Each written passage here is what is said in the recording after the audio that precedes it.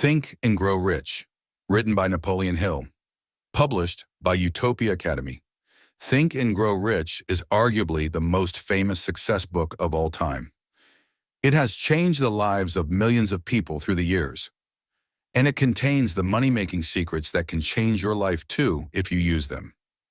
Inspired by Andrew Carnegie's magic formula for success, this book will teach you the secrets that will bring you a fortune. It will show you not only what to do, but how to do it. Once you learn and apply the simple, basic techniques revealed here, you will have mastered the secret of true and lasting success. And you may have whatever you want in life. Born into poverty. In 1883, the author Napoleon Hill rose to become one of the world's most distinguished and respected authors.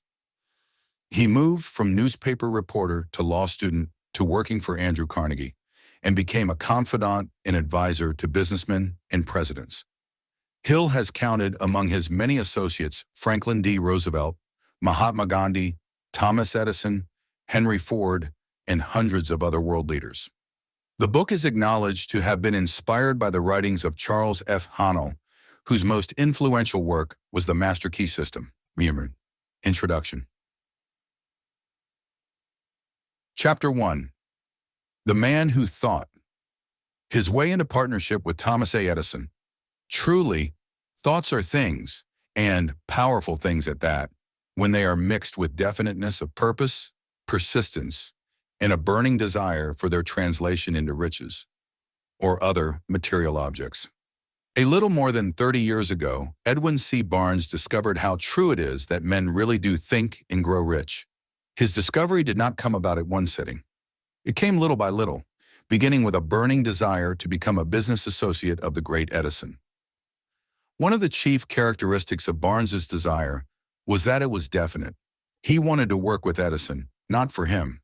Observe carefully the description of how he went about translating his desire into reality, and you will have a better understanding of the 13 principles which lead to riches. When this desire or impulse of thought first flashed into his mind, he was in no position to act upon it. Two difficulties stood in his way. He did not know Mr. Edison, and he did not have enough money to pay his railroad fare to Orange, New Jersey. These difficulties were sufficient to have discouraged the majority of men from making any attempt to carry out the desire. But his was no ordinary desire. He was so determined to find a way to carry out his desire that he finally decided to travel by blind baggage rather than be defeated. To the uninitiated, this means that he went to East Orange on a freight train. He presented himself at Mr. Edison's laboratory and announced he had come to go into business with the inventor. In speaking of the first meeting between Barnes and Edison years later, Mr. Edison said, "He stood there before me, looking like an ordinary tramp, but there was something in the expression of his face which conveyed the impression that he was determined to get what he had come after. I had learned from years of experience with men that when a man really desires a thing so deeply that he is willing to stake his entire future on a single turn of the wheel in order to get it, he is sure to win. I gave him the opportunity he asked for because I saw he had made up his mind to stand by until he succeeded. Subsequent events proved that no mistake was made." Just what young Barnes said to Mr. Edison on that occasion was far less important than that which he thought. Edison himself said so. It could not have been the young man's appearance which got him his start in the Edison office, for that was definitely against him. It was what he thought that counted. If the significance of this statement could be conveyed to every person who reads it, there would be no need for the remainder of this book. Barnes did not get his partnership with Edison on his first interview.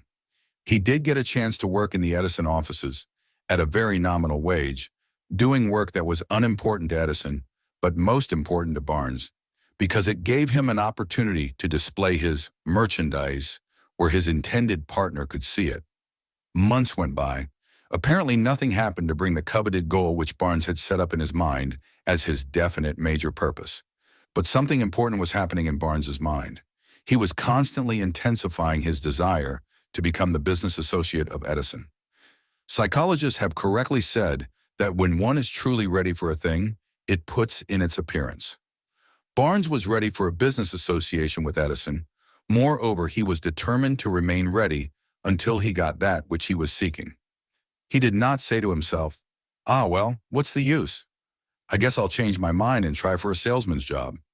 But he did say, I came here to go into business with Edison, and I'll accomplish this end if it takes the remainder of my life. He meant it. What a different story men would have to tell if only they would adopt a definite purpose and stand by that purpose until it had time to become an all-consuming obsession. Maybe young Barnes did not know it at the time, but his bulldog determination, his persistence in standing back of a single desire, was destined to mow down all opposition and bring him the opportunity he was seeking. When the opportunity came, it appeared in a different form and from a different direction than Barnes had expected. That is one of the tricks of opportunity. It has a sly habit of slipping in by the back door, and often it comes disguised in the form of misfortune or temporary defeat. Perhaps this is why so many fail to recognize opportunity. Mr. Edison had just perfected a new office device, known at that time as the Edison dictating machine, now the Ediphone. His salesmen were not enthusiastic over the machine. They did not believe it could be sold without great effort. Barnes saw his opportunity. It had crawled in quietly, hidden in a queer-looking machine which interested no one but Barnes and the inventor. Barnes knew he could sell the Edison dictating machine.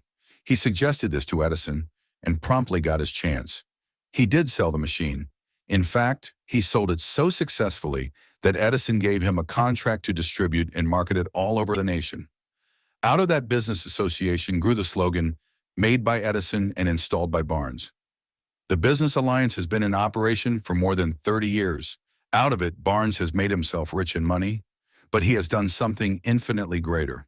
He has proved that one really may think and grow rich. How much actual cash that original desire of Barnes's has been worth to him, I have no way of knowing. Perhaps it has brought him $2 or $3 million. But the amount, whatever it is, becomes insignificant when compared with the greater asset he acquired in the form of definite knowledge that an intangible impulse of thought can be transmuted into its physical counterpart by the application of known principles. Barnes literally thought himself into a partnership with the great Edison. He thought himself into a fortune.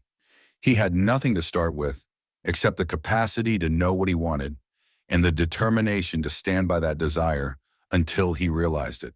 He had no money to begin with. He had but little education. He had no influence. But he did have initiative, faith, and the will to win. With these intangible forces, he made himself #1 man with the greatest inventor who ever lived. Now let us look at a different situation and study a man who had plenty of tangible evidence of riches, but lost it because he stopped 3 feet short of the goal he was seeking. 3 feet from gold. One of the most common causes of failure is the habit of quitting when one is overtaken by temporary defeat. Every person is guilty of this mistake at one time or another. An uncle of Rue Darby was caught by the gold fever in the gold rush days and went west to dig and grow rich. He had never heard that more gold has been mined from the brains of men than has ever been taken from the earth. He staked a claim and went to work with pick and shovel. The going was hard, but his lust for gold was definite. After weeks of labor, he was rewarded by the discovery of the shining ore. He needed machinery to bring the ore to the surface. Quietly, he covered up the mine, retraced his footsteps to his home in Williamsburg, Maryland, told his relatives and a few neighbors of the strike. They got together money for the needed machinery, had it shipped. The uncle and Darby went back to work the mine. The first car of ore was mined and shipped to a smelter. The returns proved that they had one of the richest mines in Colorado. A few more cars of that ore would clear the debts. Then would come the big killing and profits. Down went the drills. Up went the hopes of Darby and uncle. Then something happened. The vein of gold ore disappeared. They had come to the end of the rainbow, and the pot of gold was no longer there. They drilled on, desperately trying to pick up the vein again, all to no avail. Finally, they decided to quit. They sold the machinery to a junk man for a few $100s and took the train back home. Some junk men are dumb, but not this one. He called in a mining engineer to look at the mine and do a little calculating. The engineer advised that the project had failed because the owners were not familiar with fault lines. His calculations showed that the vein would be found just 3 feet from where the Darbys had stopped drilling. That is exactly where it was found. The junk man took millions of dollars in ore from the mine because he knew enough to seek expert counsel before giving up. Most of the money which went into the machinery was procured through the efforts of R.U. Darby, who was then a very young man. The money came from his relatives and neighbors because of their faith in him. He paid back every dollar of it, although he was years in doing so. Long afterward, Mr. Darby recouped his loss many times over when he made the discovery that desire can be transmuted into gold. The discovery came after he went into the business of selling life insurance. Remembering that he lost a huge fortune because he stopped 3 feet from gold, Darby profited by the experience in his chosen work, by the simple method of saying to himself, I stopped 3 feet from gold, but I will never stop because men say no when I ask them to buy insurance. Darby is one of a small group of fewer than 50 men who sell more than $1 million in life insurance annually. He owes his stickability to the lesson he learned from his quitability in the gold mining business. Before success comes in any man's life, he is sure to meet with much temporary defeat and perhaps some failure. When defeat overtakes a man, the easiest and most logical thing to do is to quit. That is exactly what the majority of men do. More than 500 of the most successful men this country has ever known told the author their greatest success came just one step beyond the point at which defeat had overtaken them. Failure is a trickster with a keen sense of irony and cunning. It takes great delight in tripping one when success is almost within reach. A 50-cent lesson. In persistence. Shortly after Mr. Darby received his degree from the University of Hard Knocks and had decided to profit by his experience in the gold mining business, he had the good fortune to be present on an occasion that proved to him that no does not necessarily mean no. One afternoon, he was helping his uncle grind wheat in an old-fashioned mill. The uncle operated a large farm on which a number of colored sharecrop farmers lived. Quietly, the door was opened, and a small colored child, the daughter of a tenant, walked in and took her place near the door. The uncle looked up, saw the child, and barked at her roughly, "What do you want?" Meekly, the child replied, "My mommy say send her 50 cents. "I'll not do it," the uncle retorted. "Now you run on home." "Yes, sah," the child replied.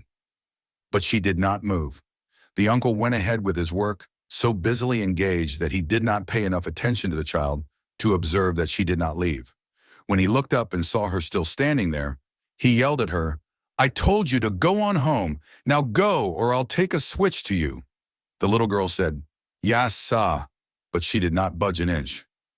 The uncle dropped a sack of grain he was about to pour into the mill hopper, picked up a barrel stave, and started toward the child with an expression on his face that indicated trouble. Darby held his breath. He was certain he was about to witness a murder. He knew his uncle had a fierce temper. He knew that colored children were not supposed to defy white people in that part of the country. When the uncle reached the spot where the child was standing, she quickly stepped forward one step, looked up into his eyes, and screamed at the top of her shrill voice, "My mammy's gotta have that 50 cents. The uncle stopped, looked at her for a minute, then slowly laid the barrel stave on the floor, put his hand in his pocket, took out $50, and gave it to her. The child took the money and slowly backed toward the door, never taking her eyes off the man whom she had just conquered. After she had gone, the uncle sat down on a box and looked out the window into space for more than 10 minutes. He was pondering with awe over the whipping he had just taken. Mr. Darby, too, was doing some thinking. That was the first time in all his experience that he had seen a colored child deliberately master an adult white person. How did she do it? What happened to his uncle that caused him to lose his fierceness and become as docile as a lamb? What strange power did this child use that made her master over her superior? These and other similar questions flashed into Darby's mind, but he did not find the answer until years later, when he told me the story. Strangely, the story of this unusual experience was told to the author in the old mill, on the very spot where the uncle took his whipping. Strangely, too, I had devoted nearly a quarter of a century to the study of the power which enabled an ignorant, illiterate colored child to conquer an intelligent man. As we stood there in that musty old mill, Mr. Darby repeated the story of the unusual conquest and finished by asking, "What can you make of it?" What strange power did that child use that so completely whipped my uncle? The answer to his question will be found in the principles described in this book. The answer is full and complete. It contains details and instructions sufficient to enable anyone to understand and apply the same force which the little child accidentally stumbled upon. Keep your mind alert, and you will observe exactly what strange power came to the rescue of the child. You will catch a glimpse of this power in the next chapter. Somewhere in the book, you will find an idea that will quicken your receptive powers and place at your command for your own benefit this same irresistible power. The awareness of this power may come to you in the first chapter, or it may flash into your mind in some subsequent chapter. It may come in the form of a single idea, or it may come in the nature of a plan or a purpose. Again, it may cause you to go back into your past experiences of failure or defeat and bring to the surface some lesson by which you can regain all that you lost through defeat. After I had described to Mr. Darby the power unwittingly used by the little colored child, he quickly retraced his 30 years of experience as a life insurance salesman and frankly acknowledged that his success in that field was due, in no small degree, to the lesson he had learned from the child. Mr. Darby pointed out, "Every time a prospect tried to bow me out without buying, I saw that child standing there in the old mill, her big eyes glaring in defiance, and I said to myself, I've got to make this sale. The better portion of all sales I have made were made after people had said no." He recalled, too, his mistake in having stopped only 3 feet from gold. "But," he said, "that experience was a blessing in disguise. It taught me to keep on keeping on, no matter how hard the going may be, a lesson I needed to learn before I could succeed in anything." This story of Mr. Darby and his uncle, the colored child and the gold mine, doubtless will be read by hundreds of men who make their living by selling life insurance. And to all of these, the author wishes to offer the suggestion that Darby owes to these two experiences his ability to sell more than $1 million of life insurance every year. Life is strange and often imponderable. Both the successes and the failures have their roots in simple experiences. Mr. Darby's experiences were commonplace and simple enough, yet they held the answer to his destiny in life. Therefore, they were as important to him as life itself. He profited by these two dramatic experiences because he analyzed them and found the lesson they taught. But what of the man who has neither the time nor the inclination to study failure in search of knowledge that may lead to success? Where and how is he to learn the art of converting defeat into stepping stones to opportunity? In answer to these questions, this book was written. The answer called for a description of 13 principles. But remember, as you read, the answer you may be seeking to the questions which have caused you to ponder over the strangeness of life may be found in your own mind through some idea, plan, or purpose which may spring into your mind as you read. One sound idea is all that one needs to achieve success. The principles described in this book contain the best and the most practical of all that is known concerning ways and means of creating useful ideas. Before we go any further in our approach to the description of these principles, we believe you are entitled to receive this important suggestion. When riches begin to come, they come so quickly, in such great abundance, that one wonders where they have been hiding during all those lean years. This is an astounding statement, and all the more so when we take into consideration the popular belief that riches come only to those who work hard and long.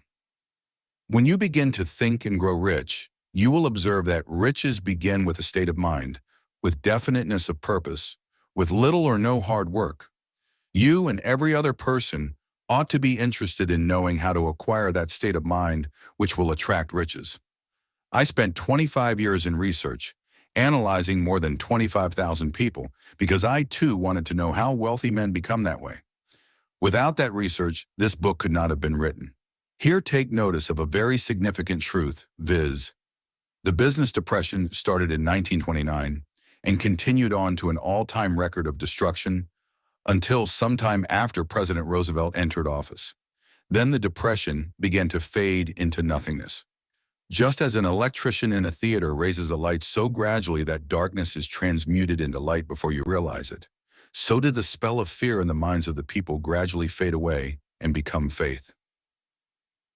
Observe very closely as soon as you master the principles of this philosophy and begin to follow the instructions for applying those principles. Your financial status will begin to improve, and everything you touch will begin to transmute itself into an asset for your benefit. Impossible? Not at all. One of the main weaknesses of mankind is the average man's familiarity with the word impossible. He knows all the rules which will not work. He knows all the things which cannot be done. This book was written for those who seek the rules which have made others successful and are willing to stake everything on those rules. A great many years ago, I purchased a fine dictionary. The first thing I did with it was to turn to the word impossible and neatly clip it out of the book. That would not be an unwise thing for you to do. Success comes to those who become success conscious. Failure comes to those who indifferently allow themselves to become failure conscious. The object of this book is to help all who seek it to learn the art of changing their minds from failure consciousness to success consciousness. Another weakness found in altogether too many people is the habit of measuring everything and everyone by their own impressions and beliefs. Some who will read this will believe that no one can think and grow rich. They cannot think in terms of riches because their thought habits have been steeped in poverty, want, misery, failure, and defeat. These unfortunate people remind me of a prominent Chinese who came to America to be educated in American ways. He attended the University of Chicago. One day, President Harper met this young Oriental on the campus, stopped to chat with him for a few minutes, and asked what had impressed him as being the most noticeable characteristic of the American people. "Why," the Chinaman exclaimed, "the queer slant of your eyes. Your eyes are off slant. What do we say about the Chinese? We refuse to believe that which we do not understand. We foolishly believe that our own limitations are the proper measure of limitations. Sure, the other fellow's eyes are off slant because they are not the same as our own. Millions of people look at the achievements of Henry Ford after he has arrived and envy him because of his good fortune or luck or genius or whatever it is that they credit for Ford's fortune. Perhaps one person in every 100,000 knows the secret of Ford's success, and those who do know are too modest or too reluctant to speak of it because of its simplicity. A single transaction will illustrate the secret perfectly. A few years back, Ford decided to produce his now famous V8 motor. He chose to build an engine with the entire 8 cylinders cast in one block and instructed his engineers to produce a design for the engine. The design was placed on paper, but the engineers agreed, to a man, that it was simply impossible to cast an 8-cylinder gas engine block in one piece. Ford said, "Produce it anyway." "But," they replied, "it's impossible." "Go ahead," Ford commanded, "and stay on the job until you succeed, no matter how much time is required." The engineers went ahead. There was nothing else for them to do if they were to remain on the Ford staff. 6 months went by, nothing happened. Another 6 months passed and still nothing happened. The engineers tried every conceivable plan to carry out the orders, but the thing seemed out of the question. Impossible. At the end of the year, Ford checked with his engineers, and again they informed him they had found no way to carry out his orders. "Go right ahead," said Ford. "I want it, and I'll have it." They went ahead, and then, as if by a stroke of magic, the secret was discovered. The Ford determination had won once more. This story may not be described with minute accuracy, but the sum and substance of it is correct. Deduce from it, you who wish to think and grow rich, the secret of the Ford millions, if you can. You'll not have to look very far. Henry Ford is a success because he understands and applies the principles of success. One of these is desire, knowing what one wants. Remember this Ford story as you read, and pick out the lines in which the secret of his stupendous achievement have been described. If you can do this, if you can lay your finger on the particular group of principles which made Henry Ford rich, you can equal his achievements in almost any calling for which you are suited. You are the master of your fate, the captain of your soul, because when Henley wrote the prophetic lines, "I am the master of my fate, I am the captain of my soul," he should have informed us that we are the masters of our fate, the captains of our souls, because we have the power to control our thoughts. He should have told us that the ether in which this little earth floats, in which we move and have our being, is a form of energy moving at an inconceivably high rate of vibration, and that the ether is filled with a form of universal power which adapts itself to the nature of the thoughts we hold in our minds and influences us in natural ways to transmute our thoughts into their physical equivalent. If the poet had told us of this great truth, we would know why it is that we are the masters of our fate, the captains of our souls. He should have told us with great emphasis that this power makes no attempt to discriminate between destructive thoughts and constructive thoughts, that it will urge us to translate into physical reality thoughts of poverty just as quickly as it will influence us to act upon thoughts of riches. He should have told us, too, that our brains become magnetized with the dominating thoughts which we hold in our minds, and by means with which no man is familiar, these magnets attract to us the forces, the people, the circumstances of life which harmonize with the nature of our dominating thoughts. He should have told us that before we can accumulate riches in great abundance, we must magnetize our minds with intense desire for riches, that we must become money conscious until the desire for money drives us to create definite plans for acquiring it. But being a poet and not a philosopher, Henley contented himself by stating a great truth in poetic form, leaving those who followed him to interpret the philosophical meaning of his lines. Little by little, the truth has unfolded itself, until it now appears certain that the principles described in this book hold the secret of mastery over our economic fate. We are now ready to examine the first of these principles. Maintain a spirit of open-mindedness, and remember as you read, they are the invention of no one man. The principles were gathered from the life experiences of more than 500 men who actually accumulated riches in huge amounts. Men who began in poverty, with but little education, without influence. The principles worked for these men. You can put them to work for your own enduring benefit. You will find it easy, not hard to do. Before you read the next chapter, I want you to know that it conveys factual information which might easily change your entire financial destiny, as it has so definitely brought changes of stupendous proportions to two people described. I want you to know also that the relationship between these two men and myself is such that I could have taken no liberties with the facts, even if I had wished to do so. One of them has been my closest personal friend for almost 25 years. The other is my own son. The unusual success of these two men, success which they generously accredit to the principle described in the next chapter, more than justifies this personal reference as a means of emphasizing the far-flung power of this principle. Almost 15 years ago, I delivered the commencement address at Salem College, Salem, West Virginia. I emphasized the principle described in the next chapter with so much intensity that one of the members of the graduating class definitely appropriated it and made it a part of his own philosophy. The young man is now a member of Congress and an important factor in the present administration. Just before this book went to the publisher, he wrote me a letter in which he so clearly stated his opinion of the principle outlined in the next chapter that I have chosen to publish his letter as an introduction to that chapter. It gives you an idea of the rewards to come. My dear Napoleon, my service as a member of Congress having given me an insight into the problems of men and women, I am writing to offer a suggestion which may become helpful to thousands of worthy people.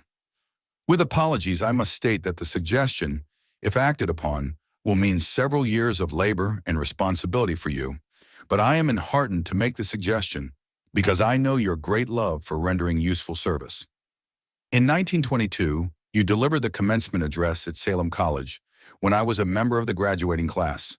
In that address, you planted in my mind an idea which has been responsible for the opportunity I now have to serve the people of my state, and will be responsible, in a very large measure, for whatever success I may have in the future. The suggestion I have in mind is that you put into a book the sum and substance of the address you delivered at Salem College, and in that way give the people of America an opportunity to profit by your many years of experience and association with the men who, by their greatness, have made America the richest nation on earth. I recall, as though it were yesterday, the marvelous description you gave of the method by which Henry Ford, with but little schooling, without a dollar, with no influential friends, rose to great heights.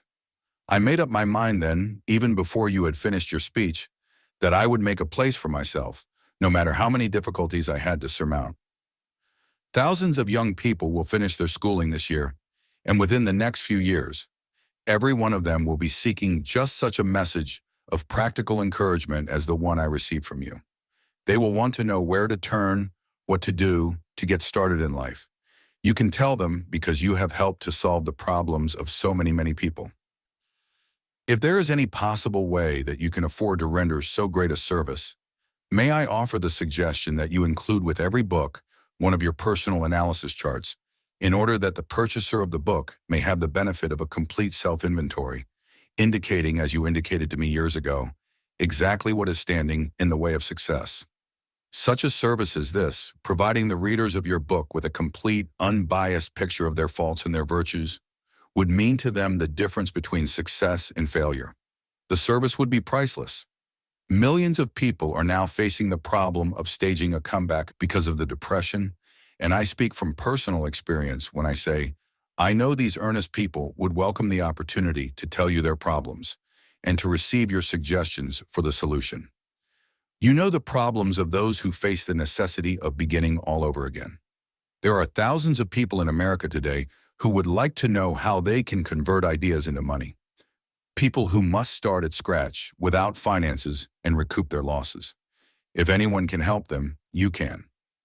If you publish the book, I would like to own the first copy that comes from the press, personally autographed by you. With best wishes, believe me, cordially yours. Jennings Randolph, Desire, the First Step Toward Riches. Chapter 2, Desire, the Starting Point of All Achievement. When Edwin C. Barnes climbed down from the freight train in Orange, NJ, more than 30 years ago, he may have resembled a tramp, but his thoughts were those of a king. As he made his way from the railroad tracks to Thomas A. Edison's office, his mind was at work. He saw himself standing in Edison's presence. He heard himself asking Mr. Edison for an opportunity to carry out the one consuming obsession of his life, a burning desire to become the business associate of the great inventor. Barnes's desire was not a hope. It was not a wish. It was a keen, pulsating desire, which transcended everything else. It was definite. The desire was not new when he approached Edison. It had been Barnes's dominating desire for a long time. In the beginning, when the desire first appeared in his mind, it may have been, probably was, only a wish. But it was no mere wish when he appeared before Edison with it. A few years later, Edwin C. Barnes again stood before Edison in the same office where he first met the inventor. This time, his desire had been translated into reality. He was in business with Edison. The dominating dream of his life had become a reality.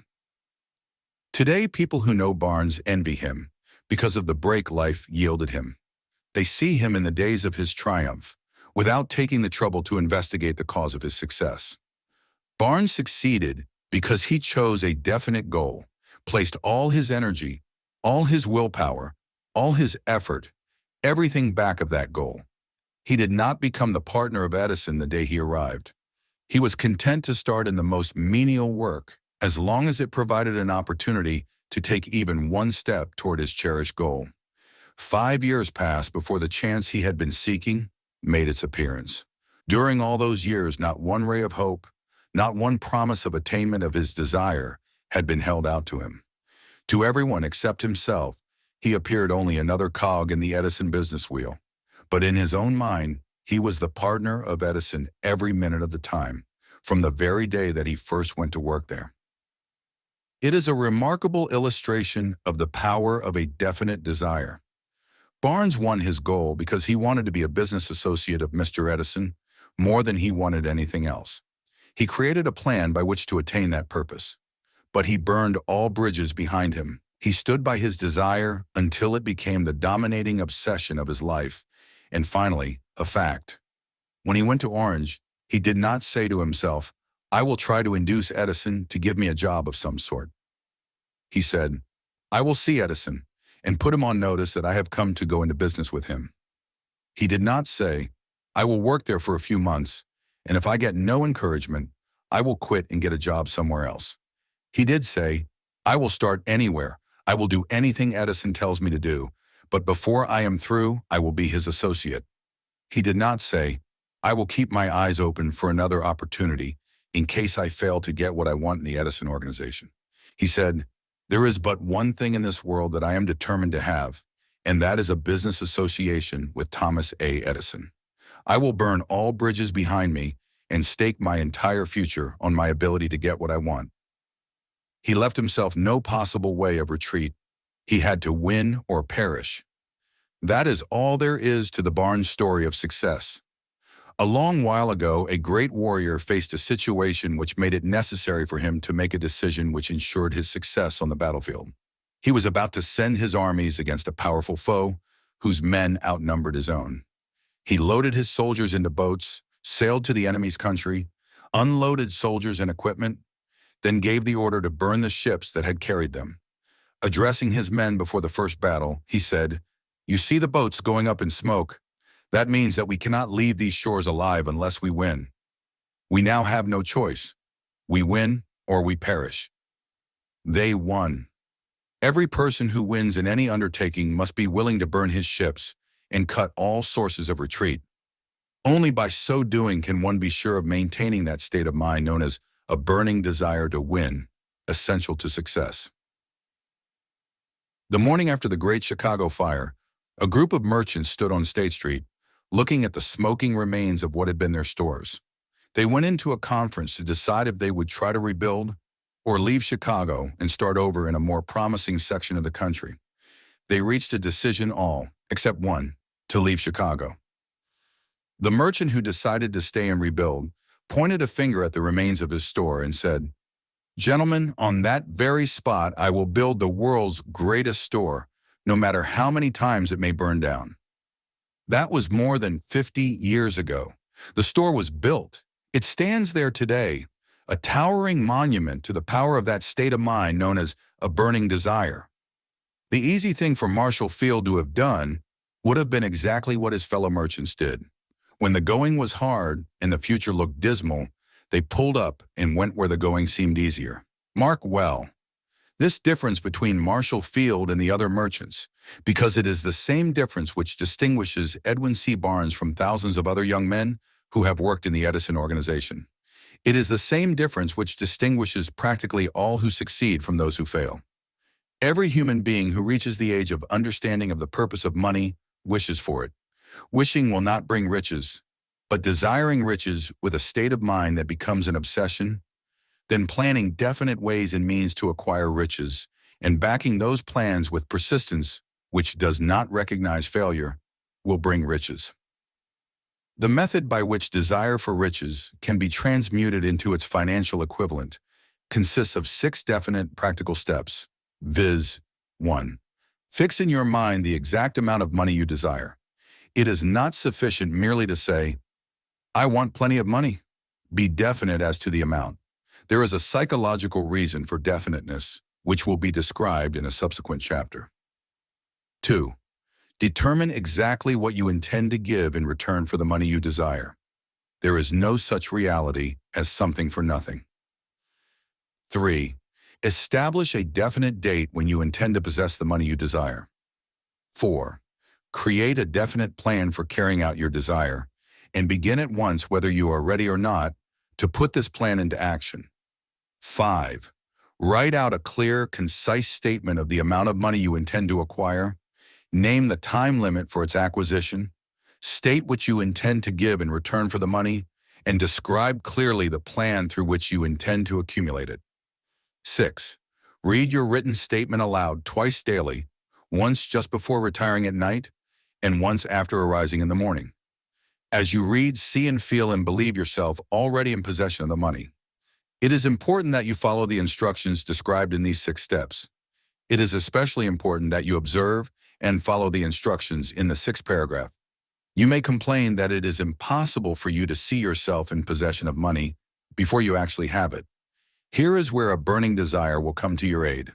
If you truly desire money so keenly that your desire is an obsession, you will have no difficulty in convincing yourself that you will acquire it. The object is to want money and to become so determined to have it that you convince yourself you will have it.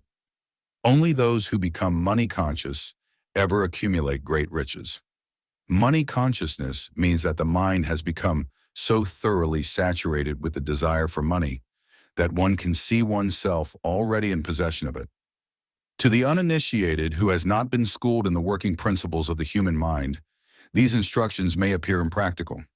It may be helpful to all who fail to recognize the soundness of the 6 steps, to know that the information they convey was received from Andrew Carnegie, who began as an ordinary laborer in the steel mills, but managed, despite his humble beginning, to make these principles yield him a fortune of considerably more than $100 million.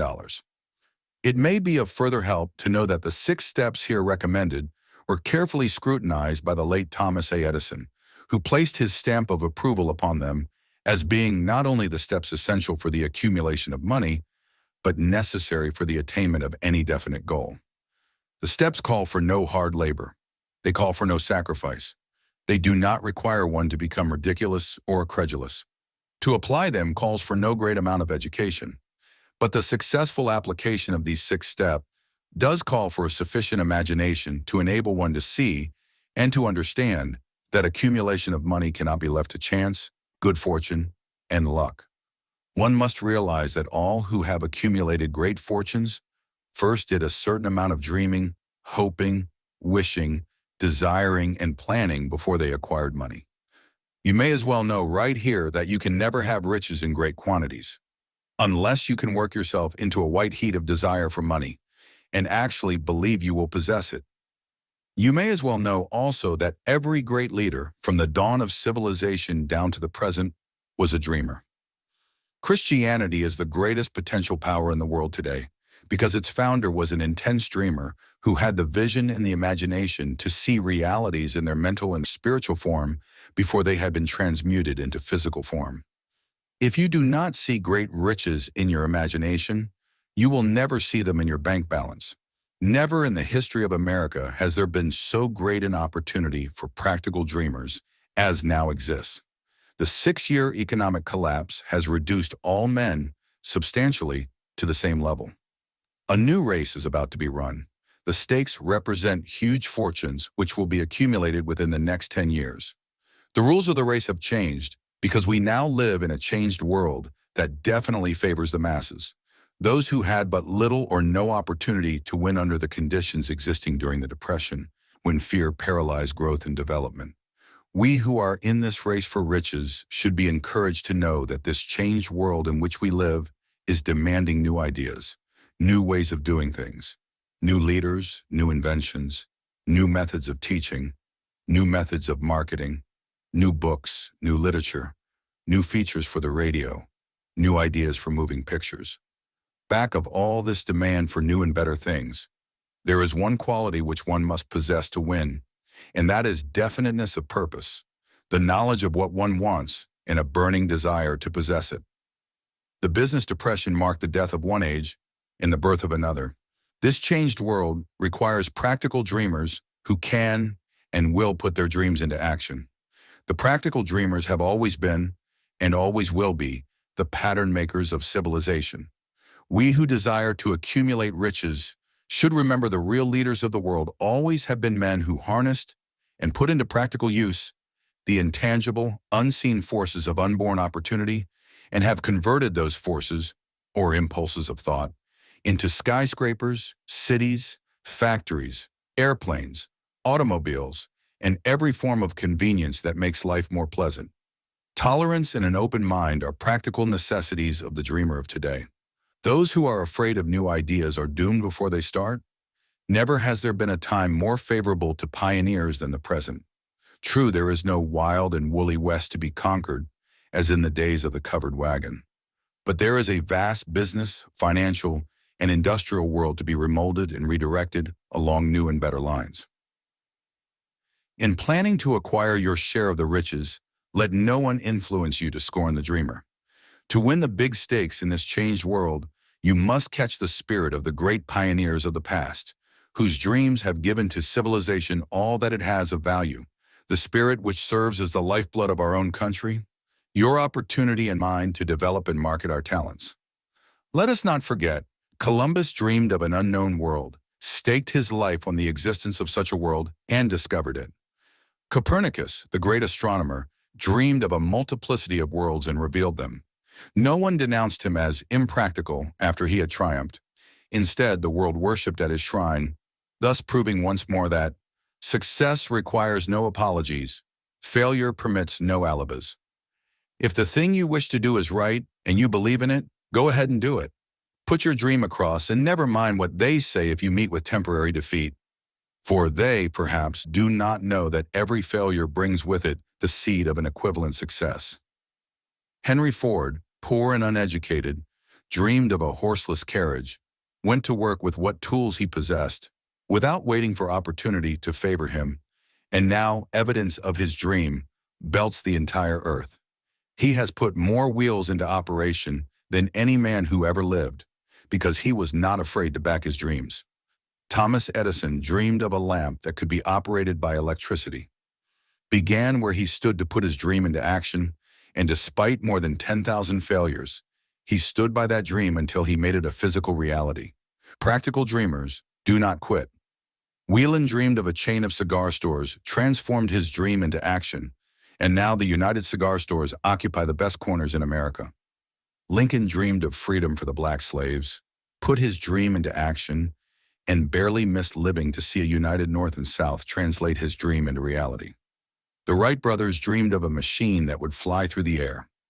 Now one may see evidence all over the world that they dreamed soundly.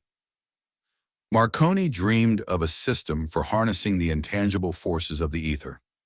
Evidence that he did not dream in vain may be found in every wireless and radio in the world. Moreover, Marconi's dream brought the humblest cabin and the most stately manor house side by side. It made the people of every nation on earth backdoor neighbors. It gave the President of the United States a medium by which he may talk to all the people of America at one time and on short notice. It may interest you to know that Marconi's friends had him taken into custody and examined in a psychopathic hospital when he announced he had discovered a principle through which he could send messages through the air without the aid of wires or other direct physical means of communication. The dreamers of today fare better. The world has become accustomed to new discoveries. Nay, it has shown a willingness to reward the dreamer who gives the world a new idea. The greatest achievement was at first, and for a time, but a dream. The oak sleeps in the acorn. The bird waits in the egg, and in the highest vision of the soul, a waking angel stirs. Dreams are the seedlings of reality. Awake, arise, and assert yourself, you dreamers of the world. Your star is now in the ascendancy. The world depression brought the opportunity you have been waiting for. It taught people humility, tolerance, and open-mindedness. The world is filled with an abundance of opportunity which the dreamers of the past never knew. A burning desire to be and to do is the starting point from which the dreamer must take off. Dreams are not born of indifference, laziness, or lack of ambition. The world no longer scoffs at the dreamer, nor calls him impractical.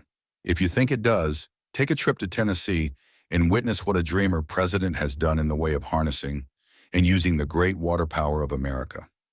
A score of years ago, such a dream would have seemed like madness. You have been disappointed. You have undergone defeat during the Depression. You have felt the great heart within you crushed until it bled. Take courage, for these experiences have tempered the spiritual metal of which you are made. They are assets of incomparable value. Remember, too, that all who succeed in life get off to a bad start and pass through many heartbreaking struggles before they arrive. The turning point in the lives of those who succeed usually comes at the moment of some crisis, through which they are introduced to their other selves. John Bunyan wrote The Pilgrim's Progress, which is among the finest of all English literature, after he had been confined in prison and sorely punished because of his views on the subject of religion. Henry discovered the genius which slept within his brain after he had met with great misfortune and was confined in a prison cell in Columbus, Ohio. Being forced, through misfortune, to become acquainted with his other self and to use his imagination, he discovered himself to be a great author instead of a miserable criminal and outcast. Strange and varied are the ways of life, and stranger still are the ways of infinite intelligence through which men are sometimes forced to undergo all sorts of punishment before discovering their own brains and their own capacity to create useful ideas through imagination. Edison, the world's greatest inventor and scientist, was a tramp telegraph operator. He failed innumerable times before he was driven, finally, to the discovery of the genius which slept within his brain. Charles Dickens began by pasting labels on blacking pots. The tragedy of his first love penetrated the depths of his soul and converted him into one of the world's truly great authors. That tragedy produced, first, David Copperfield, then a succession of other works that made this a richer and better world for all who read his books. Disappointment over love affairs generally has the effect of driving men to drink and women to ruin. And this because most people never learn the art of transmuting their strongest emotions into dreams of a constructive nature. Helen Keller became deaf, dumb, and blind shortly after birth. Despite her greatest misfortune, she has written her name indelibly in the pages of the history of the great. Her entire life has served as evidence that no one ever is defeated until defeat has been accepted as a reality. Robert Burns was an illiterate country lad. He was cursed by poverty and grew up to be a drunkard in the bargain. The world was made better for his having lived, because he clothed beautiful thoughts in poetry and thereby plucked a thorn and planted a rose in its place. Booker T. Washington was born in slavery, handicapped by race and color. Because he was tolerant, had an open mind at all times, on all subjects, and was a dreamer, he left his impress for good on an entire race. Beethoven was deaf, Milton was blind, but their names will last as long as time endures, because they dreamed and translated their dreams into organized thought. Before passing to the next chapter, kindle anew in your mind the fire of hope, faith, courage, and tolerance. If you have these states of mind and a working knowledge of the principles described, all else that you need will come to you when you are ready for it. Let Emerson state the thought in these words: every proverb, every book, every byword that belongs to thee for aid and comfort shall surely come home through open or winding passages. Every friend whom not thy fantastic will, but the great and tender soul in thee craveth, shall lock thee in his embrace. There is a difference between wishing for a thing and being ready to receive it. No one is ready for a thing until he believes he can acquire it. The state of mind must be belief, not mere hope or wish.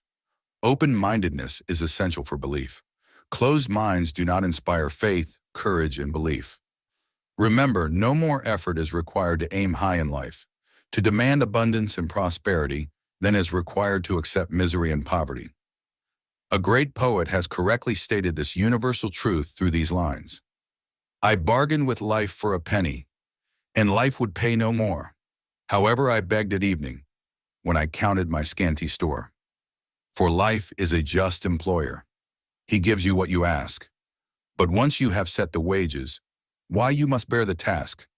I worked for a menial's hire, only to learn, dismayed, that any wage I had asked of life, life would have willingly paid. In desire outwits Mother Nature. As a fitting climax to this chapter, I wish to introduce one of the most unusual persons I have ever known. I first saw him 24 years ago, a few minutes after he was born. He came into the world without any physical sign of ears, and the doctor admitted, when pressed for an opinion, that the child might be deaf and mute for life. I challenged the doctor's opinion. I had the right to do so. I was the child's father. I too reached a decision and rendered an opinion, but I expressed the opinion silently, in the secrecy of my own heart. I decided that my son would hear and speak. Nature could send me a child without ears, but nature could not induce me to accept the reality of the affliction. In my own mind, I knew that my son would hear and speak. How? I was sure there must be a way, and I knew I would find it. I thought of the words of the immortal Emerson. The whole course of things goes to teach us faith. We need only obey. There is guidance for each of us, and by lowly listening, we shall hear the right word. The right word? Desire. More than anything else, I desired that my son should not be a deaf mute. From that desire, I never receded, not for a second. Many years previously, I had written, "Our only limitations are those we set up in our own minds." For the first time, I wondered if that statement were true. Lying on the bed in front of me was a newly born child without the natural equipment of hearing. Even though he might hear and speak, he was obviously disfigured for life. Surely this was a limitation which that child had not set up in his own mind. What could I do about it? Somehow I would find a way to transplant into that child's mind my own burning desire for ways and means of conveying sound to his brain without the aid of ears. As soon as the child was old enough to cooperate, I would fill his mind so completely with a burning desire to hear that nature would, by methods of her own, translate it into physical reality. All this thinking took place in my own mind, but I spoke of it to no one. Every day I renewed the pledge I had made to myself, not to accept a deaf mute for a son. As he grew older and began to take notice of things around him, we observed that he had a slight degree of hearing. When he reached the age when children usually begin talking, he made no attempt to speak, but we could tell by his actions that he could hear certain sounds slightly. That was all I wanted to know. I was convinced that if he could hear, even slightly, he might develop still greater hearing capacity. Then something happened which gave me hope. It came from an entirely unexpected source. We bought a Victrola. When the child heard the music for the first time, he went into ecstasies and promptly appropriated the machine. He soon showed a preference for certain records. Among them, "It's a Long Way to Tipperary." On one occasion, he played that piece over and over for almost 2 hours, standing in front of the Victrola with his teeth clamped on the edge of the case. The significance of this self-formed habit of his did not become clear to us until years afterward, for we had never heard of the principle of bone conduction of sound at that time. Shortly after he appropriated the Victrola, I discovered that he could hear me quite clearly when I spoke with my lips touching his mastoid bone, or at the base of the brain. These discoveries placed in my possession the necessary media by which I began to translate into reality my burning desire to help my son develop hearing and speech. By that time, he was making stabs at speaking certain words. The outlook was far from encouraging, but desire backed by faith knows no such word as impossible. Having determined that he could hear the sound of my voice plainly, I began, immediately, to transfer to his mind the desire to hear and speak. I soon discovered that the child enjoyed bedtime stories, so I went to work creating stories designed to develop in him self-reliance, imagination, and a keen desire to hear and to be normal. There was one story in particular, which I emphasized by giving it some new and dramatic coloring each time it was told. It was designed to plant in his mind the thought that his affliction was not a liability, but an asset of great value. Despite the fact that all the philosophy I had examined clearly indicated that every adversity brings with it the seed of an equivalent advantage, I must confess that I had not the slightest idea how this affliction could ever become an asset. However, I continued my practice of wrapping that philosophy in bedtime stories, hoping the time would come when he would find some plan by which his handicap could be made to serve some useful purpose. Reason told me plainly that there was no adequate compensation for the lack of ears and natural hearing equipment. Desire backed by faith pushed reason aside and inspired me to carry on. As I analyze the experience in retrospect, I can see now that my son's faith in me had much to do with the astounding results. He did not question anything I told him. I sold him the idea that he had a distinct advantage over his older brother, and that this advantage would reflect itself in many ways. For example, the teachers in school would observe that he had no ears, and because of this, they would show him special attention and treat him with extraordinary kindness. They always did. His mother saw to that by visiting the teachers and arranging with them to give the child the extra attention necessary. I sold him the idea, too, that when he became old enough to sell newspapers, his older brother had already become a newspaper merchant, he would have a big advantage over his brother for the reason that people would pay him extra money for his wares because they could see that he was a bright, industrious boy, despite the fact he had no ears. We could notice that, gradually, the child's hearing was improving. Moreover, he had not the slightest tendency to be self-conscious because of his affliction. When he was about 7, he showed the first evidence that our method of servicing his mind was bearing fruit. For several months, he begged for the privilege of selling newspapers, but his mother would not give her consent. She was afraid that his deafness made it unsafe for him to go on the street alone. Finally, he took matters in his own hands. One afternoon, when he was left at home with the servants, he climbed through the kitchen window, shinnied to the ground, and set out on his own. He borrowed 6 cents in capital from the neighborhood shoemaker, invested it in papers, sold out, reinvested, and kept repeating until late in the evening. After balancing his accounts and paying back the 6 cents he had borrowed from his banker, he had a net profit of 42 cents. When we got home that night, we found him in bed asleep, with the money tightly clenched in his hand. His mother opened his hand, removed the coins, and cried. Of all things! Crying over her son's first victory seemed so inappropriate. My reaction was the reverse. I laughed heartily, for I knew that my endeavor to plant in the child's mind an attitude of faith in himself had been successful. His mother saw, in his first business venture, a little deaf boy who had gone out in the streets and risked his life to earn money. I saw a brave, ambitious, self-reliant little businessman whose stock in himself had been increased 100%. Because he had gone into business on his own initiative and had won. The transaction pleased me because I knew that he had given evidence of a trait of resourcefulness that would go with him all through life. Later events proved this to be true. When his older brother wanted something, he would lie down on the floor, kick his feet in the air, cry for it, and get it. When the little deaf boy wanted something, he would plan a way to earn the money, then buy it for himself.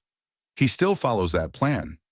Truly, my own son has taught me that handicaps can be converted into stepping stones on which one may climb towards some worthy goal, unless they are accepted as obstacles and used as alibis. The little deaf boy went through the grades, high school, and college, without being able to hear his teachers, excepting when they shouted loudly at close range. He did not go to a school for the deaf. We would not permit him to learn the sign language. We were determined that he should live a normal life and associate with normal children, and we stood by that decision, although it cost us many heated debates with school officials. While he was in high school, he tried an electrical hearing aid, but it was of no value to him, due, we believed, to a condition that was disclosed when the child was 6 by Dr. J. Gordon Wilson of Chicago, when he operated on one side of the boy's head and discovered that there was no sign of natural hearing equipment. During his last week in college, 18 years after the operation, something happened which marked the most important turning point of his life. Through what seemed to be mere chance, he came into possession of another electrical hearing device, which was sent to him on trial. He was slow about testing it due to his disappointment with a similar device. Finally, he picked the instrument up and, more or less carelessly, placed it on his head, hooked up the battery, and lo, as if by a stroke of magic, his lifelong desire for normal hearing became a reality. For the first time in his life, he heard practically as well as any person with normal hearing. God moves in mysterious ways, his wonders to perform. Overjoyed because of the changed world, which had been brought to him through his hearing device, he rushed to the telephone, called his mother, and heard her voice perfectly. The next day, he plainly heard the voices of his professors in class for the first time in his life. Previously, he could hear them only when they shouted at short range. He heard the radio. He heard the talking pictures. For the first time in his life, he could converse freely with other people without the necessity of their having to speak loudly. Truly, he had come into possession of a changed world. We had refused to accept nature's error, and by persistent desire, we had induced nature to correct that error through the only practical means available. Desire had commenced to pay dividends, but the victory was not yet complete.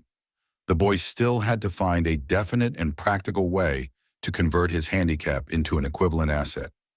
Hardly realizing the significance of what had already been accomplished, but intoxicated with the joy of his newly discovered world of sound, he wrote a letter to the manufacturer of the hearing aid, enthusiastically describing his experience. Something in his letter, something perhaps which was not written on the lines but back of them, caused the company to invite him to New York. When he arrived, he was escorted through the factory, and while talking with the chief engineer, telling him about his changed world. A hunch, an idea, or an inspiration, call it what you wish, flashed into his mind. It was this impulsive thought which converted his affliction into an asset, destined to pay dividends in both money and happiness to thousands for all time to come. The sum and substance of that impulsive thought was this. It occurred to him that he might be of help to the millions of deafened people who go through life without the benefit of hearing devices, if he could find a way to tell them the story of his changed world. Then and there, he reached a decision to devote the remainder of his life to rendering useful service to the hard of hearing. For an entire month, he carried on an intensive research during which he analyzed the entire marketing system of the manufacturer of the hearing device and created ways and means of communicating with the hard of hearing all over the world for the purpose of sharing with them his newly discovered, changed world. When this was done, he put in writing a 2-year plan based upon his findings. When he presented the plan to the company, he was instantly given a position for the purpose of carrying out his ambition. Little did he dream, when he went to work, that he was destined to bring hope and practical relief to thousands of deafened people who, without his help, would have been doomed forever to deaf-mutism. Shortly after he became associated with the manufacturer of his hearing aid, he invited me to attend a class conducted by his company for the purpose of teaching deaf mutes to hear and to speak. I had never heard of such a form of education, therefore I visited the class, skeptical but hopeful that my time would not be entirely wasted. Here I saw a demonstration which gave me a greatly enlarged vision of what I had done to arouse and keep alive in my son's mind the desire for normal hearing. I saw deaf mutes actually being taught to hear and to speak through application of the selfsame principle I had used more than 20 years previously in saving my son from deaf-mutism. Thus, through some strange turn of the wheel of fate, my son Blair and I have been destined to aid in correcting deaf-mutism for those as yet unborn, because we are the only living human beings, as far as I know, who have established definitely the fact that deaf-mutism can be corrected to the extent of restoring to normal life those who suffer with this affliction. It has been done for one, it will be done for others. There is no doubt in my mind that Blair would have been a deaf-mute all his life if his mother and I had not managed to shape his mind as we did. The doctor who attended at his birth told us confidentially the child might never hear or speak. A few weeks ago, Dr. Irving Voorhees, a noted specialist on such cases, examined Blair very thoroughly. He was astounded when he learned how well my son now hears and speaks, and said his examination indicated that, theoretically, the boy should not be able to hear at all. But the lad does hear, despite the fact that X-ray pictures show there is no opening in the skull whatsoever from where his ears should be to the brain.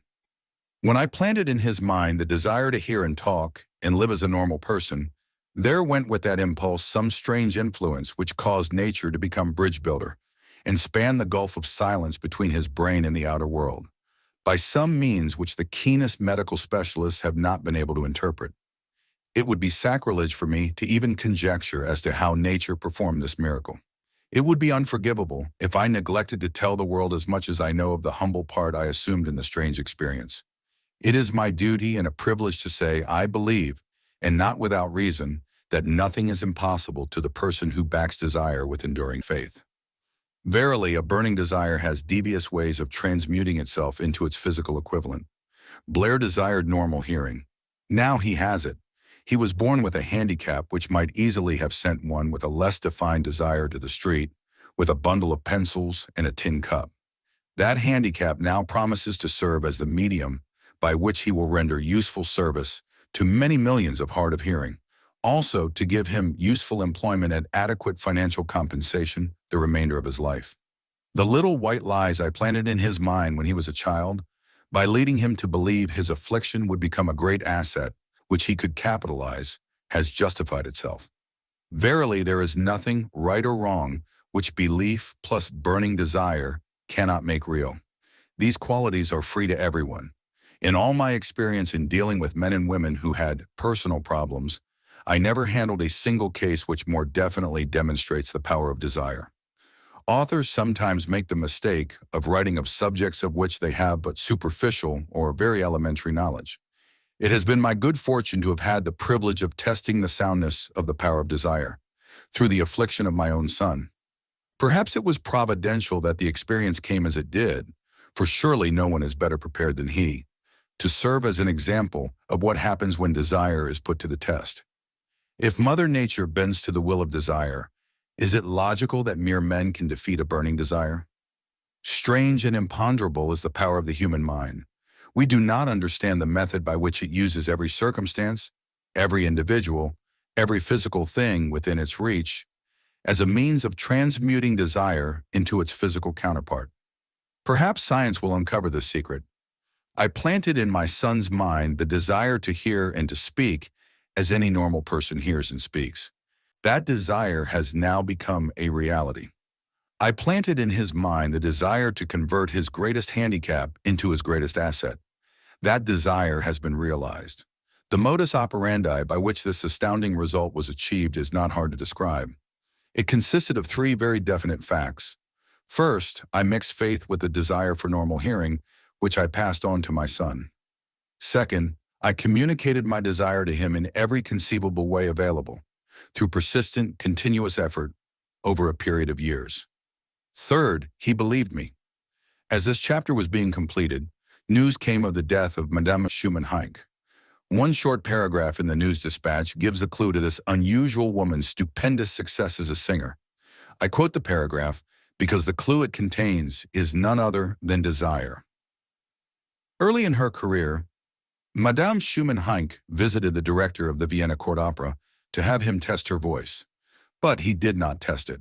After taking one look at the awkward and poorly dressed girl, he exclaimed, none too gently, "With such a face and with no personality at all, how can you ever expect to succeed in opera? My good child, give up the idea. Buy a sewing machine and go to work. You can never be a singer." Never is a long time.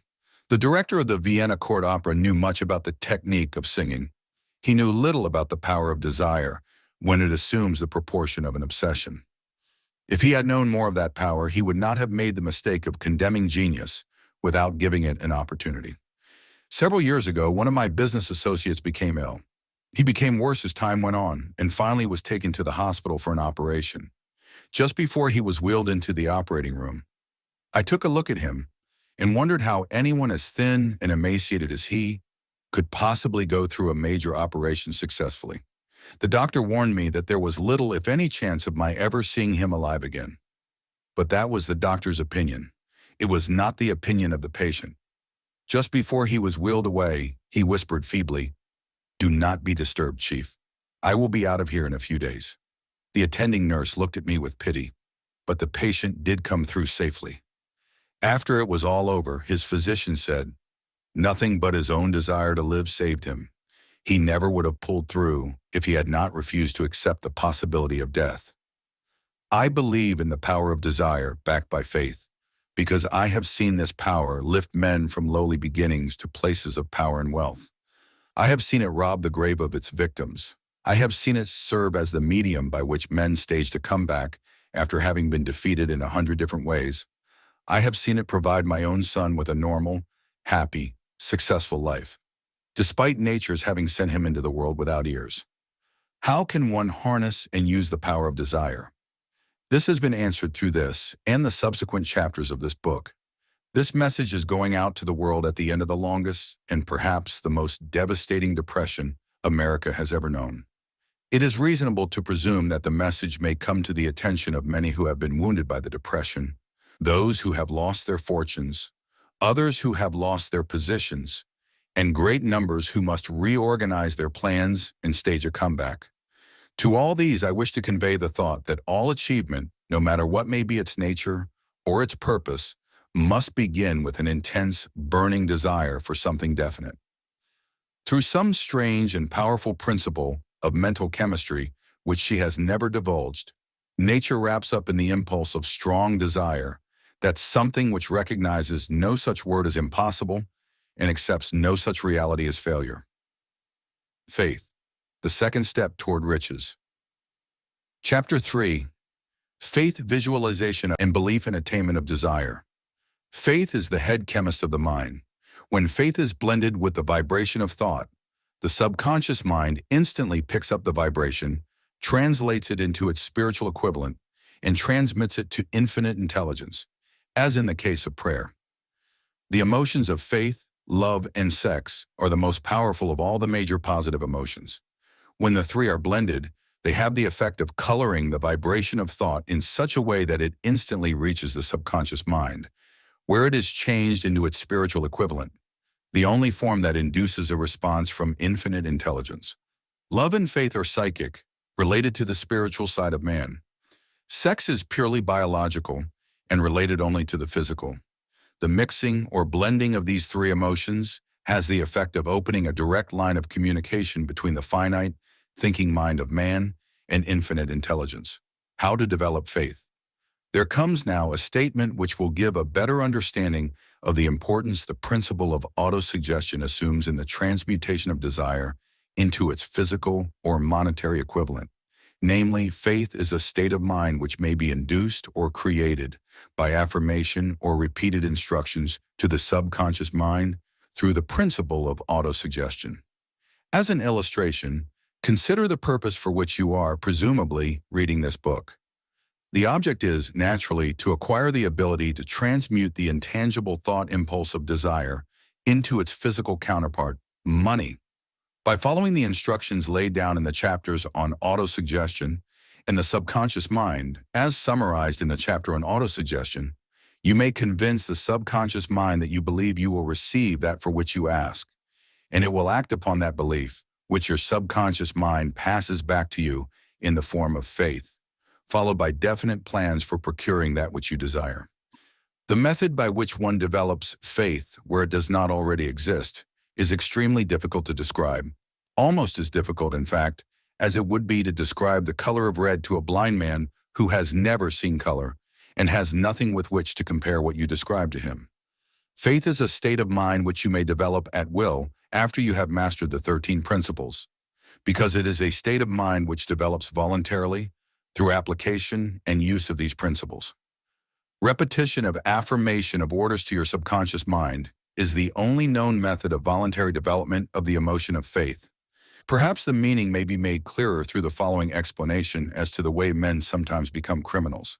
Stated in the words of a famous criminologist, when men first come into contact with crime, they abhor it. If they remain in contact with crime for a time, they become accustomed to it and endure it. If they remain in contact with it long enough, they finally embrace it and become influenced by it. This is the equivalent of saying that any impulse of thought which is repeatedly passed on to the subconscious mind is finally accepted and acted upon by the subconscious mind, which proceeds to translate that impulse into its physical equivalent by the most practical procedure available. In connection with this, consider again the statement, all thoughts which have been emotionalized, given feeling, and mixed with faith, begin immediately to translate themselves into their physical equivalent or counterpart.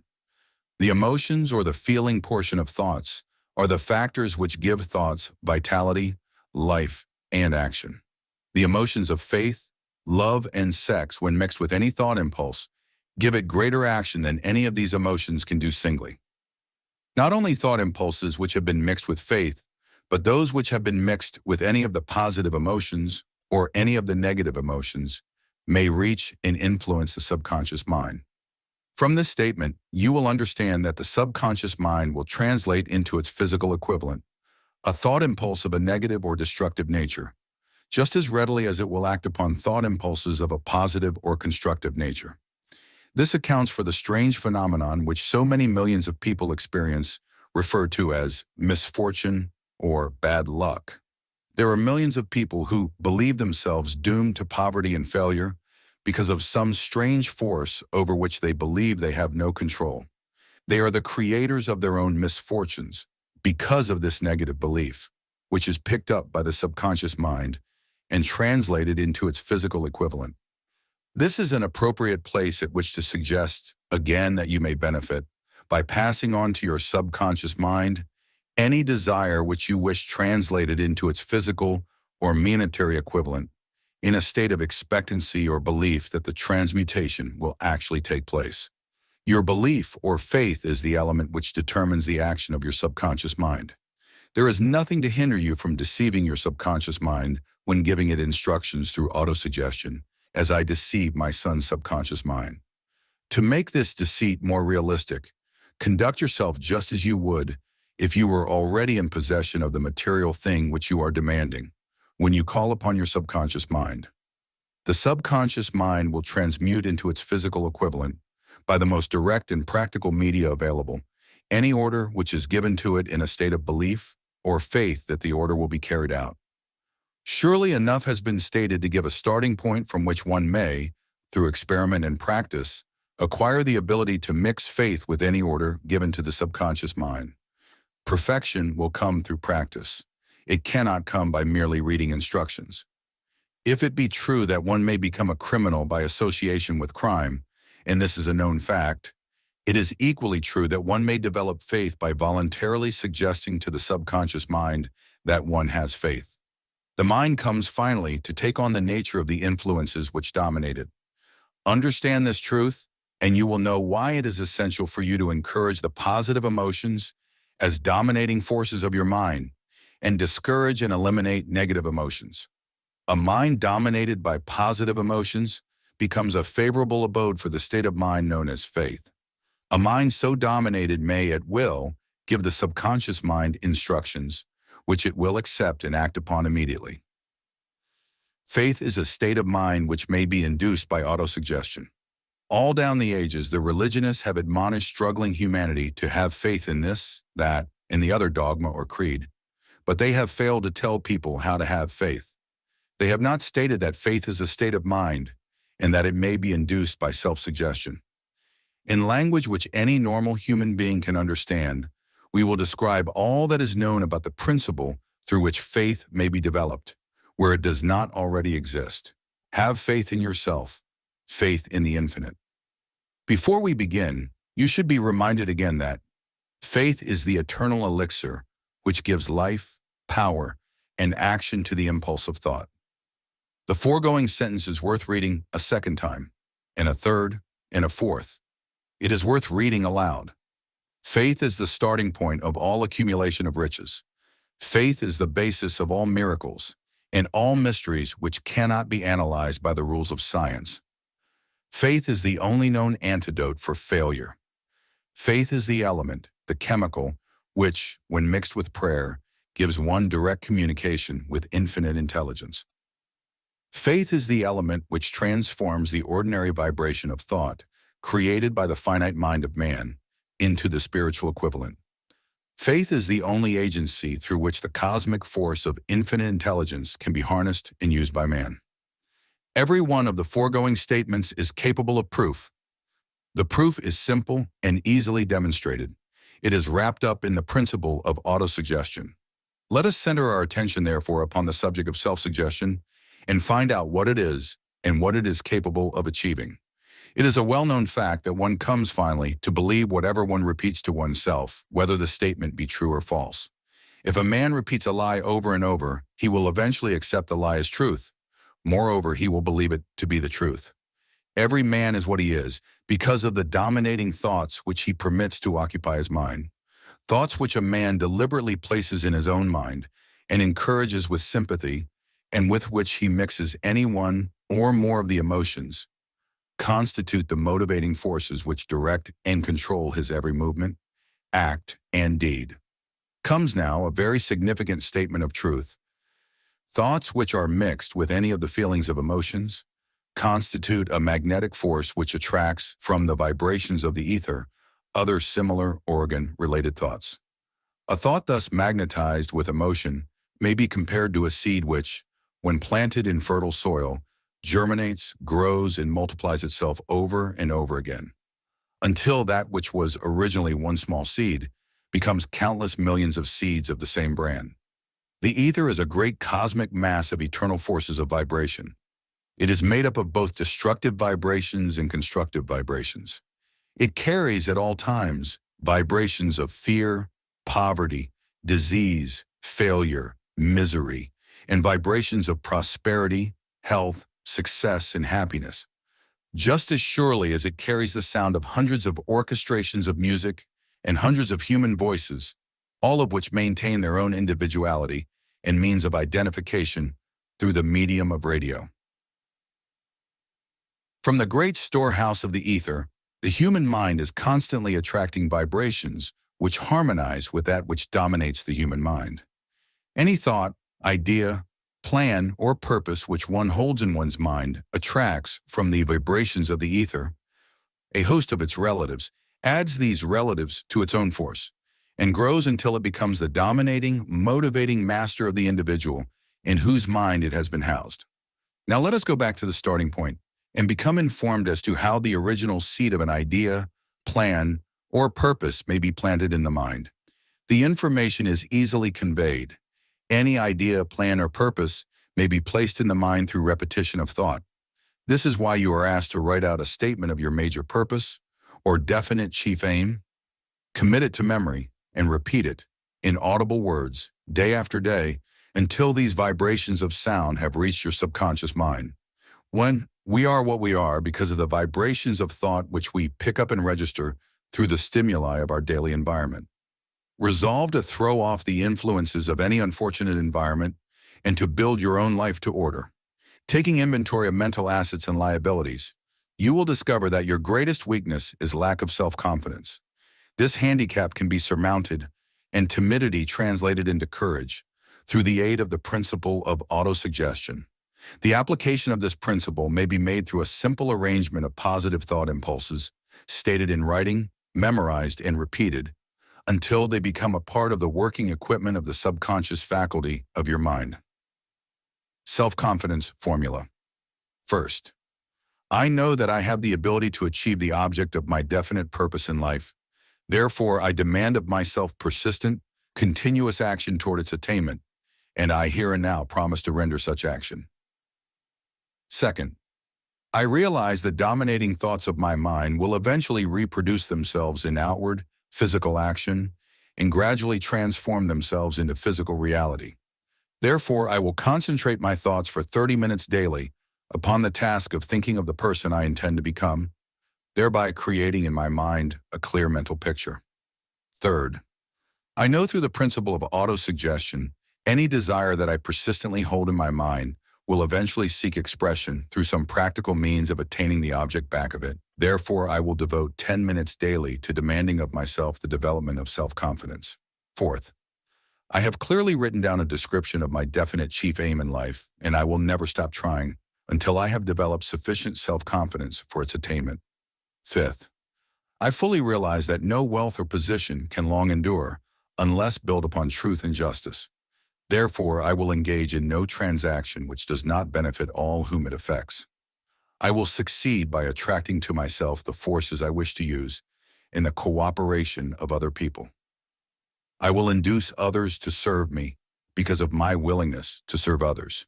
I will eliminate hatred, envy, jealousy, selfishness, and cynicism by developing love for all humanity because I know that a negative attitude toward others can never bring me success.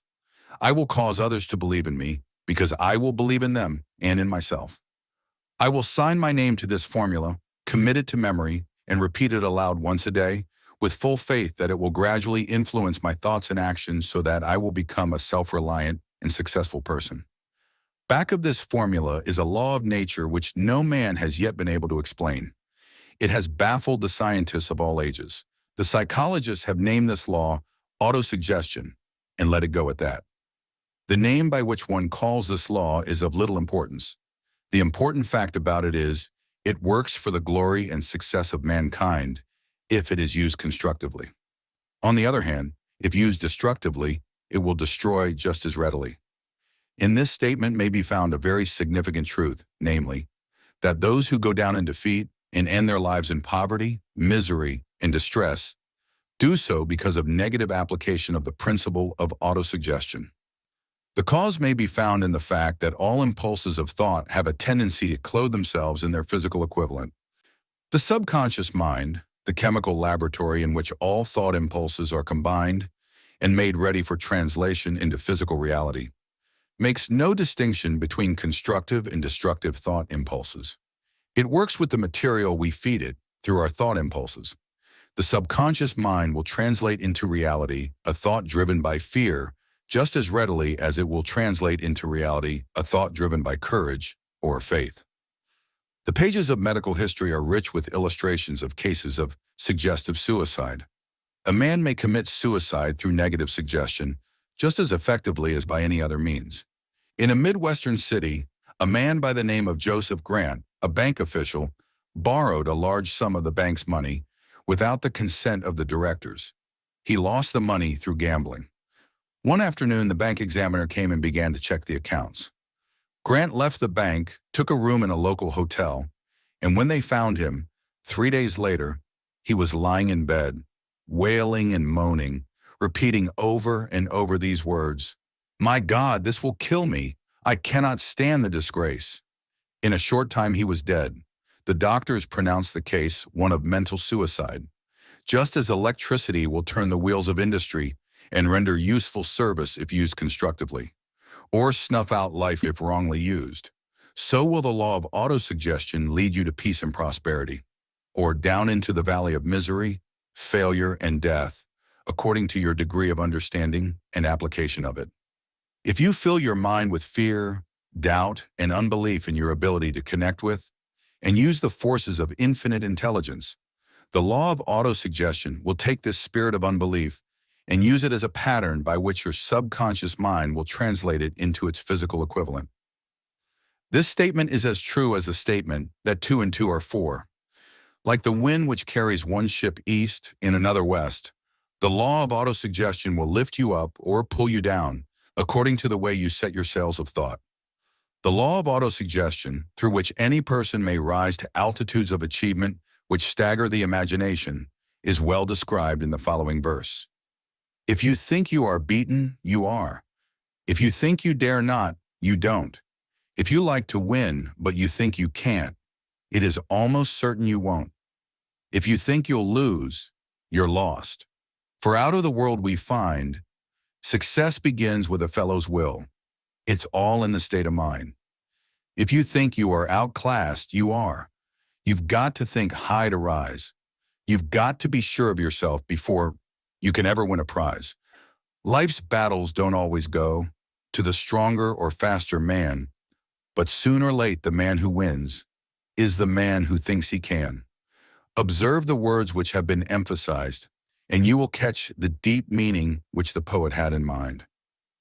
Somewhere in your makeup, perhaps in the cells of your brain, there lies sleeping the seed of achievement, which if aroused and put into action, would carry you to heights such as you may never have hoped to attain.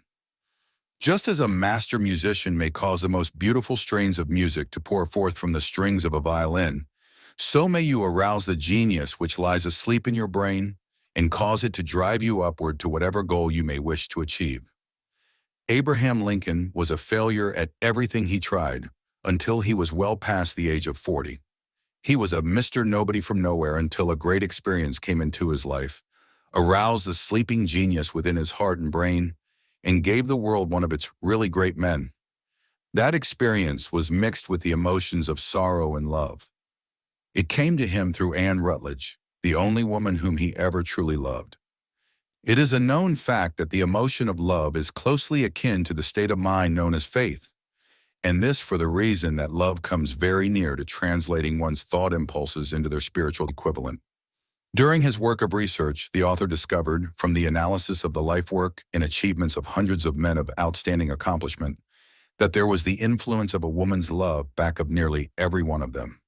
The emotion of love in the human heart and brain creates a favorable field of magnetic attraction, which causes an influx of the higher and finer vibrations which are afloat in the ether.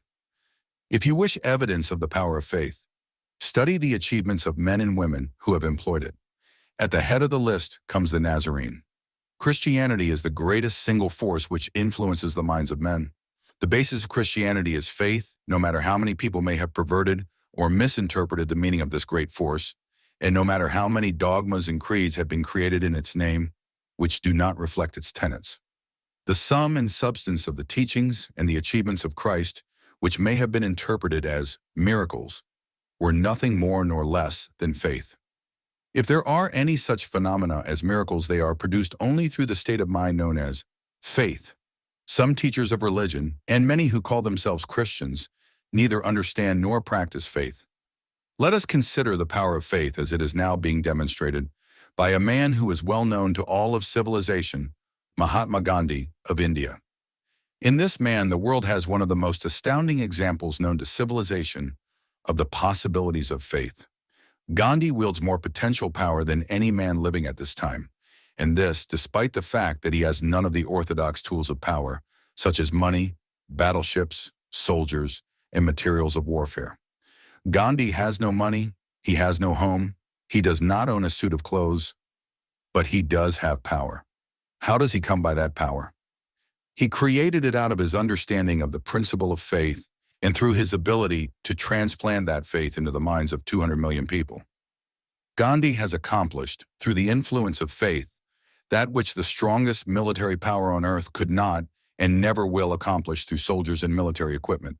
He has accomplished the astounding feat of influencing 200 million minds to coalesce and move in unison as a single mind. What other force on earth except faith could do as much?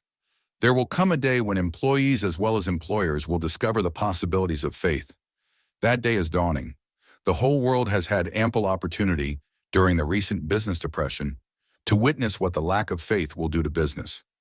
Surely civilization has produced a sufficient number of intelligent human beings to make use of this great lesson which the depression has taught the world.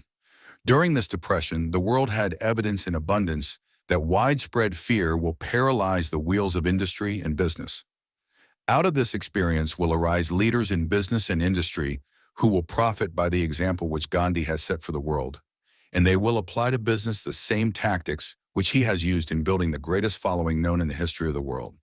These leaders will come from the rank and file of the unknown men who now labor in the steel plants, the coal mines, the automobile factories, and in the small towns and cities of America.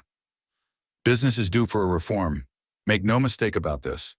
The methods of the past, based upon economic combinations of force and fear, will be supplanted by the better principles of faith and cooperation. Men who labor will receive more than daily wages.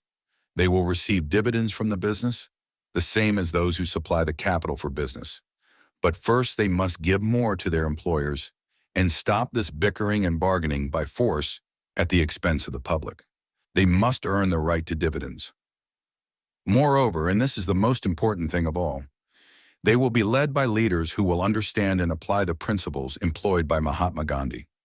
Only in this way may leaders get from their followers the spirit of full cooperation, which constitutes power in its highest and most enduring form. The power of an idea. This stupendous machine age in which we live, and from which we are just emerging, has taken the soul out of men. Its leaders have driven men as though they were pieces of cold machinery. They were forced to do so by the employees who have bargained, at the expense of all concerned, to get and not to give. The watchword of the future will be human happiness and contentment, and when this state of mind shall have been attained, the production will take care of itself more effectively than anything that has ever been accomplished where men did not and could not mix faith and individual interest with their labor.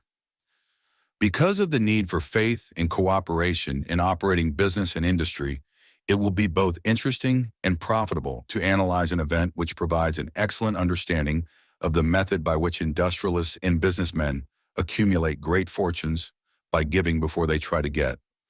The event chosen for this illustration dates back to 1900, when the United States Steel Corporation was being formed. As you read the story, keep in mind these fundamental facts and you will understand how ideas have been converted into huge fortunes. First, the huge United States Steel Corporation was born in the mind of Charles M. Schwab in the form of an idea he created through his imagination. Second, he mixed faith with his idea. Third, he formulated a plan for the transformation of his idea into physical and financial reality. Fourth, he put his plan into action with his famous speech at the University Club. Fifth, he applied and followed through on his plan with persistence and backed it with firm decision until it had been fully carried out. Sixth, he prepared the way for success by a burning desire for success. If you are one of those who have often wondered how great fortunes are accumulated, this story of the creation of the United States Steel Corporation will be enlightening. If you have any doubt that men can think and grow rich, this story should dispel that doubt. because you can plainly see in the story of the United States Steel the application of a major portion of the 13 principles described in this book. This astounding description of the power of an idea was dramatically told by John Lowell in the New York World Telegram, with whose courtesy it is here reprinted. A pretty after-dinner speech for $1 billion. When, on the evening of December 12, 1900, some 80 of the nation's financial nobility gathered in the banquet hall of the University Club on Fifth Avenue to do honor to a young man from out of the West, not half a dozen of the guests realized they were to witness the most significant episode in American industrial history. J. Edward Simmons and Charles Stewart Smith, their hearts full of gratitude for the lavish hospitality bestowed on them by Charles M. Schwab during a recent visit to Pittsburgh, had arranged the dinner to introduce the 38-year-old steel man to Eastern Banking Society, but they didn't expect him to stampede the convention. They warned him, in fact, that the bosoms within New York's stuffed shirts would not be responsive to oratory, and that, if he didn't want to bore the Stillonens and Harrimans and Vanderbilts, he had better limit himself to 15 or 20 minutes of polite vaporings and let it go at that. Even John Pierpont Morgan, sitting on the right hand of Schwab, as became his imperial dignity, intended to grace the banquet table with his presence only briefly. And so far as the press and public were concerned, the whole affair was of so little moment that no mention of it found its way into print the next day. So the two hosts and their distinguished guests ate their way through the usual 7 or 8 courses. There was little conversation, and what there was of it was restrained. Few of the bankers and brokers had met Schwab, whose career had flowered along the banks of the Monongahela, and none knew him well. But before the evening was over, they, and with them, Money Master Morgan, were to be swept off their feet, and a billion-dollar baby, the United States Steel Corporation, was to be conceived. It is perhaps unfortunate, for the sake of history, that no record of Charlie Schwab's speech at the dinner ever was made. He repeated some parts of it at a later date during a similar meeting of Chicago bankers. And still later, when the government brought suit to dissolve the Steel Trust, he gave his own version from the witness stand of the remarks that stimulated Morgan into a frenzy of financial activity. It is probable, however, that it was a homely speech, somewhat ungrammatical, for the niceties of language never bothered Schwab, full of epigram and threaded with wit. But aside from that, it had a galvanic force and effect upon the $5 billion of estimated capital that was represented by the diners. After it was over and the gathering was still under its spell, although Schwab had talked for 90 minutes, Morgan led the orator to a recessed window where, dangling their legs from the high, uncomfortable seat, they talked for an hour more. The magic of the Schwab personality had been turned on, full force, but what was more important and lasting was the full-fledged, clear-cut program he laid down for the aggrandizement of steel.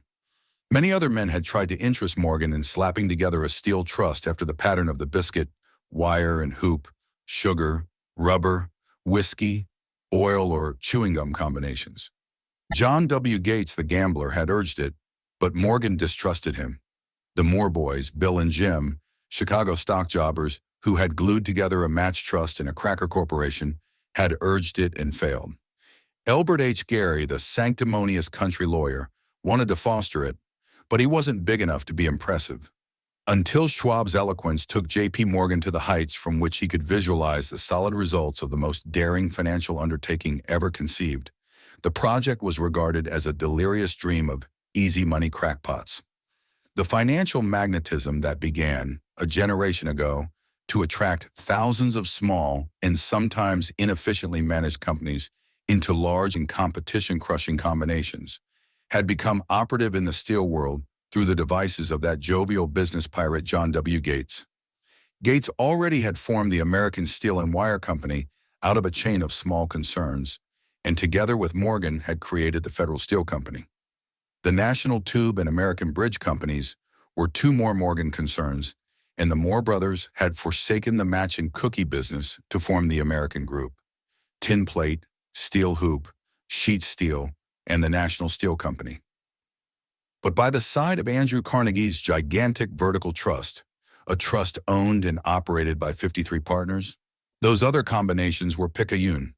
They might combine to their heart's content, but the whole lot of them couldn't make a dent in the Carnegie organization, and Morgan knew it. The eccentric old Scot knew it too. From the magnificent heights of Skibo Castle he had viewed, first with amusement and then with resentment, the attempts of Morgan's smaller companies to cut into his business. When the attempts became too bold, Carnegie's temper was translated into anger and retaliation. He decided to duplicate every mill owned by his rivals. Hitherto, he hadn't been interested in wire, pipe, hoops, or sheet. Instead, he was content to sell such companies the raw steel and let them work it into whatever shape they wanted. Now, with Schwab as his chief and able lieutenant, he planned to drive his enemies to the wall. So it was that in the speech of Charles M. Schwab, Morgan saw the answer to his problem of combination. A trust without Carnegie, giant of them all, would be no trust at all, a plum pudding, as one writer said, without the plums. Schwab's speech on the night of December 12, 1900, undoubtedly carried the inference, though not the pledge, that the vast Carnegie enterprise could be brought under the Morgan tent. He talked of the world future for steel, of reorganization for efficiency, of specialization, of the scrapping of unsuccessful mills and concentration of effort on the flourishing properties, of economies in the ore traffic, of economies in overhead, in administrative departments, of capturing foreign markets. More than that, he told the buccaneers among them, wherein lay the errors of their customary piracy. Their purposes, he inferred, had been to create monopolies, raise prices, and pay themselves fat dividends out of privilege. Schwab condemned the system in his heartiest manner. The short-sightedness of such a policy, he told his hearers, lay in the fact that it restricted the market in an era when everything cried for expansion. By cheapening the cost of steel, he argued, an ever-expanding market would be created. More uses for steel would be devised, and a goodly portion of the world trade could be captured. Actually, though he did not know it, Schwab was an apostle of modern mass production. So the dinner at the University Club came to an end. Morgan went home to think about Schwab's rosy predictions. Schwab went back to Pittsburgh to run the steel business for Andrew Carnegie, while Gary and the rest went back to their stock tickers to fiddle around in anticipation of the next move. It was not long coming. It took Morgan about 1 week to digest the feast of reason Schwab had placed before him. When he had assured himself that no financial indigestion was to result, he sent for Schwab and found that young man rather coy. Mr. Carnegie, Schwab indicated, might not like it if he found his trusted company president had been flirting with the Emperor of Wall Street, the street upon which Carnegie was resolved never to tread. Then it was suggested by John W. Gates, the go-between, that if Schwab happened to be in the Bellevue Hotel in Philadelphia, J.P. Morgan might also happen to be there. When Schwab arrived, however, Morgan was inconveniently ill at his New York home, and so, on the elder man's pressing invitation, Schwab went to New York and presented himself at the door of the financier's library. Now, certain economic historians have professed the belief that from the beginning to the end of the drama, the stage was set by Andrew Carnegie, that the dinner to Schwab, the famous speech, the Sunday night conference between Schwab and the Money King were events arranged by the canny Scot. The truth is exactly the opposite. When Schwab was called in to consummate the deal, he didn't even know whether the little boss, as Andrew was called, would so much as listen to an offer to sell, particularly to a group of men whom Andrew regarded as being endowed with something less than holiness. But Schwab did take into the conference with him, in his own handwriting, 6 sheets of copper plate figures, representing to his mind the physical worth and the potential earning capacity of every steel company he regarded as an essential star in the new metal firmament. 4 men pondered over these figures all night. The chief, of course, was Morgan, steadfast in his belief in the divine right of money. With him was his aristocratic partner, Robert Bacon, a scholar and a gentleman. The third was John W. Gates, whom Morgan scorned as a gambler and used as a tool. The fourth was Schwab, who knew more about the processes of making and selling steel than any whole group of men then living. Throughout that conference, the Pittsburghers' figures were never questioned. If he said a company was worth so much, then it was worth that much and no more. He was insistent, too, upon including in the combination only those concerns he nominated. He had conceived a corporation in which there would be no duplication, not even to satisfy the greed of friends who wanted to unload their companies upon the broad Morgan shoulders. Thus, he left out, by design, a number of the larger concerns upon which the walruses and carpenters of Wall Street had cast hungry eyes. When dawn came, Morgan rose and straightened his back. Only one question remained. "Do you think you can persuade Andrew Carnegie to sell?" he asked. "I can try," said Schwab. "If you can get him to sell, I will undertake the matter," said Morgan. So far, so good. But would Carnegie sell? How much would he demand? Schwab thought about $320 million. What would he take payment in? Common or preferred stocks, bonds, cash? Nobody could raise $1/3 billion in cash. There was a golf game in January on the frost-cracking heath of the St. Andrews Links in Westchester, with Andrew bundled up in sweaters against the cold, and Charlie talking volubly, as usual, to keep his spirits up. But no word of business was mentioned until the pair sat down in the cozy warmth of the Carnegie cottage hard by. Then, with the same persuasiveness that had hypnotized 80 millionaires at the University Club, Schwab poured out the glittering promises of retirement and comfort, of untold millions to satisfy the old man's social caprices. Carnegie capitulated, wrote a figure on a slip of paper, handed it to Schwab and said, "All right, that's what we'll sell for." The figure was approximately $400 million and was reached by taking the $320 million mentioned by Schwab as a basic figure and adding to it $80 million to represent the increased capital value over the previous 2 years. Later, on the deck of a transatlantic liner, the Scotsman said ruefully to Morgan, "I wish I had asked you for $100 million more." "If you had asked for it, you'd have gotten it," Morgan told him cheerfully. There was an uproar, of course. A British correspondent cabled that the foreign steel world was appalled by the gigantic combination. President Hadley of Yale declared that unless trusts were regulated, the country might expect an emperor in Washington within the next 25 years. But that able stock manipulator, Keene, went at his work of shoving the new stock at the public so vigorously that all the excess water, estimated by some at nearly $600,000, 000, was absorbed in a twinkling. So Carnegie had his millions, and the Morgan Syndicate had $62 million for all its trouble, and all the boys from Gates to Gary had their million. The 38-year-old Schwab had his reward. He was made president of the new corporation and remained in control until 1934. The dramatic story of big business which you have just finished was included in this book because it is a perfect illustration of the method by which desire can be transmuted into its physical equivalent. I imagine some readers will question the statement that a mere intangible desire can be converted into its physical equivalent. Doubtless some will say, you cannot convert nothing into something. The answer is in the story of the United States. Steel. That giant organization was created in the mind of one man. The plan by which the organization was provided with the steel mills that gave it financial stability was created in the mind of the same man. His faith, his desire, his imagination, his persistence were the real ingredients that went into United States Steel. The steel mills and mechanical equipment acquired by the corporation, after it had been brought into legal existence, were incidental, but careful analysis will disclose the fact that the appraised value of the properties acquired by the corporation increased in value by an estimated $600 million by the mere transaction which consolidated them under one management. In other words, Charles M. Schwab's idea, plus the faith with which he conveyed it to the minds of J.T. Morgan and the others, was marketed for a profit of approximately $600 million. Not an insignificant sum for a single idea. What happened to some of the men who took their share of the millions of dollars of profit made by this transaction is a matter with which we are not now concerned. The important feature of the astounding achievement is that it serves as unquestionable evidence of the soundness of the philosophy described in this book, because this philosophy was the warp and the woof of the entire transaction.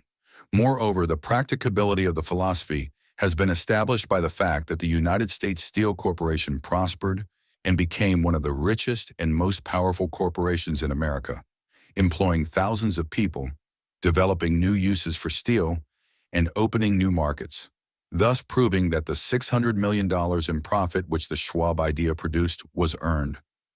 Riches begin in the form of thought.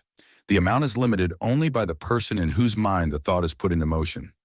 Faith removes limitations. Remember this when you are ready to bargain with life for whatever it is that you ask as your price for having passed this way. Remember also that the man who created the United States Steel Corporation was practically unknown at the time. He was merely Andrew Carnegie's Man Friday until he gave birth to his famous idea. After that, he quickly rose to a position of power, fame, and riches. There are no limitations to the mind except those we acknowledge. Both poverty and riches are the offspring of thought. Autosuggestion. The third step toward riches. Chapter 4. Autosuggestion, the medium for influencing the subconscious mind. Autosuggestion is a term which applies to all suggestions and all self-administered stimuli which reach one's mind through the five senses. Stated in another way, autosuggestion is self-suggestion. It is the agency of communication between that part of the mind where conscious thought takes place and that which serves as the seat of action for the subconscious mind.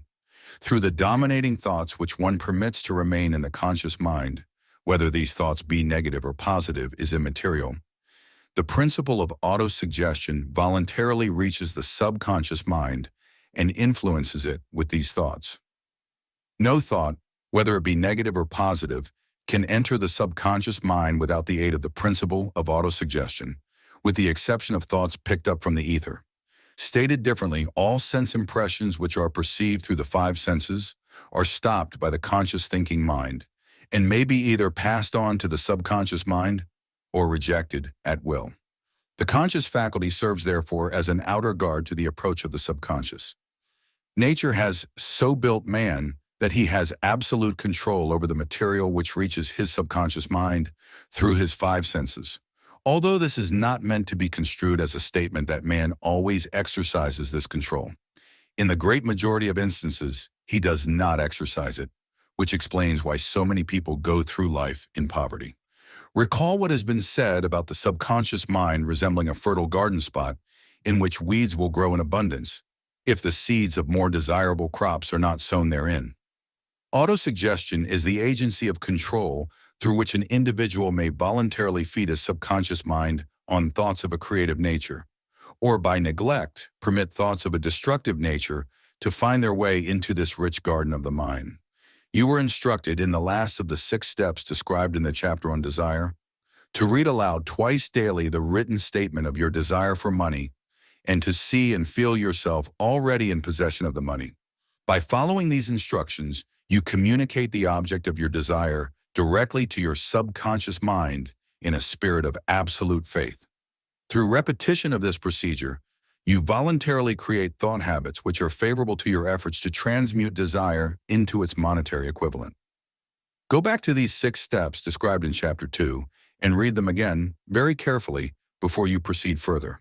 Then, when you come to it, read very carefully the 4 instructions for the organization of your mastermind group described in the chapter on organized planning. By comparing these 2 sets of instructions with that which has been stated on autosuggestion, you of course will see that the instructions involve the application of the principle of autosuggestion. Remember therefore, when reading aloud the statement of your desire, through which you are endeavoring to develop a money consciousness, that the mere reading of the words is of no consequence unless you mix emotion or feeling with your words. If you repeat 1,000,000 times the famous Emile Coué formula, day by day in every way, I am getting better and better, without mixing emotion and faith with your words, you will experience no desirable results. Your subconscious mind recognizes and acts upon only thoughts which have been well mixed with emotion or feeling. This is a fact of such importance as to warrant repetition in practically every chapter, because the lack of understanding of this is the main reason the majority of people who try to apply the principle of autosuggestion get no desirable results. Plain, unemotional words do not influence the subconscious mind. You will get no appreciable results until you learn to reach your subconscious mind with thoughts or spoken words which have been well emotionalized with belief. Do not become discouraged if you cannot control and direct your emotions the first time you try to do so. Remember, there is no such possibility as something for nothing. Ability to reach and influence your subconscious mind has its price, and you must pay that price. You cannot cheat even if you desire to do so. The price of ability to influence your subconscious mind is everlasting persistence in applying the principles described here. You cannot develop the desired ability for a lower price. You and you alone must decide whether or not the reward for which you are striving, the money consciousness, is worth the price you must pay for it in effort. Wisdom and cleverness alone will not attract and retain money except in a few very rare instances where the law of averages favors the attraction of money through these sources. The method of attracting money described here does not depend upon the law of averages. Moreover, the method plays no favorites. It will work for one person as effectively as it will for another. Where failure is experienced, it is the individual, not the method, which has failed. If you try and fail, make another effort, and still another, until you succeed. Your ability to use the principle of autosuggestion will depend very largely upon your capacity to concentrate upon a given desire until that desire becomes a burning obsession. When you begin to carry out the instructions in connection with the 6 steps described in the 2nd chapter, it will be necessary for you to make use of the principle of concentration. Let us here offer suggestions for the effective use of concentration. When you begin to carry out the first of the 6 steps, which instructs you to fix in your own mind the exact amount of money you desire, hold your thoughts on that amount of money by concentration or fixation of attention with your eyes closed until you can actually see the physical appearance of the money. Do this at least once each day. As you go through these exercises, follow the instructions given in the chapter on faith and see yourself actually in possession of the money. Here is a most significant fact. The subconscious mind takes any orders given it in a spirit of absolute faith and acts upon those orders, although the orders often have to be presented over and over again through repetition before they are interpreted by the subconscious mind. Following the preceding statement, consider the possibility of playing a perfectly legitimate trick on your subconscious mind by making it believe, because you believe it, that you must have the amount of money you are visualizing, that this money is already awaiting your claim, that the subconscious mind must hand over to you practical plans for acquiring the money which is yours. Hand over the thoughts suggested in the preceding paragraph to your imagination and see what your imagination can or will do to create practical plans for the accumulation of money through transmutation of your desire. And do not wait for a definite plan through which you intend to exchange services or merchandise in return for the money you're visualizing, but begin at once to see yourself in possession of the money demanding and expecting. Meanwhile, that your subconscious mind will hand over the plan or plans you need. Be on the alert for these plans, and when they appear, put them into action immediately. When the plans appear, they will probably flash into your mind through the 6th sense in the form of an inspiration. This inspiration may be considered a direct telegram or message from infinite intelligence. Treat it with respect and act upon it as soon as you receive it. Failure to do this will be fatal to your success. In the 4th of the 6 steps, you are instructed to create a definite plan for carrying out your desire and begin at once to put this plan into action. You should follow this instruction in the manner described in the preceding paragraph. Do not trust to your reason when creating your plan for accumulating money through the transmutation of desire. Your reason is faulty. Moreover, your reasoning faculty may be lazy, and if you depend entirely upon it to serve you, it may disappoint you. When visualizing the money you intend to accumulate, with closed eyes, see yourself rendering the service or delivering the merchandise you intend to give in return for this money. This is important. Summary of instructions. The fact that you are reading this book is an indication that you earnestly seek knowledge. It is also an indication that you are a student of this subject. If you are only a student, there is a chance that you may learn much that you did not know, but you will learn only by assuming an attitude of humility. If you choose to follow some of the instructions but neglect or refuse to follow others, you will fail. To get satisfactory results, you must follow all instructions in a spirit of faith. The instructions given in connection with the 6 steps in the 2nd chapter will now be summarized and blended with the principles covered by this chapter as follows. First, go into some quiet spot, preferably in bed at night, where you will not be disturbed or interrupted. Close your eyes and repeat aloud, so you may hear your own words. The written statement of the amount of money you intend to accumulate, the time limit for its accumulation, and a description of the service or merchandise you intend to give in return for the money. As you carry out these instructions, see yourself already in possession of the money. For example, suppose that you intend to accumulate $50,000 by the 1st of January 5 years hence, that you intend to give personal services in return for the money in the capacity of a salesman. Your written statement of your purpose should be similar to the following. By the first day of January 19, I will have in my possession $50,000, which will come to me in various amounts from time to time during the interim. In return for this money, I will give the most efficient service of which I am capable, rendering the fullest possible quantity and the best possible quality of service in the capacity of salesman of. Describe the service or merchandise you intend to sell. I believe that I will have this money in my possession. My faith is so strong that I can now see this money before my eyes. I can touch it with my hands. It is now awaiting transfer to me at the time, and in the proportion that I deliver the service I intend to render in return for it.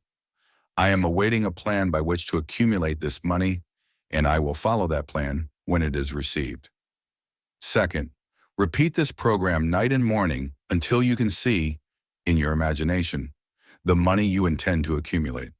Third, place a written copy of your statement where you can see it night and morning and read it just before retiring and upon arising until it has been memorized. Remember, as you carry out these instructions, that you are applying the principle of autosuggestion for the purpose of giving orders to your subconscious mind. Remember also that your subconscious mind will act only upon instructions which are emotionalized and handed over to it with feeling. Faith is the strongest and most productive of the emotions. Follow the instructions given in the chapter on faith. These instructions may at first seem abstract. Do not let this disturb you. Follow the instructions, no matter how abstract or impractical they may at first appear to be. The time will soon come, if you do as you have been instructed, in spirit as well as in act, when a whole new universe of power will unfold to you. Skepticism, in connection with all new ideas, is characteristic of all human beings. But if you follow the instructions outlined, your skepticism will soon be replaced by belief, and this in turn will soon become crystallized into absolute faith. Then you will have arrived at the point where you may truly say, I am the master of my fate, I am the captain of my soul. Many philosophers have made the statement that man is the master of his own earthly destiny, but most of them have failed to say why he is the master. The reason that man may be the master of his own earthly status, and especially his financial status, is thoroughly explained in this chapter. Man may become the master of himself and of his environment because he has the power to influence his own subconscious mind, and through it, gain the cooperation of infinite intelligence. You are now reading the chapter which represents the keystone to the arch of this philosophy. The instructions contained in this chapter must be understood and applied with persistence if you succeed in transmuting desire into money. The actual performance of transmuting desire into money involves the use of autosuggestion as an agency by which one may reach and influence the subconscious mind. The other principles are simply tools with which to apply autosuggestion. Keep this thought in mind, and you will at all times be conscious of the important part. The principle of autosuggestion is to play in your efforts to accumulate money through the methods described in this book. Carry out these instructions as though you were a small child. Inject into your efforts something of the faith of a child. The author has been most careful to see that no impractical instructions were included because of his sincere desire to be helpful. After you have read the entire book, come back to this chapter and follow in spirit and in action this instruction. Read the entire chapter aloud once every night until you become thoroughly convinced that the principle of autosuggestion is sound, that it will accomplish for you all that has been claimed for it.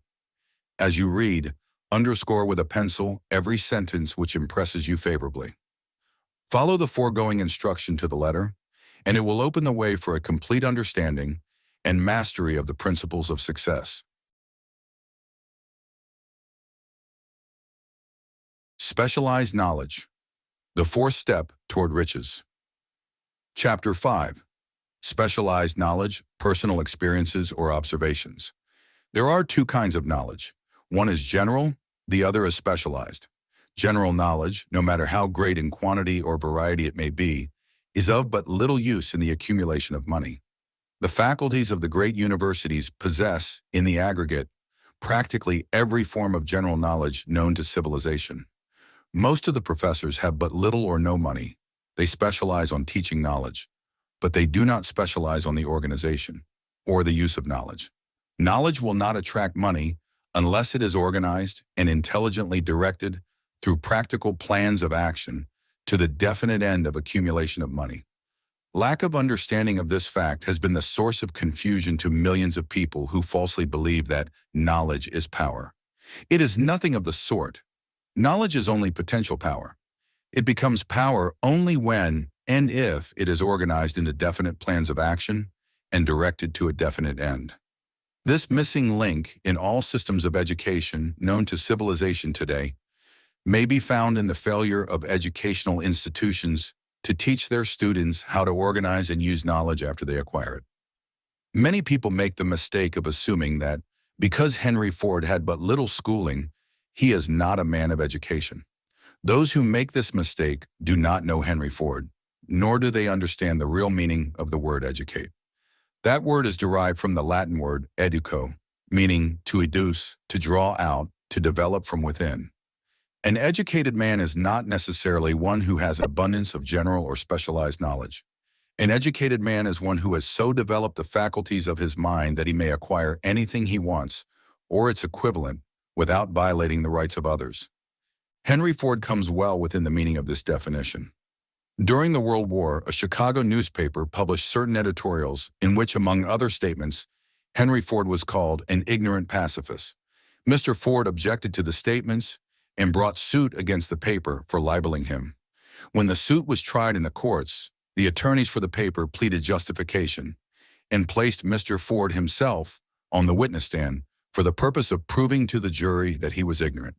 The attorneys asked Mr. Ford a great variety of questions, all of them intended to prove, by his own evidence, that while he might possess considerable specialized knowledge pertaining to the manufacture of automobiles, he was, in the main, ignorant.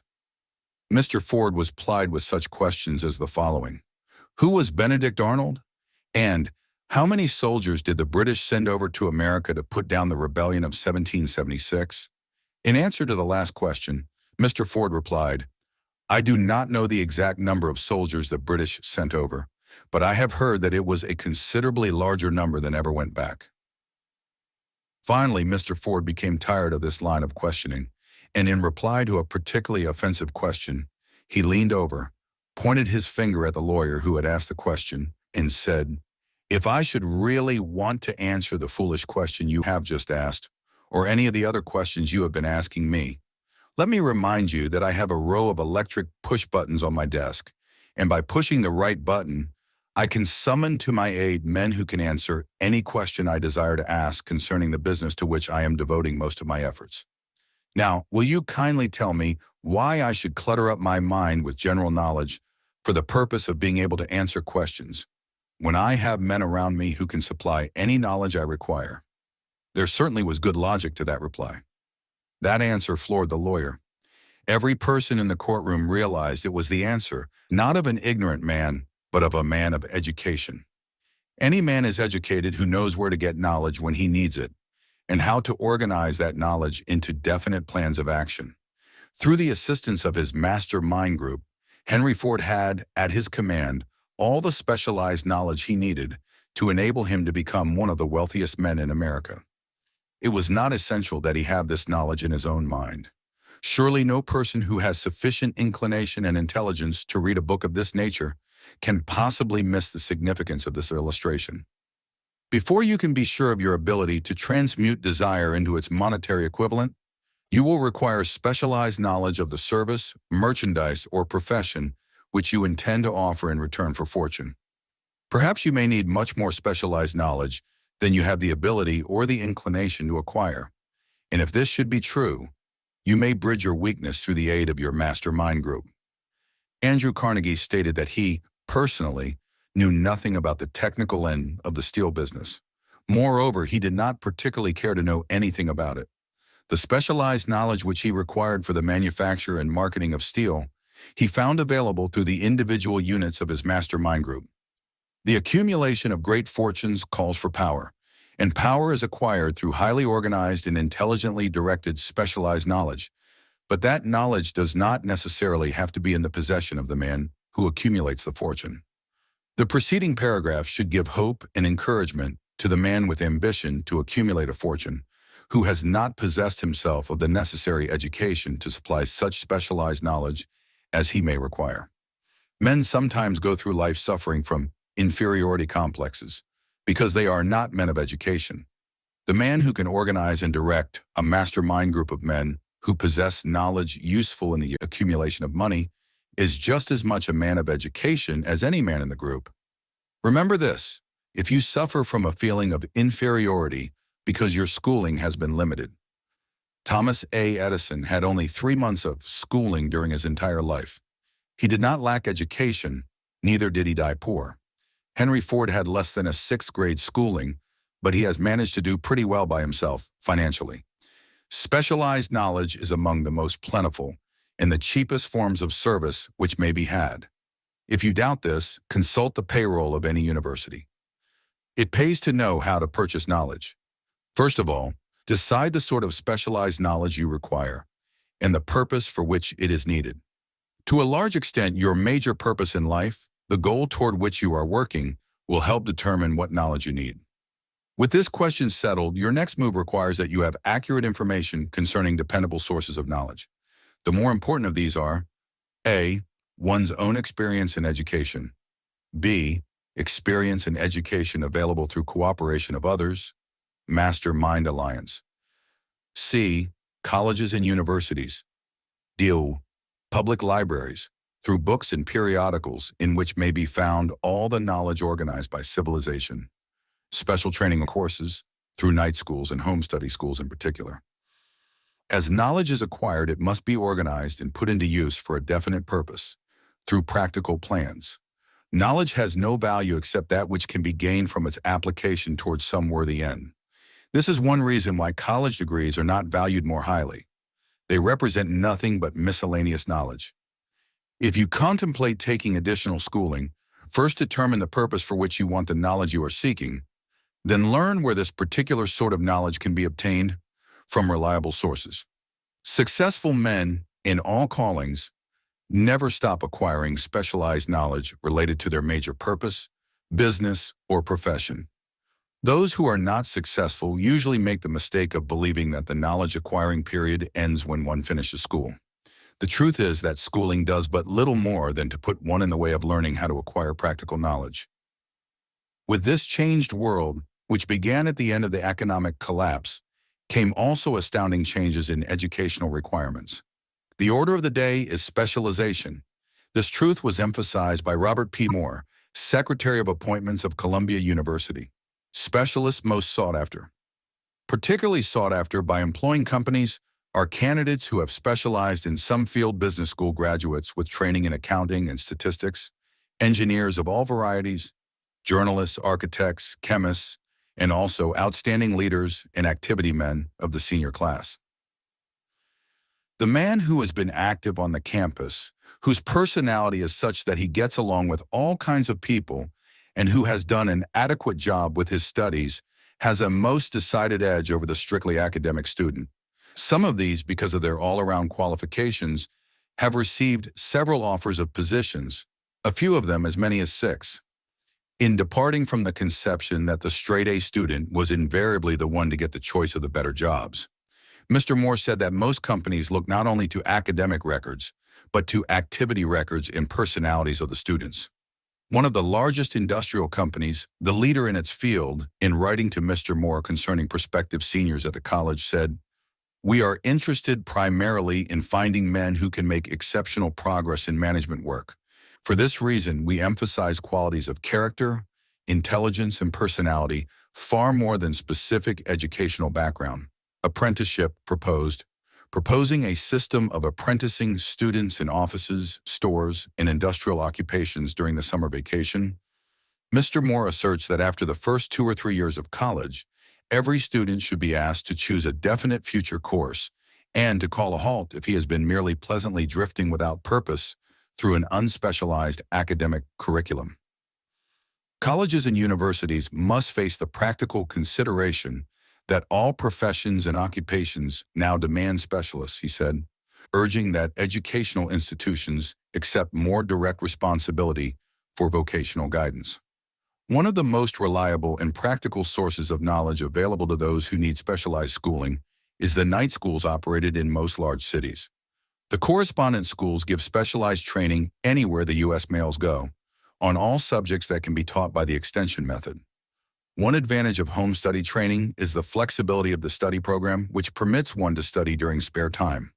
Another stupendous advantage of home study training, if the school is carefully chosen, is the fact that most courses offered by home study schools carry with them generous privileges of consultation, which can be of priceless value to those needing specialized knowledge. No matter where you live, you can share the benefits. Anything acquired without effort and without cost is generally unappreciated, often discredited. Perhaps this is why we get so little from our marvelous opportunity in public schools. The self-discipline one receives from a definite program of specialized study makes up to some extent for the wasted opportunity when knowledge was available without cost. Correspondence schools are highly organized business institutions. Their tuition fees are so low that they are forced to insist upon prompt payments. Being asked to pay, whether the student makes good grades or poor, has the effect of causing one to follow through with the course when he would otherwise drop it. The correspondence schools have not stressed this point sufficiently, for the truth is that their collection departments constitute the very finest sort of training on decision, promptness, action, and the habit of finishing that which one begins. I learned this from experience more than 25 years ago. I enrolled for a home study course in advertising. After completing 8 or 10 lessons, I stopped studying, but the school did not stop sending me bills. Moreover, it insisted upon payment, whether I kept up my studies or not. I decided that if I had to pay for the course, which I had legally obligated myself to do, I should complete the lessons and get my money's worth. I felt at the time that the collection system of the school was somewhat too well organized, but I learned later in life that it was a valuable part of my training for which no charge had been made. Being forced to pay, I went ahead and completed the course. Later in life, I discovered that the efficient collection system of that school had been worth much in the form of money earned, because of the training in advertising I had so reluctantly taken. We have in this country what is said to be the greatest public school system in the world. We have invested fabulous sums for fine buildings. We have provided convenient transportation for children living in the rural districts, so they may attend the best schools. But there is one astounding weakness to this marvelous system. It is free. One of the strange things about human beings is that they value only that which has a price. The free schools of America and the free public libraries do not impress people because they are free. This is the major reason why so many people find it necessary to acquire additional training after they quit school and go to work. It is also one of the major reasons why employers give greater consideration to employees who take home study courses. They have learned from experience that any person who has the ambition to give up a part of his spare time to studying at home has in him those qualities which make for leadership. This recognition is not a charitable gesture. It is sound business judgment upon the part of the employers. Lack of ambition. There is one weakness in people for which there is no remedy. It is the universal weakness of lack of ambition. Persons, especially salary people, who schedule their spare time to provide for home study seldom remain at the bottom very long.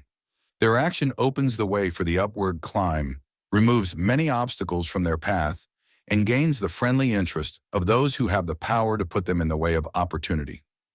The home study method of training is especially suited to the needs of employed people who find, after leaving school, that they must acquire additional specialized knowledge, but cannot spare the time to go back to school. The changed economic conditions prevailing since the Depression have made it necessary for thousands of people to find additional or new sources of income. For the majority of these, the solution to their problem may be found only by acquiring specialized knowledge. Many will be forced to change their occupations entirely. When a merchant finds that a certain line of merchandise is not selling, he usually supplants it with another that is in demand. The person whose business is that of marketing personal services must also be an efficient merchant. If his services do not bring adequate returns in one occupation, he must change to another, where broader opportunities are available. Stuart Austin Weir prepared himself as a construction engineer and followed this line of work until the Depression limited his market to where it did not give him the income he required. He took inventory of himself, decided to change his profession to law, went back to school and took special courses by which he prepared himself as a corporation lawyer.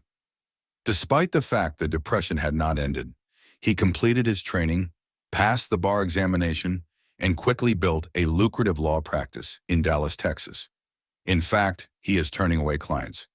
Just to keep the record straight and to anticipate the alibis of those who will say, "I couldn't go to school because I have a family to support," or "I'm too old." I will add the information that Meister Weir was past 40 and married when he went back to school.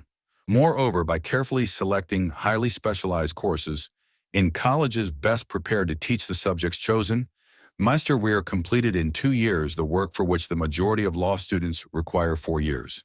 It pays to know how to purchase knowledge.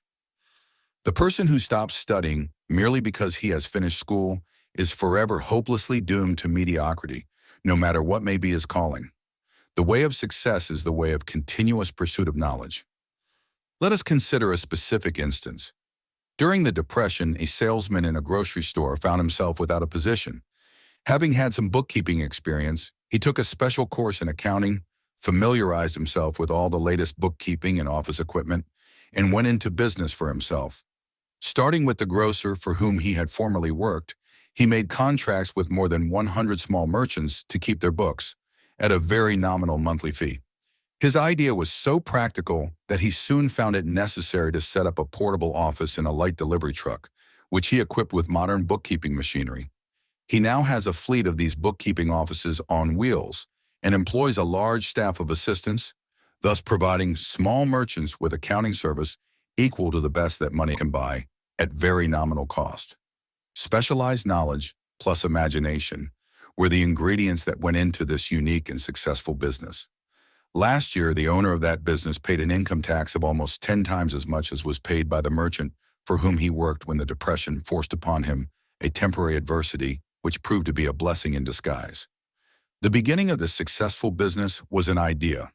Inasmuch as I had the privilege of supplying the unemployed salesman with that idea, I now assume the further privilege of suggesting another idea which has within it the possibility of even greater income. Also the possibility of rendering useful service to thousands of people who badly need that service. The idea was suggested by the salesman who gave up selling and went into the business of keeping books on a wholesale basis. When the plan was suggested as a solution of his unemployment problem, he quickly exclaimed, "I like the idea, but I would not know how to turn it into cash." In other words, he complained he would not know how to market his bookkeeping knowledge after he acquired it. So that brought up another problem which had to be solved. With the aid of a young woman typist, clever at hand lettering, and who could put the story together, a very attractive book was prepared describing the advantages of the new system of bookkeeping. The pages were neatly typed and pasted in an ordinary scrapbook, which was used as a silent salesman with which the story of this new business was so effectively told that its owner soon had more accounts than he could handle. There are thousands of people all over the country who need the services of a merchandising specialist capable of preparing an attractive brief for use in marketing personal services. The aggregate annual income from such a service might easily exceed that received by the largest employment agency, and the benefits of the service might be made far greater to the purchaser than any to be obtained from an employment agency. The idea here described was born of necessity, to bridge an emergency which had to be covered, but it did not stop by merely serving one person. The woman who created the idea has a keen imagination. She saw in her newly born brainchild the making of a new profession, one that is destined to render valuable service to thousands of people who need practical guidance in marketing personal services.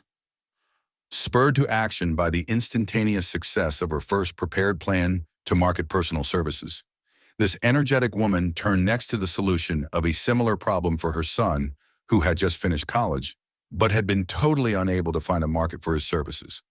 The plan she originated for his use was the finest specimen of merchandising of personal services I have ever seen.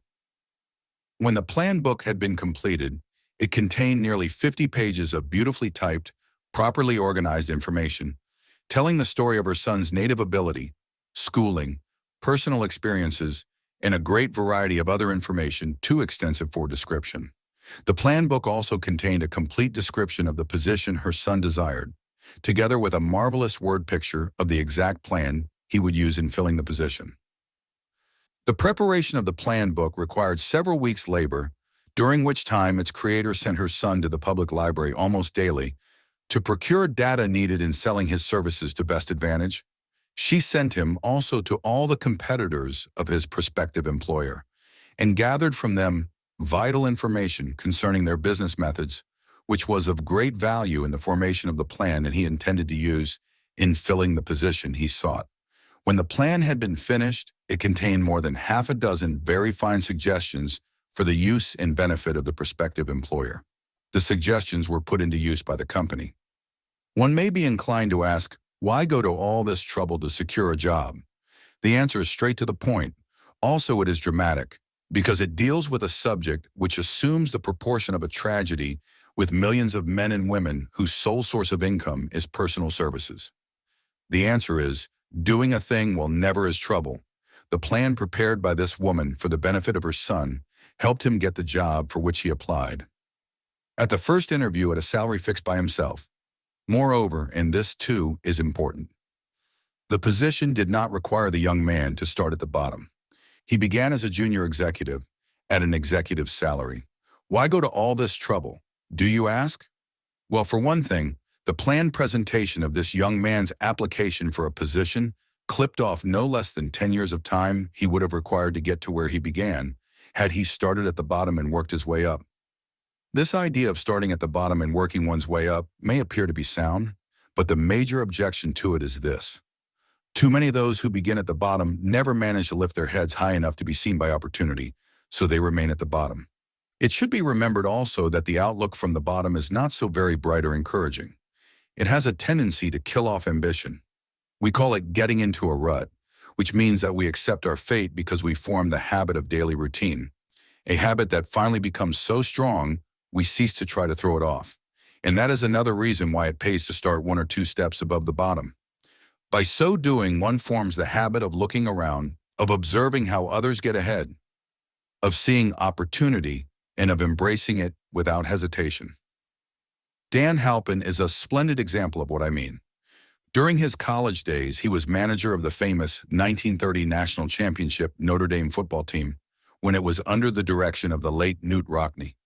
Perhaps he was inspired by the great football coach to aim high and not mistake temporary defeat for failure, just as Andrew Carnegie, the great industrial leader, inspired his young business lieutenants to set high goals for themselves. At any rate, young Halpin finished college at a mighty unfavorable time when the Depression had made jobs scarce. So after a fling at investment banking and motion pictures, he took the first opening with a potential future he could find selling electrical hearing aids on a commission basis.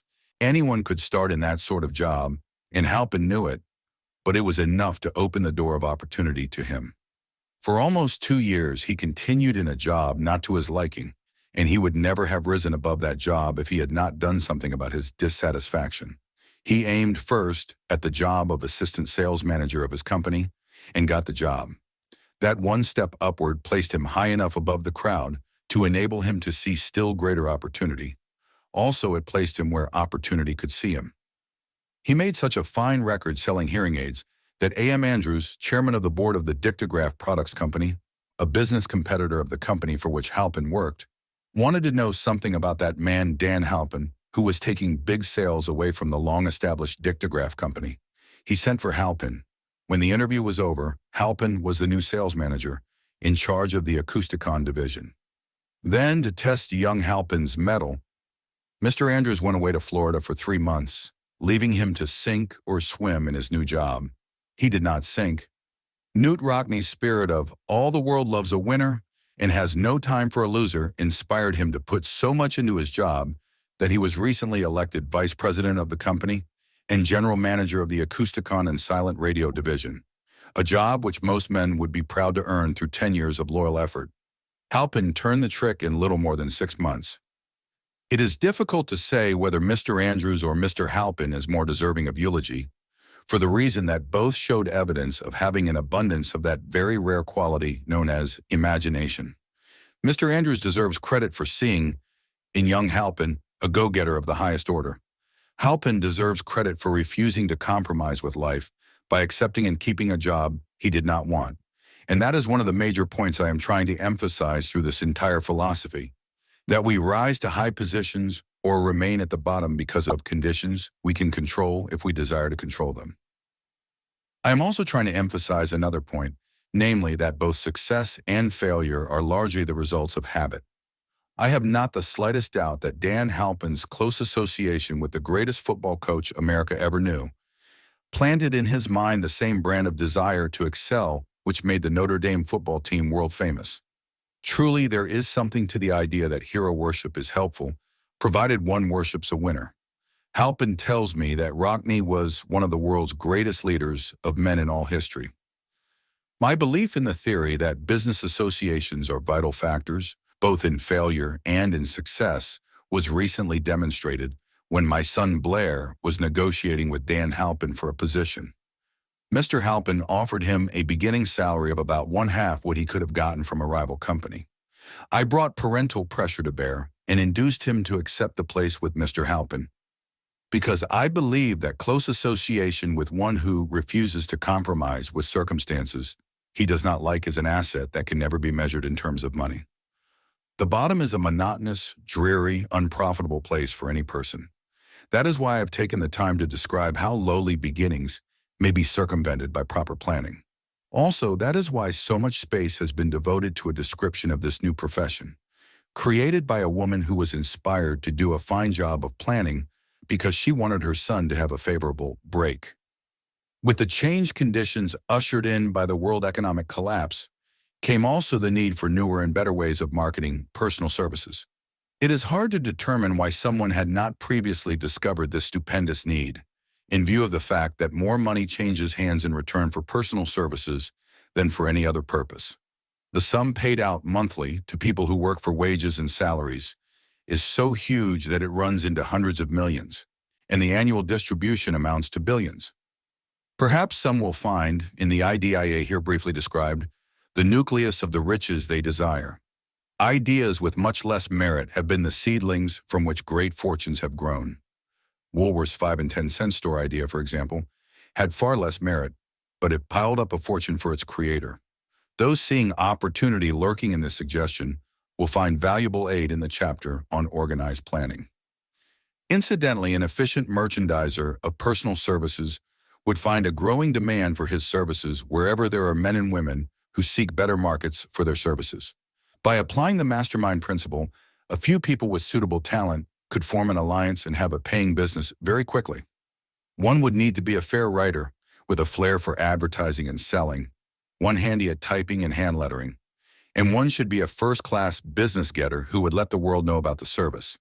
If one person possessed all these abilities, he might carry on the business alone until it outgrew him. The woman who prepared the personal service sales plan for her son now receives requests from all parts of the country for her cooperation in preparing similar plans for others who desire to market their personal services for more money. She has a staff of expert typists, artists, and writers who have the ability to dramatize the case history so effectively that one's personal services can be marketed for much more money than the prevailing wages for similar services. She is so confident of her ability that she accepts as the major portion of her fee a percentage of the increased pay she helps her clients to earn.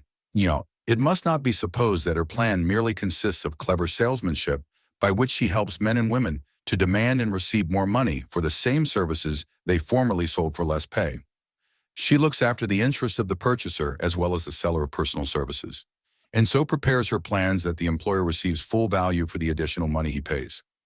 The method by which she accomplishes this astonishing result is a professional secret which she discloses to no one excepting her own clients.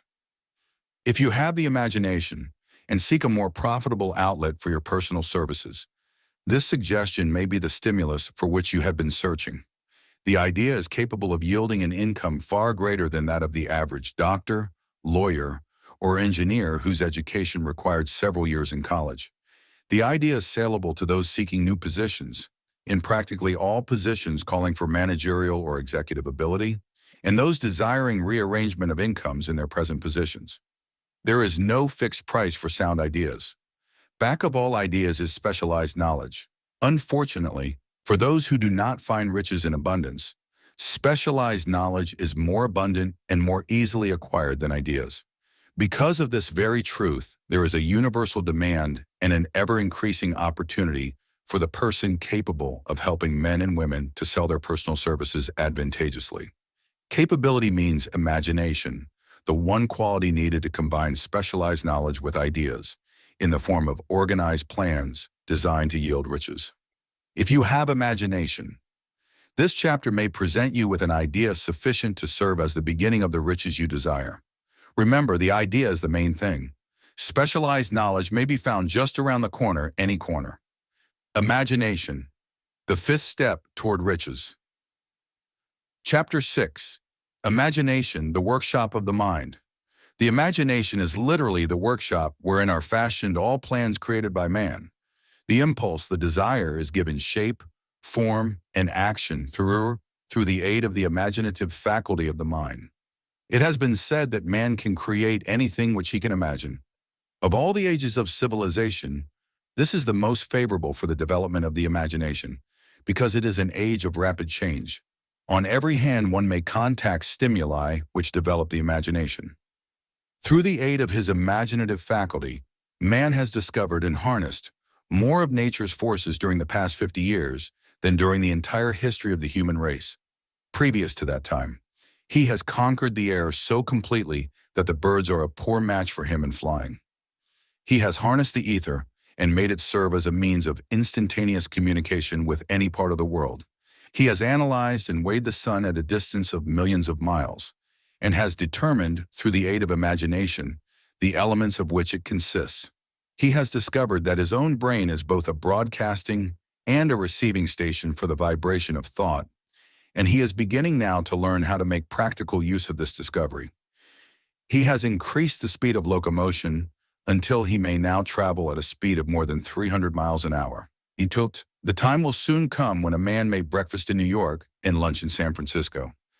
Man's only limitation, within reason, lies in his development and use of his imagination. He has not yet reached the apex of development in the use of his imaginative faculty. He has merely discovered that he has an imagination and has commenced to use it in a very elementary way.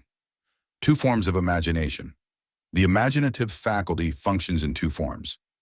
One is known as synthetic imagination, and the other as creative imagination. Synthetic imagination. Through this faculty, one may arrange old concepts, ideas, or plans into new combinations. This faculty creates nothing. It merely works with the material of experience, education, and observation with which it is fed. It is the faculty used most by the inventor, with the exception of the genius who draws upon the creative imagination, when he cannot solve his problem through synthetic imagination. Creative imagination. Through the faculty of creative imagination, the finite mind of man has direct communication with infinite intelligence. It is the faculty through which hunches and inspirations are received.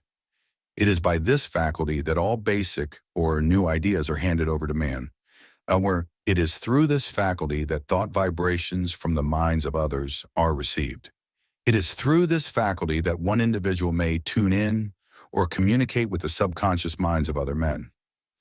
The creative imagination works automatically, in the manner described in subsequent pages. This faculty functions only when the conscious mind is vibrating at an exceedingly rapid rate. As for example, when the conscious mind is stimulated through the emotion of a strong desire. The creative faculty becomes more alert, more receptive to vibrations from the sources mentioned, in proportion to its development through use. This statement is significant. Ponder over it before passing on. Keep in mind as you follow these principles that the entire story of how one may convert desire into money cannot be told in one statement. The story will be complete only when one has mastered, assimilated, and begun to make use of all the principles. The great leaders of business, industry, finance, and the great artists, musicians, poets, and writers became great because they developed the faculty of creative imagination. Both the synthetic and creative faculties of imagination become more alert with use, just as any muscle or organ of the body develops through use. Desire is only a thought, an impulse. It is nebulous and ephemeral. It is abstract and of no value until it has been transformed into its physical counterpart. While the synthetic imagination is the one which will be used most frequently in the process of transforming the impulse of desire into money, you must keep in mind the fact that you may face circumstances and situations which demand use of the creative imagination as well.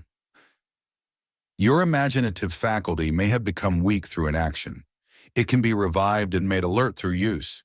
This faculty does not die, though it may become quiescent through lack of use. Center your attention, for the time being, on the development of the synthetic imagination, because this is the faculty which you will use more often in the process of converting desire into money. Transformation of the intangible impulse of desire into the tangible reality of money calls for the use of a plan or plans. These plans must be formed with the aid of the imagination, and mainly with the synthetic faculty. Read the entire book through, then come back to this chapter, and begin at once to put your imagination to work on the building of a plan or plans for the transformation of your desire into money. Detailed instructions for the building of plans have been given in almost every chapter. Carry out the instructions best suited to your needs. Reduce your plan to writing if you have not already done so. The moment you complete this, you will have definitely given concrete form to the intangible desire. Read the preceding sentence once more. Read it aloud very slowly, and as you do so, remember that the moment you reduce the statement of your desire and a plan for its realization to writing, you have actually taken the first of a series of steps which will enable you to convert the thought into its physical counterpart. The earth on which you live, you, yourself, and every other material thing are the result of evolutionary change, through which microscopic bits of matter have been organized and arranged in an orderly fashion. Moreover, and this statement is of stupendous importance, this earth, every one of the billions of individual cells of your body and every atom of matter began as an intangible form of energy. Desire is thought impulse. Thought impulses are forms of energy. When you begin with the thought impulse, desire, to accumulate money, you are drafting into your service the same stuff that nature used in creating this earth and every material form in the universe, including the body and brain in which the thought impulses function. As far as science has been able to determine, the entire universe consists of but two elements, matter and energy. Through the combination of energy and matter has been created everything perceptible to man, from the largest star which floats in the heavens down to and including man himself. You are now engaged in the task of trying to profit by nature's method.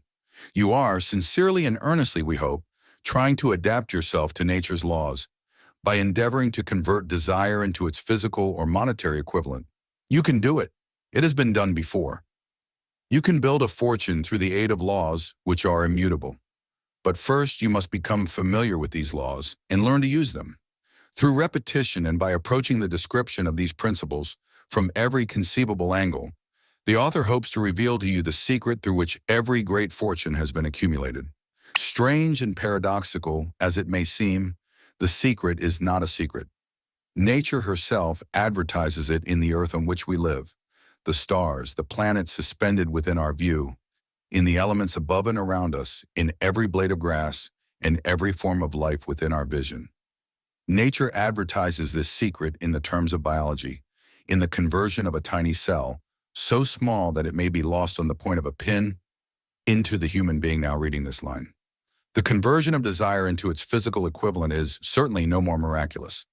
Do not become discouraged if you do not fully comprehend all that has been stated. Unless you have long been a student of the mind, it is not to be expected that you will assimilate all that is in this chapter upon a first reading. But you will, in time, make good progress. The principles which follow will open the way for understanding of imagination. Assimilate that which you understand as you read this philosophy for the first time. Then, when you reread and study it, you will discover that something has happened to clarify it and give you a broader understanding of the whole. Above all, do not stop nor hesitate in your study of these principles until you have read the book at least 3 times, for then you will not want to stop. How to make practical use of imagination. Chapter 6. Ideas are the beginning points of all fortunes. Ideas are products of the imagination. Let us examine a few well-known ideas which have yielded huge fortunes, with the hope that these illustrations will convey definite information concerning the method by which imagination may be used in accumulating riches. The enchanted kettle. 50 years ago, an old country doctor drove to town, hitched his horse, quietly slipped into a drugstore by the back door, and began dickering with the young drug clerk. His mission was destined to yield great wealth to many people. It was destined to bring to the South the most far-flung benefit since the Civil War. For more than an hour, behind the prescription counter, the old doctor and the clerk talked in low tones. Then the doctor left. He went out to the buggy and brought back a large, old-fashioned kettle, a big wooden paddle used for stirring the contents of the kettle, and deposited them in the back of the store. The clerk inspected the kettle, reached into his inside pocket, took out a roll of bills, and handed it over to the doctor. The roll contained exactly $500. 0, the clerk's entire savings. The doctor handed over a small slip of paper on which was written a secret formula. The words on that small slip of paper were worth a king's ransom, but not to the doctor. Those magic words were needed to start the kettle to boil, but neither the doctor nor the young clerk knew what fabulous fortunes were destined to flow from that kettle. The old doctor was glad to sell the outfit for $500. The money would pay off his debts and give him freedom of mind. The clerk was taking a big chance by staking his entire life savings on a mere scrap of paper and an old kettle. He never dreamed his investment would start a kettle to overflowing with gold that would surpass the miraculous performance of Aladdin's lamp. What the clerk really purchased was an idea. The old kettle and the wooden paddle and the secret message on a slip of paper were incidental. The strange performance of that kettle began to take place after the new owner mixed with the secret instructions, an ingredient of which the doctor knew nothing. Read this story carefully. Give your imagination a test. See if you can discover what it was that the young man added to the secret message, which caused the kettle to overflow with gold. Remember as you read that this is not a story from Arabian Nights. Here you have a story of facts, stranger than fiction, facts which began in the form of an idea. Let us take a look at the vast fortunes of gold this idea has produced. It has paid and still pays huge fortunes to men and women all over the world who distribute the contents of the kettle to millions of people. The old kettle is now one of the world's largest consumers of sugar, thus providing jobs of a permanent nature to thousands of men and women engaged in growing sugarcane and in refining and marketing sugar. The old kettle consumes annually millions of glass bottles, providing jobs to huge numbers of glass workers. The old kettle gives employment to an army of clerks, stenographers, copywriters, and advertising experts throughout the nation. It has brought fame and fortune to scores of artists who have created magnificent pictures describing the product. The old kettle has converted a small southern city into the business capital of the South, where it now benefits directly or indirectly every business and practically every resident of the city. The influence of this idea now benefits every civilized country in the world, pouring out a continuous stream of gold to all who touch it. Gold from the kettle built and maintains one of the most prominent colleges of the South, where thousands of young people receive the training essential for success. The old kettle has done other marvelous things. All through the world depression, when factories, banks, and business houses were folding up and quitting by the thousands, the owner of this enchanted kettle went marching on, giving continuous employment to an army of men and women all over the world, and paying out extra portions of gold to those who, long ago, had faith in the idea. If the product of that old brass kettle could talk, it would tell thrilling tales of romance in every language. Romances of love, romances of business, romances of professional men and women who are daily being stimulated by it. The author is sure of at least one such romance, for he was a part of it, and it all began not far from the very spot on which the drug clerk purchased the old kettle. It was here that the author met his wife, and it was she who first told him of the enchanted kettle. It was the product of that kettle they were drinking when he asked her to accept him for better or worse. Now that you know the content of the enchanted kettle is a world-famous drink, it is fitting that the author confessed that the home city of the drink supplied him with a wife, also that the drink itself provides him with stimulation of thought without intoxication, and thereby it serves to give the refreshment of mind which an author must have to do his best work. Whoever you are, wherever you may live, whatever occupation you may be engaged in, just remember in the future, every time you see the words Coca-Cola, that its vast empire of wealth and influence grew out of a single idea, and that the mysterious ingredient the drug clerk Asa Candler mixed with the secret formula was imagination. Stop and think of that for a moment. Remember also that the 13 steps to riches, described in this book, were the media through which the influence of Coca-Cola has been extended to every city, town, village, and crossroads of the world, and that any idea you may create has the possibility of duplicating the stupendous record of this worldwide thirst killer.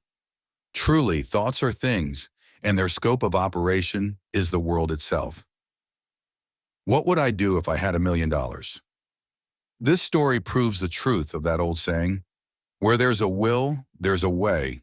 It was told to me by that beloved educator and clergyman, the late Frank W. Gonzalez, who began his preaching career in the Stockyards region of South Chicago. While Dr. Gonzalez was going through college, he observed many defects in our educational system, defects which he believed he could correct if he were the head of a college. His deepest desire was to become the directing head of an educational institution in which young men and women would be taught to learn by doing. He made up his mind to organize a new college in which he could carry out his ideas without being handicapped by orthodox methods of education. He needed $1 million to put the project across. Where was he to lay his hands on so large a sum of money? That was the question that absorbed most of this ambitious young preacher's thought. But he couldn't seem to make any progress. Every night he took that thought to bed with him. He got up with it in the morning. He took it with him everywhere he went. He turned it over and over in his mind until it became a consuming obsession with him. $1 million is a lot of money. He recognized that fact, but he also recognized the truth that the only limitation is that which one sets up in one's own mind. Being a philosopher as well as a preacher, Dr. Gonzalez recognized, as do all who succeed in life, that definiteness of purpose is the starting point from which one must begin. He recognized, too, that definiteness of purpose takes on animation, life, and power when backed by a burning desire to translate that purpose into its material equivalent. He knew all these great truths, yet he did not know where or how to lay his hands on $1 million. The natural procedure would have been to give up and quit by saying, well, my idea is a good one, but I cannot do anything with it because I never can procure the necessary $1 million. That is exactly what the majority of people would have said, but it is not what Dr. Gonzalez said. What he said and what he did are so important that I now introduce him and let him speak for himself. One Saturday afternoon, I sat in my room thinking of ways and means of raising the money to carry out my plans. For nearly 2 years I had been thinking, but I had done nothing but think. The time had come for action. I made up my mind then and there that I would get the necessary $1 million within a week. How? I was not concerned about that. The main thing of importance was the decision to get the money within a specified time. And I want to tell you that the moment I reached a definite decision to get the money within a specified time, a strange feeling of assurance came over me, such as I had never before experienced. Something inside me seemed to say, "Why didn't you reach that decision a long time ago? The money was waiting for you all the time." Things began to happen in a hurry. I called the newspapers and announced I would preach a sermon the following morning, entitled, "What I Would Do If I Had $1 Million." I went to work on the sermon immediately, but I must tell you frankly, the task was not difficult, because I had been preparing that sermon for almost 2 years. The spirit back of it was a part of me. Long before midnight, I had finished writing the sermon. I went to bed and slept with a feeling of confidence, for I could see myself already in possession of the $1,000,000. Next morning, I arose early, went into the bathroom, read the sermon, then knelt on my knees and asked that my sermon might come to the attention of someone who would supply the needed money. While I was praying, I again had that feeling of assurance that the money would be forthcoming. In my excitement, I walked out without my sermon and did not discover the oversight until I was in my pulpit and about ready to begin delivering it.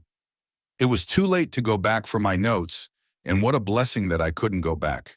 Instead, my own subconscious mind yielded the material I needed. When I arose to begin my sermon, I closed my eyes and spoke with all my heart and soul of my dreams. I not only talked to my audience, but I fancy I talked also to God. I told what I would do with $1,000,000 if that amount were placed in my hands. I described the plan I had in mind for organizing a great educational institution where young people would learn to do practical things and at the same time develop their minds. When I had finished and sat down, a man slowly arose from his seat about 3 rows from the rear and made his way toward the pulpit. I wondered what he was going to do. He came into the pulpit, extended his hand and said, "Reverend, I liked your sermon. I believe you can do everything you said you would if you had $1,000,000. To prove that I believe in you and your sermon, if you will come to my office tomorrow morning, I will give you the $1,000,000. My name is Philip D. Armour." Young Gonzalez went to Mr. Armour's office, and the $1,000,000 was presented to him. With the money, he founded the Armour Institute of Technology. That is more money than the majority of preachers ever see in an entire lifetime. Yet the thought impulse back of the money was created in the young preacher's mind in a fraction of a minute. The necessary $1,000,000 came as a result of an idea. Back of the idea was a desire which young Gonzalez had been nursing in his mind for almost 2 years. Observe this important fact. He got the money within 36 hours after he reached a definite decision in his own mind to get it and decided upon a definite plan for getting it. There was nothing new or unique about young Gonzalez' vague thinking about $1,000,000 and weakly hoping for it. Others before him, and many since his time, have had similar thoughts. But there was something very unique and different about the decision he reached on that memorable Saturday when he put vagueness into the background and definitely said, "I will get that money within a week." God seems to throw himself on the side of the man who knows exactly what he wants if he is determined to get just that. Moreover, the principle through which Dr. Gonzalez got his $1,000,000 is still alive. It is available to you. This universal law is as workable today as it was when the young preacher made use of it so successfully. This book describes, step by step, the 13 elements of this great law and suggests how they may be put to use. Observe that Asa Candler and Dr. Frank Gonzalez had one characteristic in common. Both knew the astounding truth that ideas can be transmuted into cash through the power of definite purpose plus definite plans. If you are one of those who believe that hard work and honesty alone will bring riches, perish the thought. It is not true. Riches, when they come in huge quantities, are never the result of hard work. Riches come, if they come at all, in response to definite demands based upon the application of definite principles, and not by chance or luck. Generally speaking, an idea is an impulse of thought that impels action by an appeal to the imagination. All master salesmen know that ideas can be sold where merchandise cannot.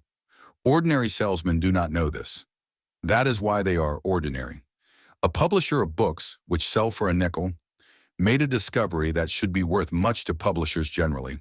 He learned that many people buy titles and not contents of books. By merely changing the name of one book that was not moving, his sales on that book jumped upward more than 1,000,000 copies.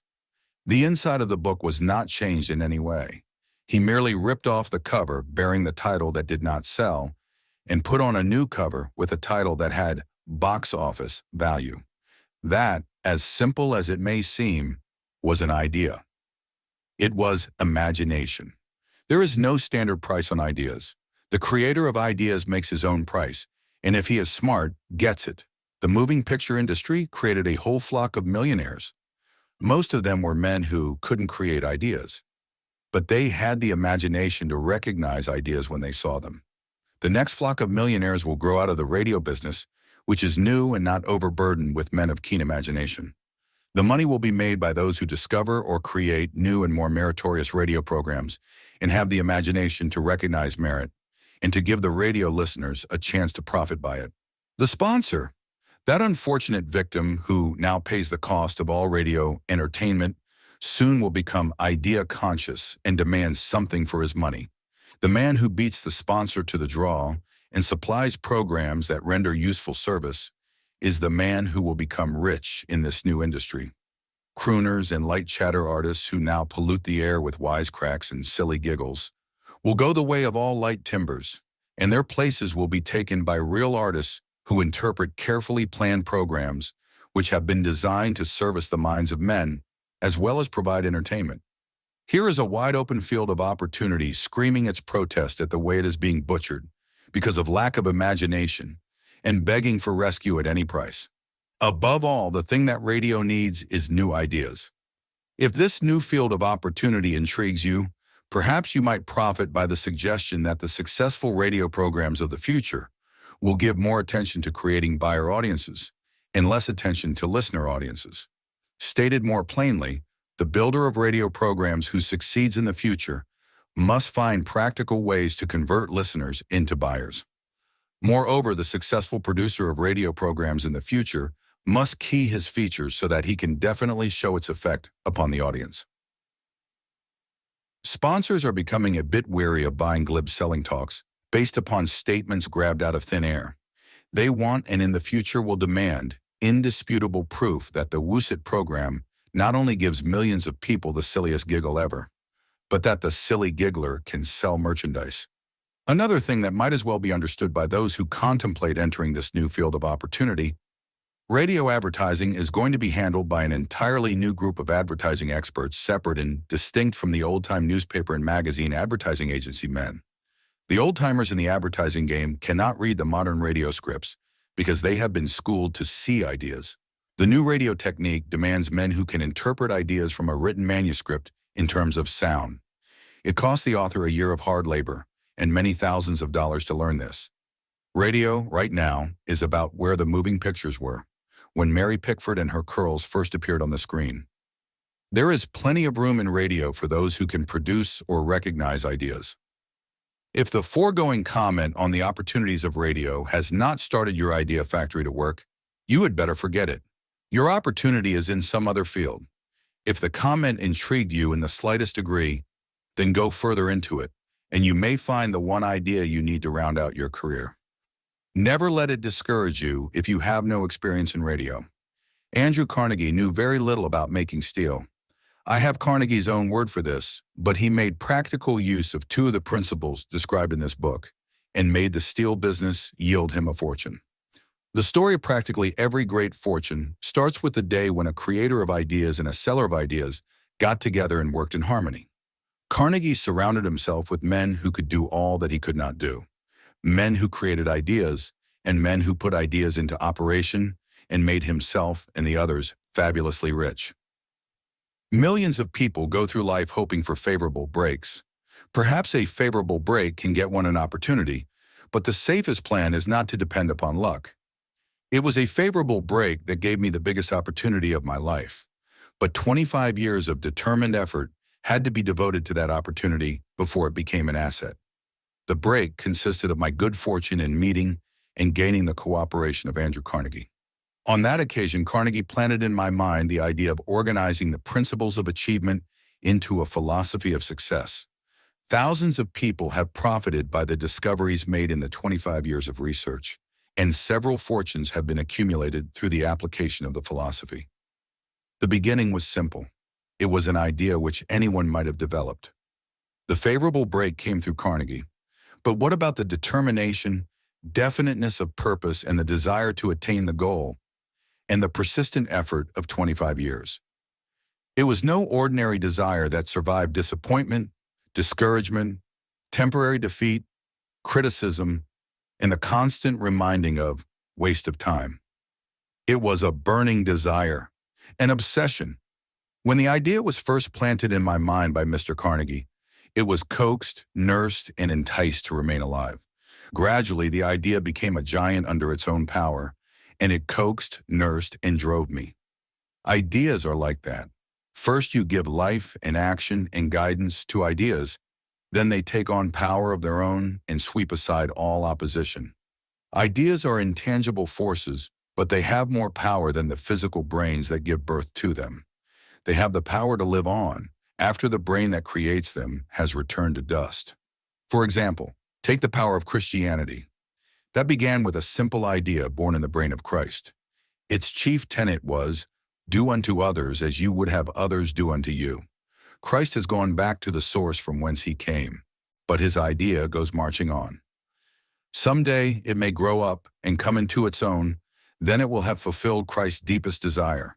The idea has been developing only 2,000 years. Give it time. Success requires no explanations. Failure permits no alibis. Organized planning. The sixth step toward riches. Chapter 7. Organized planning, the crystallization of desire into action. You have learned that everything man creates or acquires begins in the form of desire. That desire is taken on the first lap of its journey, from the abstract to the concrete, into the workshop of the imagination, where plans for its transition are created and organized. In Chapter 2, you were instructed to take 6 definite, practical steps as your first move in translating the desire for money into its monetary equivalent. One of these steps is the formation of a definite practical plan, or plans, through which this transformation may be made. You will now be instructed how to build plans which will be practical, viz. A. Ally yourself with a group of as many people as you may need for the creation and carrying out of your plan or plans for the accumulation of money-making use of the mastermind principle described in a later chapter. Compliance with this instruction is absolutely essential. Do not neglect it. B. Before forming your mastermind alliance, decide what advantages and benefits you may offer the individual members of your group in return for their cooperation. No one will work indefinitely without some form of compensation. No intelligent person will either request or expect another to work without adequate compensation, although this may not always be in the form of money. C. Arrange to meet with the members of your mastermind group at least twice a week, and more often if possible, until you have jointly perfected the necessary plan or plans for the accumulation of money. D. Maintain perfect harmony between yourself and every member of your mastermind group. If you fail to carry out this instruction to the letter, you may expect to meet with failure. The mastermind principle cannot obtain where perfect harmony does not prevail. Keep in mind these facts. First, you are engaged in an undertaking of major importance to you. To be sure of success, you must have plans which are faultless. Second, you must have the advantage of the experience, education, native ability, and imagination of other minds. This is in harmony with the methods followed by every person who has accumulated a great fortune. No individual has sufficient experience, education, native ability, and knowledge to ensure the accumulation of a great fortune without the cooperation of other people. Every plan you adopt in your endeavor to accumulate wealth should be the joint creation of yourself and every other member of your mastermind group. You may originate your own plans, either in whole or in part, but see that those plans are checked and approved by the members of your mastermind alliance. If the first plan which you adopt does not work successfully, replace it with a new plan. If this new plan fails to work, replace it, in turn, with still another. And so on until you find a plan which does work. Right here is the point at which the majority of men meet with failure, because of their lack of persistence in creating new plans to take the place of those which fail. The most intelligent man living cannot succeed in accumulating money, nor in any other undertaking, without plans which are practical and workable. Just keep this fact in mind, and remember when your plans fail, that temporary defeat is not permanent failure. It may only mean that your plans have not been sound. Build other plans. Start all over again. Thomas A. Edison failed 10,000 times before he perfected the incandescent electric light bulb. That is, he met with temporary defeat 10,000 times before his efforts were crowned with success. Temporary defeat should mean only one thing, the certain knowledge that there is something wrong with your plan. Millions of men go through life in misery and poverty because they lack a sound plan through which to accumulate a fortune. Henry Ford accumulated a fortune not because of his superior mind, but because he adopted and followed a plan which proved to be sound. 1,000 men could be pointed out, each with a better education than Ford's, yet each of whom lives in poverty because he does not possess the right plan for the accumulation of money. Your achievement can be no greater than your plans are sound. That may seem to be an axiomatic statement, but it is true. Samuel Insull lost his fortune of over $100 million. The Insull fortune was built on plans which were sound. The business depression forced Mr. Insull to change his plans, and the change brought temporary defeat because his new plans were not sound. Mr. Insull is now an old man. He may consequently accept failure instead of temporary defeat, but if his experience turns out to be failure, it will be for the reason that he lacks the fire of persistence to rebuild his plans. No man is ever whipped until he quits in his own mind. This fact will be repeated many times because it is so easy to take the count at the first sign of defeat. James J. Hill met with temporary defeat when he first endeavored to raise the necessary capital to build a railroad from the east to the west. But he, too, turned defeat into victory through new plans. Henry Ford met with temporary defeat, not only at the beginning of his automobile career, but after he had gone far toward the top. He created new plans and went marching on to financial victory.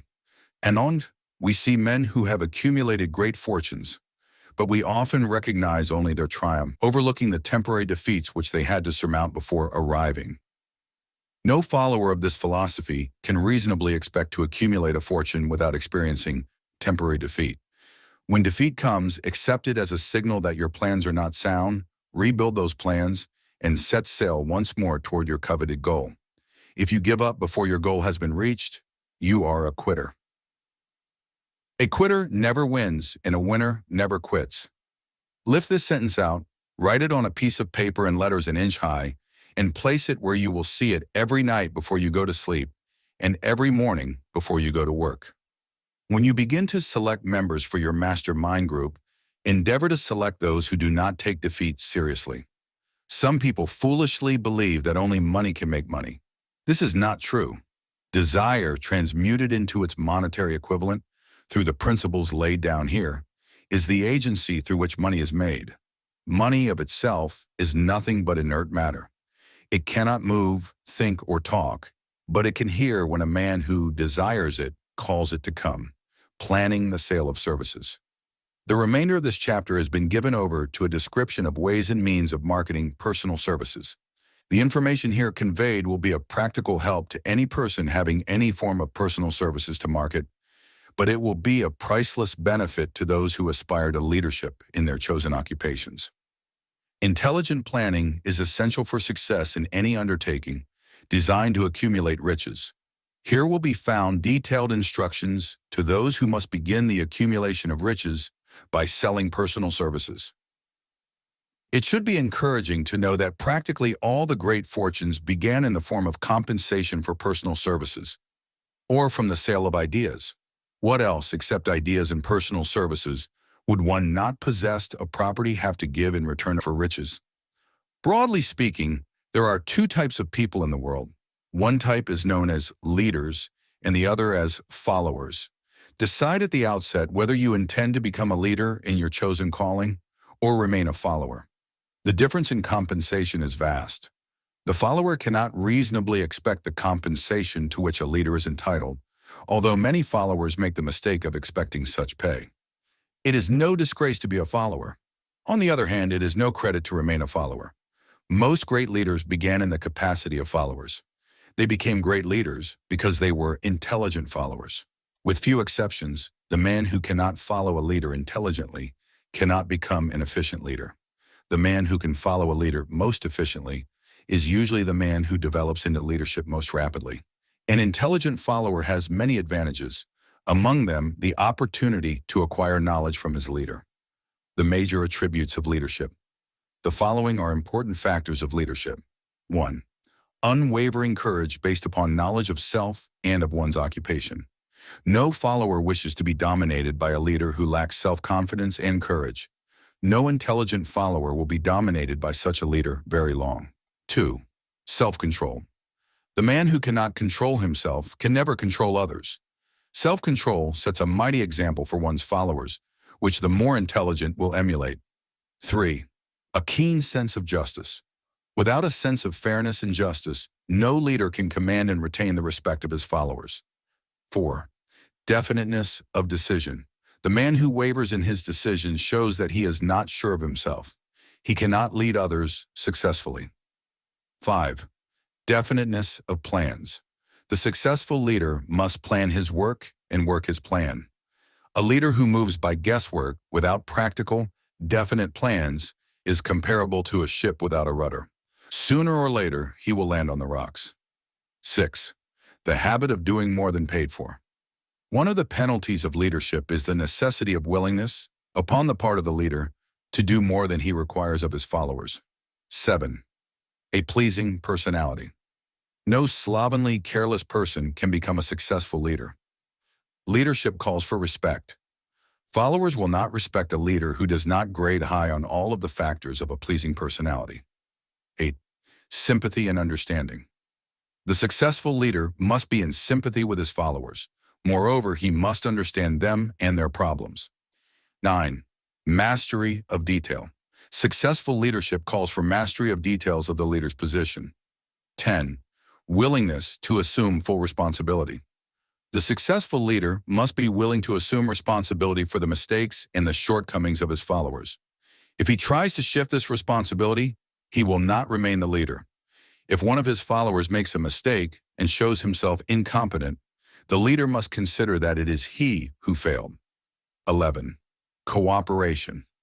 The successful leader must understand and apply the principle of cooperative effort and be able to induce his followers to do the same.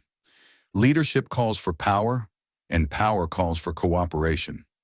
There are two forms of leadership. The first, and by far the most effective, is leadership by consent of and with the sympathy of the followers. The second is leadership by force, without the consent and sympathy of the followers. History is filled with evidences that leadership by force cannot endure. The downfall and disappearance of dictators and kings is significant. It means that people will not follow forced leadership indefinitely. The world has just entered a new era of relationship between leaders and followers, which very clearly calls for new leaders, and a new brand of leadership in business and industry. Those who belong to the old school of leadership by force must acquire an understanding of the new brand of leadership, cooperation, or be relegated to the rank and file of the followers. There is no other way out for them. The relationship of employer and employee, or of leader and follower, in the future will be one of mutual cooperation based upon an equitable division of the profits of business. In the future, the relationship of employer and employee will be more like a partnership than it has been in the past. Napoleon, Kaiser Wilhelm of Germany, the Tsar of Russia, and the King of Spain were examples of leadership by force. Their leadership passed. Without much difficulty, one might point to the prototypes of these ex-leaders among the business, financial, and labor leaders of America who have been dethroned or slated to go. Leadership by consent of the followers is the only brand which can endure. Men may follow the forced leadership temporarily, but they will not do so willingly. The new brand of leadership will embrace the 11 factors of leadership described in this chapter, as well as some other factors. The man who makes these the basis of his leadership will find abundant opportunity to lead in any walk of life. The Depression was prolonged, largely because the world lacked leadership of the new brand. At the end of the Depression, the demand for leaders who are competent to apply the new methods of leadership has greatly exceeded the supply. Some of the old type of leaders will reform and adapt themselves to the new brand of leadership, but generally speaking, the world will have to look for new timber for its leadership. This necessity may be your opportunity. The 10 major causes of failure in leadership. We come now to the major faults of leaders who fail, because it is just as essential to know what not to do as it is to know what to do. 1. Inability to organize details. Efficient leadership calls for ability to organize and to master details. No genuine leader is ever too busy to do anything which may be required of him in his capacity as leader. When a man, whether he is a leader or follower, admits that he is too busy to change his plans or to give attention to any emergency, he admits his inefficiency. The successful leader must be the master of all details connected with his position. That means, of course, that he must acquire the habit of relegating details to capable lieutenants. 2. Unwillingness to render humble service. Truly great leaders are willing, when occasion demands, to perform any sort of labor which they would ask another to perform. The greatest among ye shall be the servant of all, is a truth which all able leaders observe and respect. 3. Expectation of pay for what they know, instead of what they do with that which they know. The world does not pay men for that which they know. It pays them for what they do, or induce others to do. 4. Fear of competition from followers. The leader who fears that one of his followers may take his position is practically sure to realize that fear sooner or later. The able leader trains understudies to whom he may delegate, at will, any of the details of his position. Only in this way may a leader multiply himself and prepare himself to be at many places, and give attention to many things at one time. It is an eternal truth that men receive more pay for their ability to get others to perform than they could possibly earn by their own efforts. An efficient leader may, through his knowledge of his job and the magnetism of his personality, greatly increase the efficiency of others and induce them to render more service and better service than they could render without his aid. 5. Lack of imagination. Without imagination, the leader is incapable of meeting emergencies and of creating plans by which to guide his followers efficiently. 6. Selfishness. The leader who claims all the honor for the work of his followers is sure to be met by resentment. The really great leader claims none of the honors. He is contented to see the honors, when there are any, go to his followers, because he knows that most men will work harder for commendation and recognition than they will for money alone. 7. Intemperance. Followers do not respect an intemperate leader. Moreover, intemperance in any of its various forms destroys the endurance and the vitality of all who indulge in it. 8. Disloyalty. Perhaps this should have come at the head of the list. The leader who is not loyal to his trust and to his associates, those above him and those below him, cannot long maintain his leadership. Disloyalty marks one as being less than the dust of the earth and brings down on one's head the contempt he deserves. Lack of loyalty is one of the major causes of failure in every walk of life. 9. Emphasis of the authority of leadership. The efficient leader leads by encouraging and not by trying to instill fear in the hearts of his followers. The leader who tries to impress his followers with his authority comes within the category of leadership through force. If a leader is a real leader, he will have no need to advertise that fact except by his conduct, his sympathy, understanding, fairness, and a demonstration that he knows his job. 10. Emphasis of title. The competent leader requires no title to give him the respect of his followers. The man who makes too much over his title generally has little else to emphasize. The doors to the office of the real leader are open to all who wish to enter, and his working quarters are free from formality or ostentation. These are among the more common of the causes of failure in leadership. Any one of these faults is sufficient to induce failure. Study the list carefully if you aspire to leadership, and make sure that you are free of these faults. Some fertile fields in which new leadership will be required.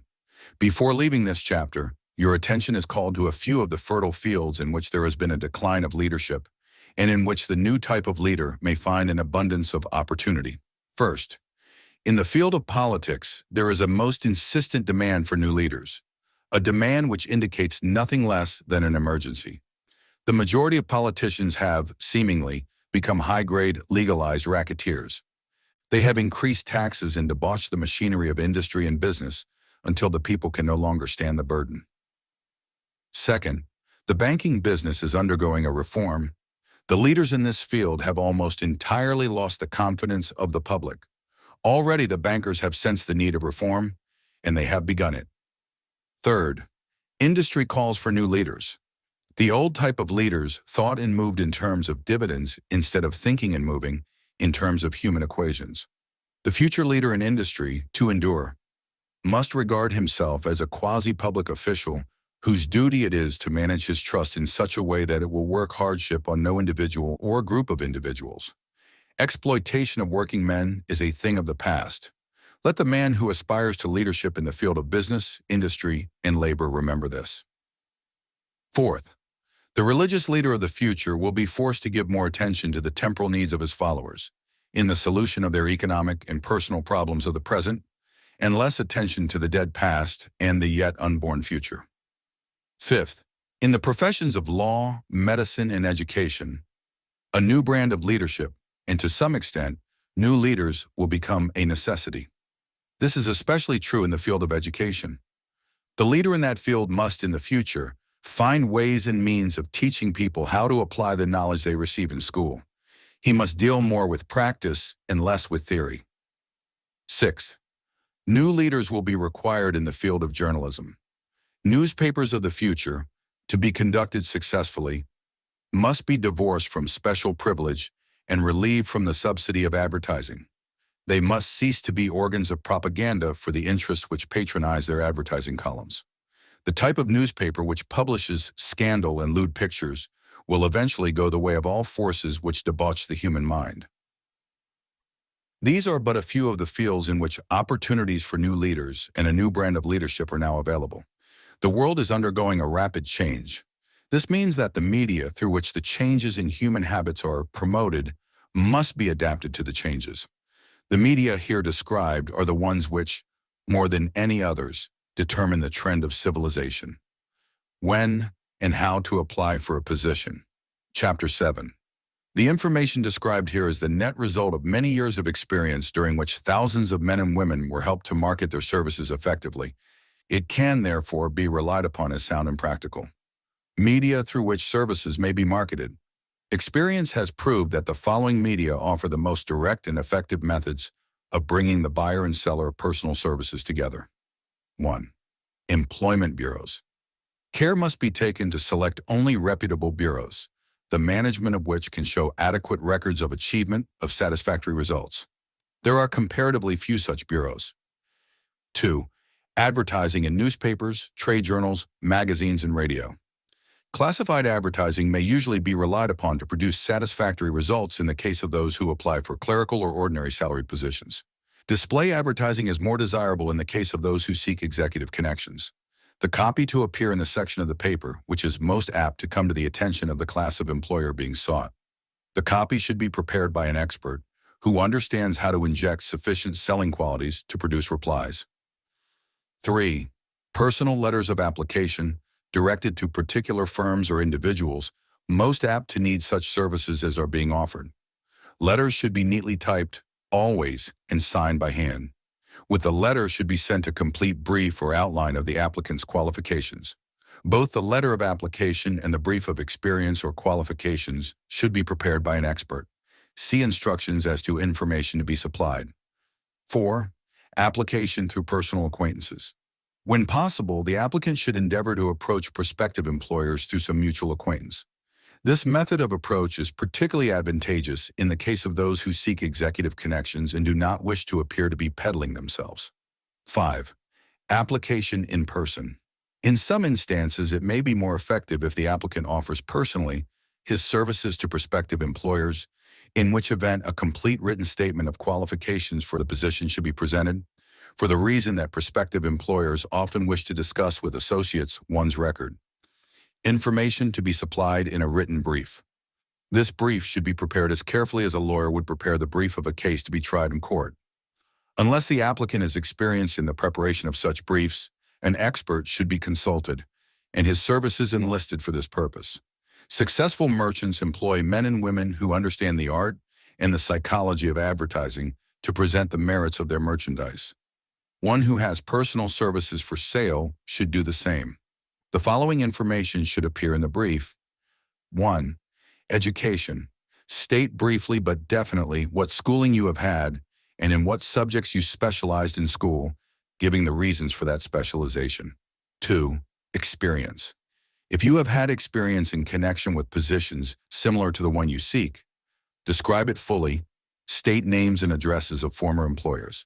Be sure to bring out clearly any special experience you may have had, which would equip you to fill the position you seek. 3. References.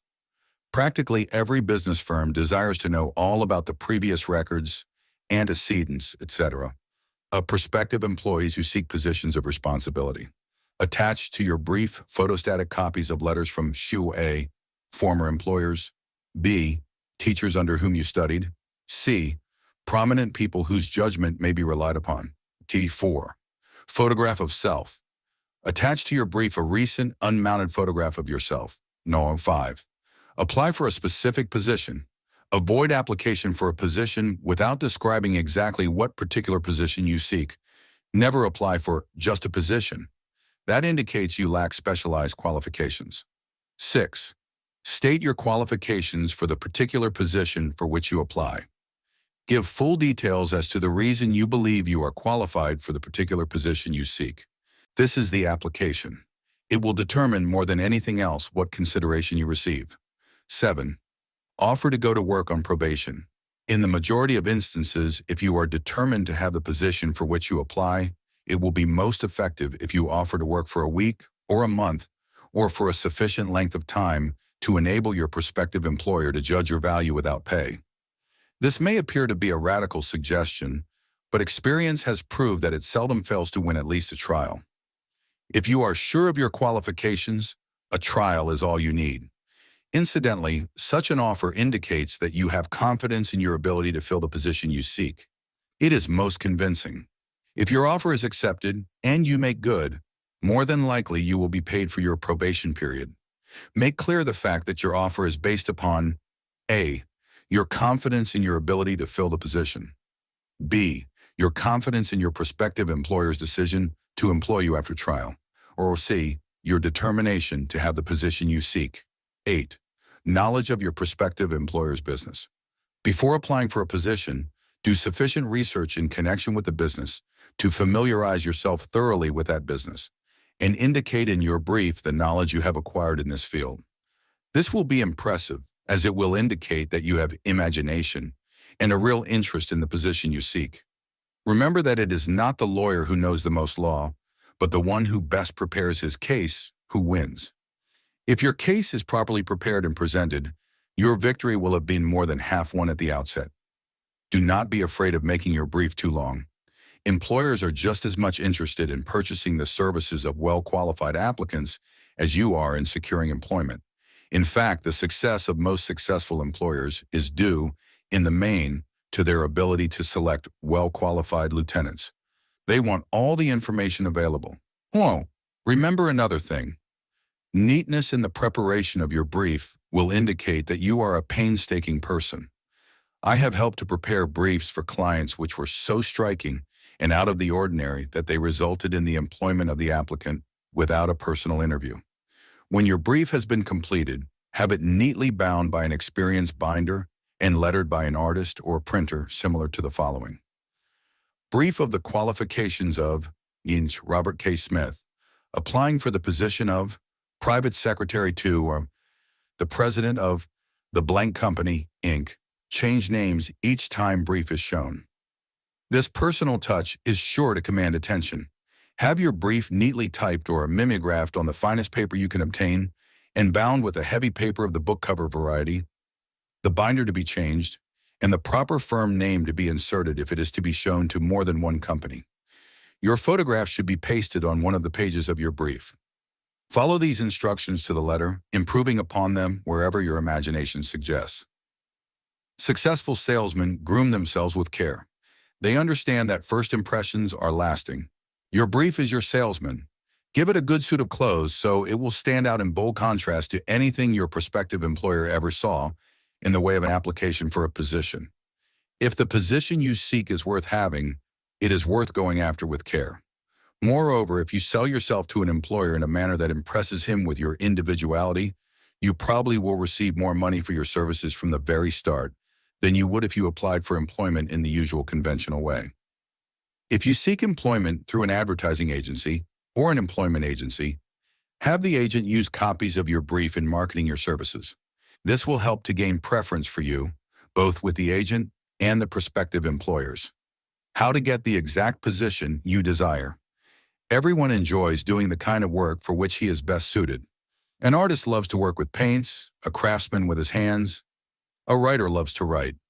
Those with less definite talents have their preferences for certain fields of business and industry.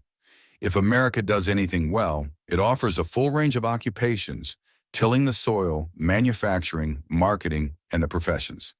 First, decide exactly what kind of a job you want. If the job doesn't already exist, perhaps you can create it. Second, choose the company or individual for whom you wish to work. Or third, study your prospective employer as to policies, personnel, and chances of advancement. Fourth, by analysis of yourself, your talents and capabilities, figure what you can offer and plan ways and means of giving advantages, services, developments, ideas that you believe you can successfully deliver. Fifth, forget about a job. Forget whether or not there is an opening. Forget the usual routine of, have you got a job for me? Concentrate on what you can give. Sixth, once you have your plan in mind, arrange with an experienced writer to put it on paper in neat form and in full detail. Seventh, present it to the proper person with authority and he will do the rest. Every company is looking for men who can give something of value, whether it be ideas, services, or connections. Every company has room for the man who has a definite plan of action, which is to the advantage of that company. This line of procedure may take a few days or weeks of extra time, but the difference in income and advancement and in gaining recognition will save years of hard work at small pay. It has many advantages, the main one being that it will often save from 1 to 5 years of time in reaching a chosen goal. Every person who starts or gets in halfway up the ladder does so by deliberate and careful planning, excepting, of course, the boss's son. The new way of marketing services. Jobs are now partnerships. Men and women who market their services to best advantage in the future must recognize the stupendous change which has taken place in connection with the relationship between employer and employee. In the future, the golden rule, and not the rule of gold, will be the dominating factor in the marketing of merchandise as well as personal services. The future relationship between employers and their employees will be more in the nature of a partnership consisting of A, the employer, B, the employee, C, the public they serve. This new way of marketing personal services is called new for many reasons.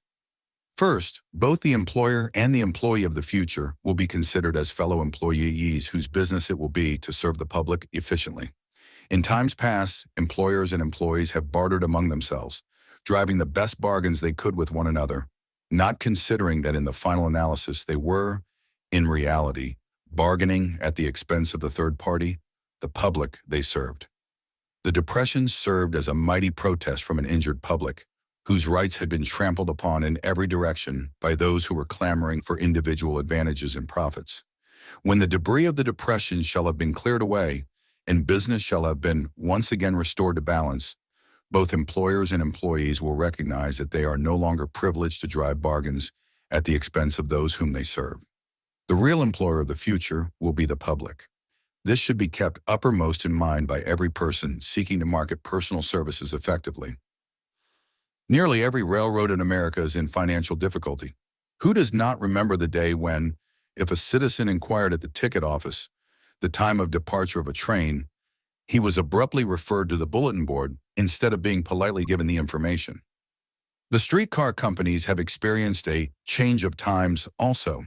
There was a time not so very long ago when streetcar conductors took pride in giving argument to passengers. Many of the streetcar tracks have been removed, and passengers ride on a bus, whose driver is the last word in politeness. All over the country, streetcar tracks are rusting from abandonment or have been taken up. Wherever streetcars are still in operation, passengers may now ride without argument, and one may even hail the car in the middle of the block, and the motorman will obligingly pick him up. How times have changed. That is just the point I am trying to emphasize. Times have changed. Moreover, the change is reflected not merely in railroad offices and on streetcars, but in other walks of life as well. The public be damned policy is now passé. It has been supplanted by the "we are obligingly at your service, sir" policy. The bankers have learned a thing or two during this rapid change which has taken place during the past few years. Impoliteness on the part of a bank official or bank employee today is as rare as it was conspicuous a dozen years ago. In the years past, some bankers, not all of them of course, carried an atmosphere of austerity which gave every would-be borrower a chill when he even thought of approaching his banker for a loan. The thousands of bank failures during the Depression had the effect of removing the mahogany doors behind which bankers formerly barricaded themselves. They now sit at desks in the open, where they may be seen and approached at will by any depositor, or by anyone who wishes to see them, and the whole atmosphere of the bank is one of courtesy and understanding. It used to be customary for customers to have to stand and wait at the corner grocery until the clerks were through passing the time of day with friends, and the proprietor had finished making up his bank deposit before being waited upon. Chain stores managed by courteous men who do everything in the way of service, short of shining the customer's shoes, have pushed the old-time merchants into the background. Time marches on. Courtesy and service are the watchwords of merchandising today and apply to the person who is marketing personal services even more directly than to the employer whom he serves. Because, in the final analysis, both the employer and his employee are employed by the public they serve. If they fail to serve well, they pay by the loss of their privilege of serving. We can all remember the time when the gas meter reader pounded on the door hard enough to break the panels. When the door was opened, he pushed his way in, uninvited, with a scowl on his face which plainly said, "What the hell did you keep me waiting for?" All that has undergone a change. The meter man now conducts himself as a gentleman who is delighted to be at your service, sir. Before the gas companies learned that their scowling meter men were accumulating liabilities never to be cleared away, the polite salesman of oil burners came along and did a land office business. During the Depression, I spent several months in the anthracite coal region of Pennsylvania, studying conditions which all but destroyed the coal industry. Among several very significant discoveries was the fact that greed on the part of operators and their employees was the chief cause of the loss of business for the operators and loss of jobs for the miners. Through the pressure of a group of overzealous labor leaders representing the employees and the greed for profits on the part of the operators, the anthracite business suddenly dwindled. The coal operators and their employees drove sharp bargains with one another, adding the cost of the bargaining to the price of the coal, until finally they discovered they had built up a wonderful business for the manufacturers of oil-burning outfits and the producers of crude oil. The wages of sin is death. Many have read this in the Bible, but few have discovered its meaning. Now and for several years, the entire world has been listening by force to a sermon which might well be called "Whatsoever a man soweth, that shall he also reap."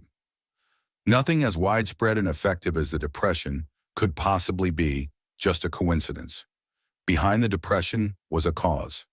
Nothing ever happens without a cause. In the main, the cause of the Depression is traceable directly to the worldwide habit of trying to reap without sowing. This should not be mistaken to mean that the Depression represents a crop which the world is being forced to reap without having sown. The trouble is that the world sowed the wrong sort of seed. Any farmer knows he cannot sow the seed of thistles and reap a harvest of grain. Beginning at the outbreak of the World War, the people of the world began to sow the seed of service inadequate in both quality and quantity. Nearly everyone was engaged in the pastime of trying to get without giving. These illustrations are brought to the attention of those who have personal services to market to show that we are where we are and what we are because of our own conduct. If there is a principle of cause and effect which controls business, finance, and transportation, this same principle controls individuals and determines their economic status. What is your QQS rating? The causes of success in marketing services effectively and permanently have been clearly described. Unless those causes are studied, analyzed, understood, and applied, no man can market his services effectively and permanently. Every person must be his own salesman of personal services. The quality and the quantity of service rendered and the spirit in which it is rendered determine to a large extent the price and the duration of employment. To market personal services effectively, which means a permanent market at a satisfactory price under pleasant conditions, One must adopt and follow the QQS formula, which means that quality plus quantity plus the proper spirit of cooperation equals perfect salesmanship of service. Remember the QQS formula, but do more, apply it as a habit. Let us analyze the formula to make sure we understand exactly what it means. 1. Quality of service shall be construed to mean the performance of every detail in connection with your position in the most efficient manner possible, with the object of greater efficiency always in mind. 2. Quantity of service shall be understood to mean the habit of rendering all the service of which you are capable, at all times, with the purpose of increasing the amount of service rendered as greater skill is developed through practice and experience. Emphasis is again placed on the word habit. 3. Spirit of service shall be construed to mean the habit of agreeable, harmonious conduct which will induce cooperation from associates and fellow employees. Adequacy of quality and quantity of service is not sufficient to maintain a permanent market for your services.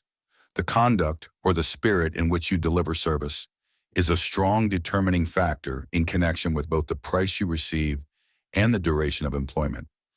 Andrew Carnegie stressed this point more than others in connection with his description of the factors which lead to success in the marketing of personal services. He emphasized again and again the necessity for harmonious conduct. He stressed the fact that he would not retain any man, no matter how great a quantity or how efficient the quality of his work, unless he worked in a spirit of harmony. Mr. Carnegie insisted upon men being agreeable. To prove that he placed a high value upon this quality, he permitted many men who conformed to his standards to become very wealthy. Those who did not conform had to make room for others. The importance of a pleasing personality has been stressed because it is a factor which enables one to render service in the proper spirit. If one has a personality which pleases and renders service in a spirit of harmony, these assets often make up for deficiencies in both the quality and the quantity of service one renders. Nothing, however, can be successfully substituted for pleasing conduct. The capital value of your services. The person whose income is derived entirely from the sale of personal services is no less a merchant than the man who sells commodities. And it might well be added, such a person is subject to exactly the same rules of conduct as the merchant who sells merchandise. This has been emphasized because the majority of people who live by the sale of personal services make the mistake of considering themselves free from the rules of conduct and the responsibilities attached to those who are engaged in marketing commodities. The new way of marketing services has practically forced both employer and employee into partnership alliances, through which both take into consideration the rights of the third party, the public they serve. The day of the go-getter has passed. He has been supplanted by the go-giver. High-pressure methods in business finally blew the lid off. There will never be the need to put the lid back on, because in the future, business will be conducted by methods that will require no pressure. The actual capital value of your brains may be determined by the amount of income you can produce by marketing your services. A fair estimate of the capital value of your services may be made by multiplying your annual income by 16 2/3, as it is reasonable to estimate that your annual income represents 6% of your capital value. Money rents for 6% per annum. Money is worth no more than brains. It is often worth much less. Competent brains, if effectively marketed, represent a much more desirable form of capital than that which is required to conduct a business dealing in commodities, because brains are a form of capital which cannot be permanently depreciated through depressions, nor can this form of capital be stolen or spent. Moreover, the money which is essential for the conduct of business is as worthless as a sand dune until it has been mixed with efficient brains. How many of these are holding you back? Life's greatest tragedy consists of men and women who earnestly try and fail. The tragedy lies in the overwhelmingly large majority of people who fail, as compared to the few who succeed. I have had the privilege of analyzing several thousand men and women, 98% of whom were classed as failures. There is something radically wrong with a civilization and a system of education which permit 98% of the people to go through life as failures. But I did not write this book for the purpose of moralizing on the rights and wrongs of the world. That would require a book 100 times the size of this one. My analysis work proved that there are 30 major reasons for failure and 13 major principles through which people accumulate fortunes. In this chapter, a description of the 30 major causes of failure will be given. As you go over the list, check yourself by it point by point, for the purpose of discovering how many of these causes of failure stand between you and success. 1. Unfavorable hereditary background. There is but little, if anything, which can be done for people who are born with a deficiency in brain power. This philosophy offers but one method of bridging this weakness through the aid of the mastermind. Observe with profit, however, that this is the only one of the 30 causes of failure which may not be easily corrected by any individual. 2. Lack of a well-defined purpose in life. There is no hope of success for the person who does not have a central purpose or definite goal at which to aim. 98 out of every 100 of those whom I have analyzed had no such aim. Perhaps this was the 3. Lack of ambition to aim above mediocrity. We offer no hope for the person who is so indifferent as not to want to get ahead in life and who is not willing to pay the price. 4. Insufficient education. This is a handicap which may be overcome with comparative ease. Experience has proven that the best educated people are often those who are known as self-made or self-educated. It takes more than a college degree to make one a person of education. Any person who is educated is one who has learned to get whatever he wants in life without violating the rights of others. Education consists not so much of knowledge, but of knowledge effectively and persistently applied. Men are paid not merely for what they know, but more particularly for what they do with that which they know. 5. Lack of self-discipline. Discipline comes through self-control. This means that one must control all negative qualities. Before you can control conditions, you must first control yourself. Self-mastery is the hardest job you will ever tackle. If you do not conquer self, you will be conquered by self. You may see at one and the same time both your best friend and your greatest enemy by stepping in front of a mirror. 6. Ill health. No person may enjoy outstanding success without good health. Many of the causes of ill health are subject to mastery and control. These in the main are: A. Overeating of foods not conducive to health. B. Wrong habits of thought, giving expression to negatives. C. Wrong use of and overindulgence in sex. D. Lack of proper physical exercise. E. An inadequate supply of fresh air due to improper breathing. 7. Unfavorable environmental influences during childhood. As the twig is bent, so shall the tree grow. Most people who have criminal tendencies acquire them as a result of bad environment and improper associates during childhood. 8. Procrastination. This is one of the most common causes of failure. Old man procrastination stands within the shadow of every human being, waiting his opportunity to spoil one's chances of success. Most of us go through life as failures because we are waiting for the time to be right to start doing something worthwhile.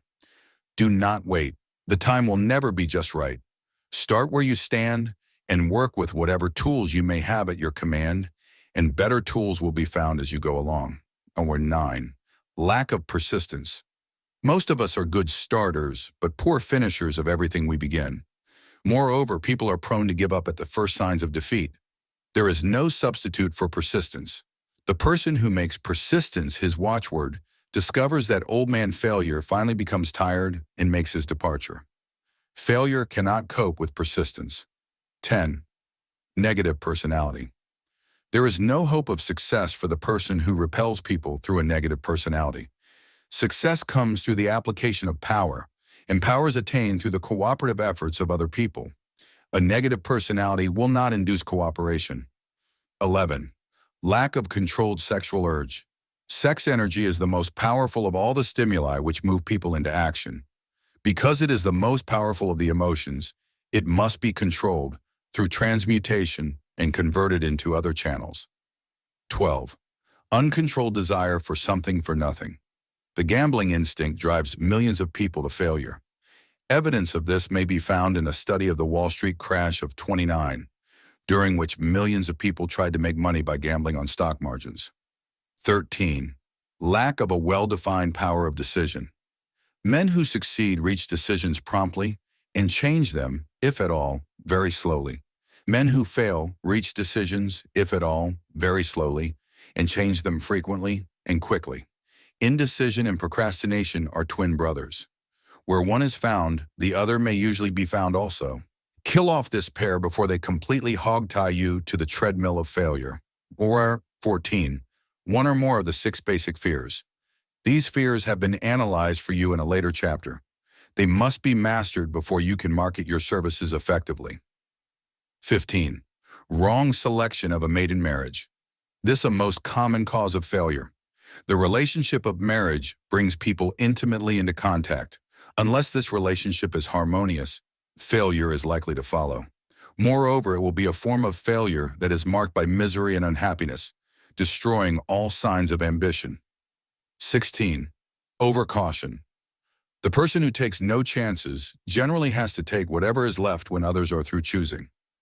Overcaution is as bad as undercaution. Both are extremes to be guarded against. Life itself is filled with the element of chance. 17. Wrong selection of associates in business. This is one of the most common causes of failure in business. In marketing personal services, one should use great care to select an employer who will be an inspiration and who is himself intelligent and successful. We emulate those with whom we associate most closely. Pick an employer who is worth emulating. 18. Superstition and prejudice. Superstition is a form of fear. It is also a sign of ignorance. Men who succeed keep open minds and are afraid of nothing. It's 19. Wrong selection of a vocation. No man can succeed in a line of endeavor which he does not like. The most essential step in the marketing of personal services is that of selecting an occupation into which you can throw yourself wholeheartedly. Nor 20. Lack of concentration of effort. The jack of all trades seldom is good at any. Concentrate all of your efforts on one definite chief aim. And 21. The habit of indiscriminate spending. The spendthrift cannot succeed, mainly because he stands eternally in fear of poverty. Form the habit of systematic saving by putting aside a definite percentage of your income. Money in the bank gives one a very safe foundation of courage when bargaining for the sale of personal services. Without money, one must take what one is offered and be glad to get it. 22. Lack of enthusiasm. Without enthusiasm, one cannot be convincing. Moreover, enthusiasm is contagious, and the person who has it under control is generally welcome in any group of people. 23. Intolerance. The person with a closed mind on any subject seldom gets ahead. Intolerance means that one has stopped acquiring knowledge. The most damaging forms of intolerance are those connected with religious, racial, and political differences of opinion. 24. Intemperance. The most damaging forms of intemperance are connected with eating, strong drink, and sexual activities. Overindulgence in any of these is fatal to success. 25. Inability to cooperate with others. More people lose their positions and their big opportunities in life because of this fault than for all other reasons combined. It is a fault which no well-informed businessman or leader will tolerate. 26. Possession of power that was not acquired through self-effort. Sons and daughters of wealthy men, and others who inherit money which they did not earn. Power in the hands of one who did not acquire it gradually is often fatal to success. Quick riches are more dangerous than poverty. 27. Intentional dishonesty. There is no substitute for honesty. One may be temporarily dishonest by force of circumstances over which one has no control, without permanent damage. But there is no hope for the person who is dishonest by choice. Sooner or later, his deeds will catch up with him, and he will pay by loss of reputation and perhaps even loss of liberty. 28. Egotism and vanity. These qualities serve as red lights which warn others to keep away. They are fatal to success. 29. Guessing instead of thinking. Most people are too indifferent or lazy to acquire facts with which to think accurately. They prefer to act on opinions created by guesswork or snap judgments. 30. Lack of capital. This is a common cause of failure among those who start out in business for the first time, without sufficient reserve of capital to absorb the shock of their mistakes and to carry them over until they have established a reputation. 31. Under this, name any particular cause of failure from which you have suffered that has not been included in the foregoing list. In these 30 major causes of failure is found a description of the tragedy of life, which obtains for practically every person who tries and fails. It will be helpful if you can induce someone who knows you well to go over this list with you and help to analyze you by the 30 causes of failure. It may be beneficial if you try this alone. Most people cannot see themselves as others see them. You may be one who cannot. The oldest of admonitions is, "Man, know thyself." If you market merchandise successfully, you must know the merchandise. The same is true in marketing personal services. You should know all of your weaknesses in order that you may either bridge them or eliminate them entirely. You should know your strength in order that you may call attention to it when selling your services. You can know yourself only through accurate analysis. The folly of ignorance in connection with self was displayed by a young man who applied to the manager of a well-known business for a position. He made a very good impression until the manager asked him what salary he expected. He replied that he had no fixed sum in mind, lack of a definite aim. The manager then said, "We will pay you all you are worth, alter we try you out for a week." "I will not accept it," the applicant replied, "because I am getting more than that where I am now employed." Before you even start to negotiate for a readjustment of your salary in your present position, or to seek employment elsewhere, be sure that you are worth more than you now receive. It is one thing to want money, everyone wants more, but it is something entirely different to be worth more. Many people mistake their wants for their just dues. Your financial requirements or wants have nothing whatever to do with your worth. Your value is established entirely by your ability to render useful service or your capacity to induce others to render such service. Take inventory of yourself. Annual self-analysis is an essential in the effective marketing of personal services, as is annual inventory in merchandising. Moreover, the yearly analysis should disclose a decrease in faults and an increase in virtues. One goes ahead, stands still, or goes backward in life. One's object should be, of course, to go ahead. Annual self-analysis will disclose whether advancement has been made, and if so, how much. It will also disclose any backward steps one may have made. The effective marketing of personal services requires one to move forward, even if the progress is slow. Your annual self-analysis should be made at the end of each year, so you can include in your New Year's resolutions any improvements which the analysis indicates should be made. Take this inventory by asking yourself the following questions, and by checking your answers with the aid of someone who will not permit you to deceive yourself as to their accuracy. Self-analysis questionnaire for personal inventory. 1. Have I attained the goal which I established as my objective for this year? You should work with a definite yearly objective to be attained as a part of your major life objective. 2. Have I delivered service of the best possible quality of which I was capable, or could I have improved any part of this service? 3. Have I delivered service in the greatest possible quantity of which I was capable? 4. Has the spirit of my conduct been harmonious and cooperative at all times? 5. Have I permitted the habit of procrastination to decrease my efficiency, and if so, to what extent? 6. Have I improved my personality, and if so, in what ways? 7. Have I been persistent in following my plans through to completion? 8. Have I reached decisions promptly and definitely on all occasions? 9. Have I permitted any one or more of the 6 basic fears to decrease my efficiency? 10. Have I been either overcautious or undercautious? 11. Has my relationship with my associates in work been pleasant or unpleasant? If it has been unpleasant, has the fault been partly or wholly mine? 12. Have I dissipated any of my energy through lack of concentration of effort? 13. Have I been open-minded and tolerant in connection with all subjects? 14. In what way have I improved my ability to render service? 15. Have I been intemperate in any of my habits? 16. Have I expressed, either openly or secretly, any form of egotism? Or in 17. Has my conduct toward my associates been such that it has induced them to respect me? Or in 18. Have my opinions and decisions been based upon guesswork or accuracy of analysis and thought? Or is 19. Have I followed the habit of budgeting my time, my expenses, and my income? And have I been conservative in these budgets? 20. How much time have I devoted to unprofitable effort which I might have used to better advantage? 21. How may I rebudget my time and change my habits so I will be more efficient during the coming year? 22. Have I been guilty of any conduct which was not approved by my conscience? 23. In what ways have I rendered more service and better service than I was paid to render? 24. Have I been unfair to anyone? And if so, in what way? 25. If I had been the purchaser of my own services for the year, would I be satisfied with my purchase? 26. Am I in the right vocation, and if not, why not? 27. Has the purchaser of my services been satisfied with the service I have rendered, and if not, why not? 28. What is my present rating on the fundamental principles of success?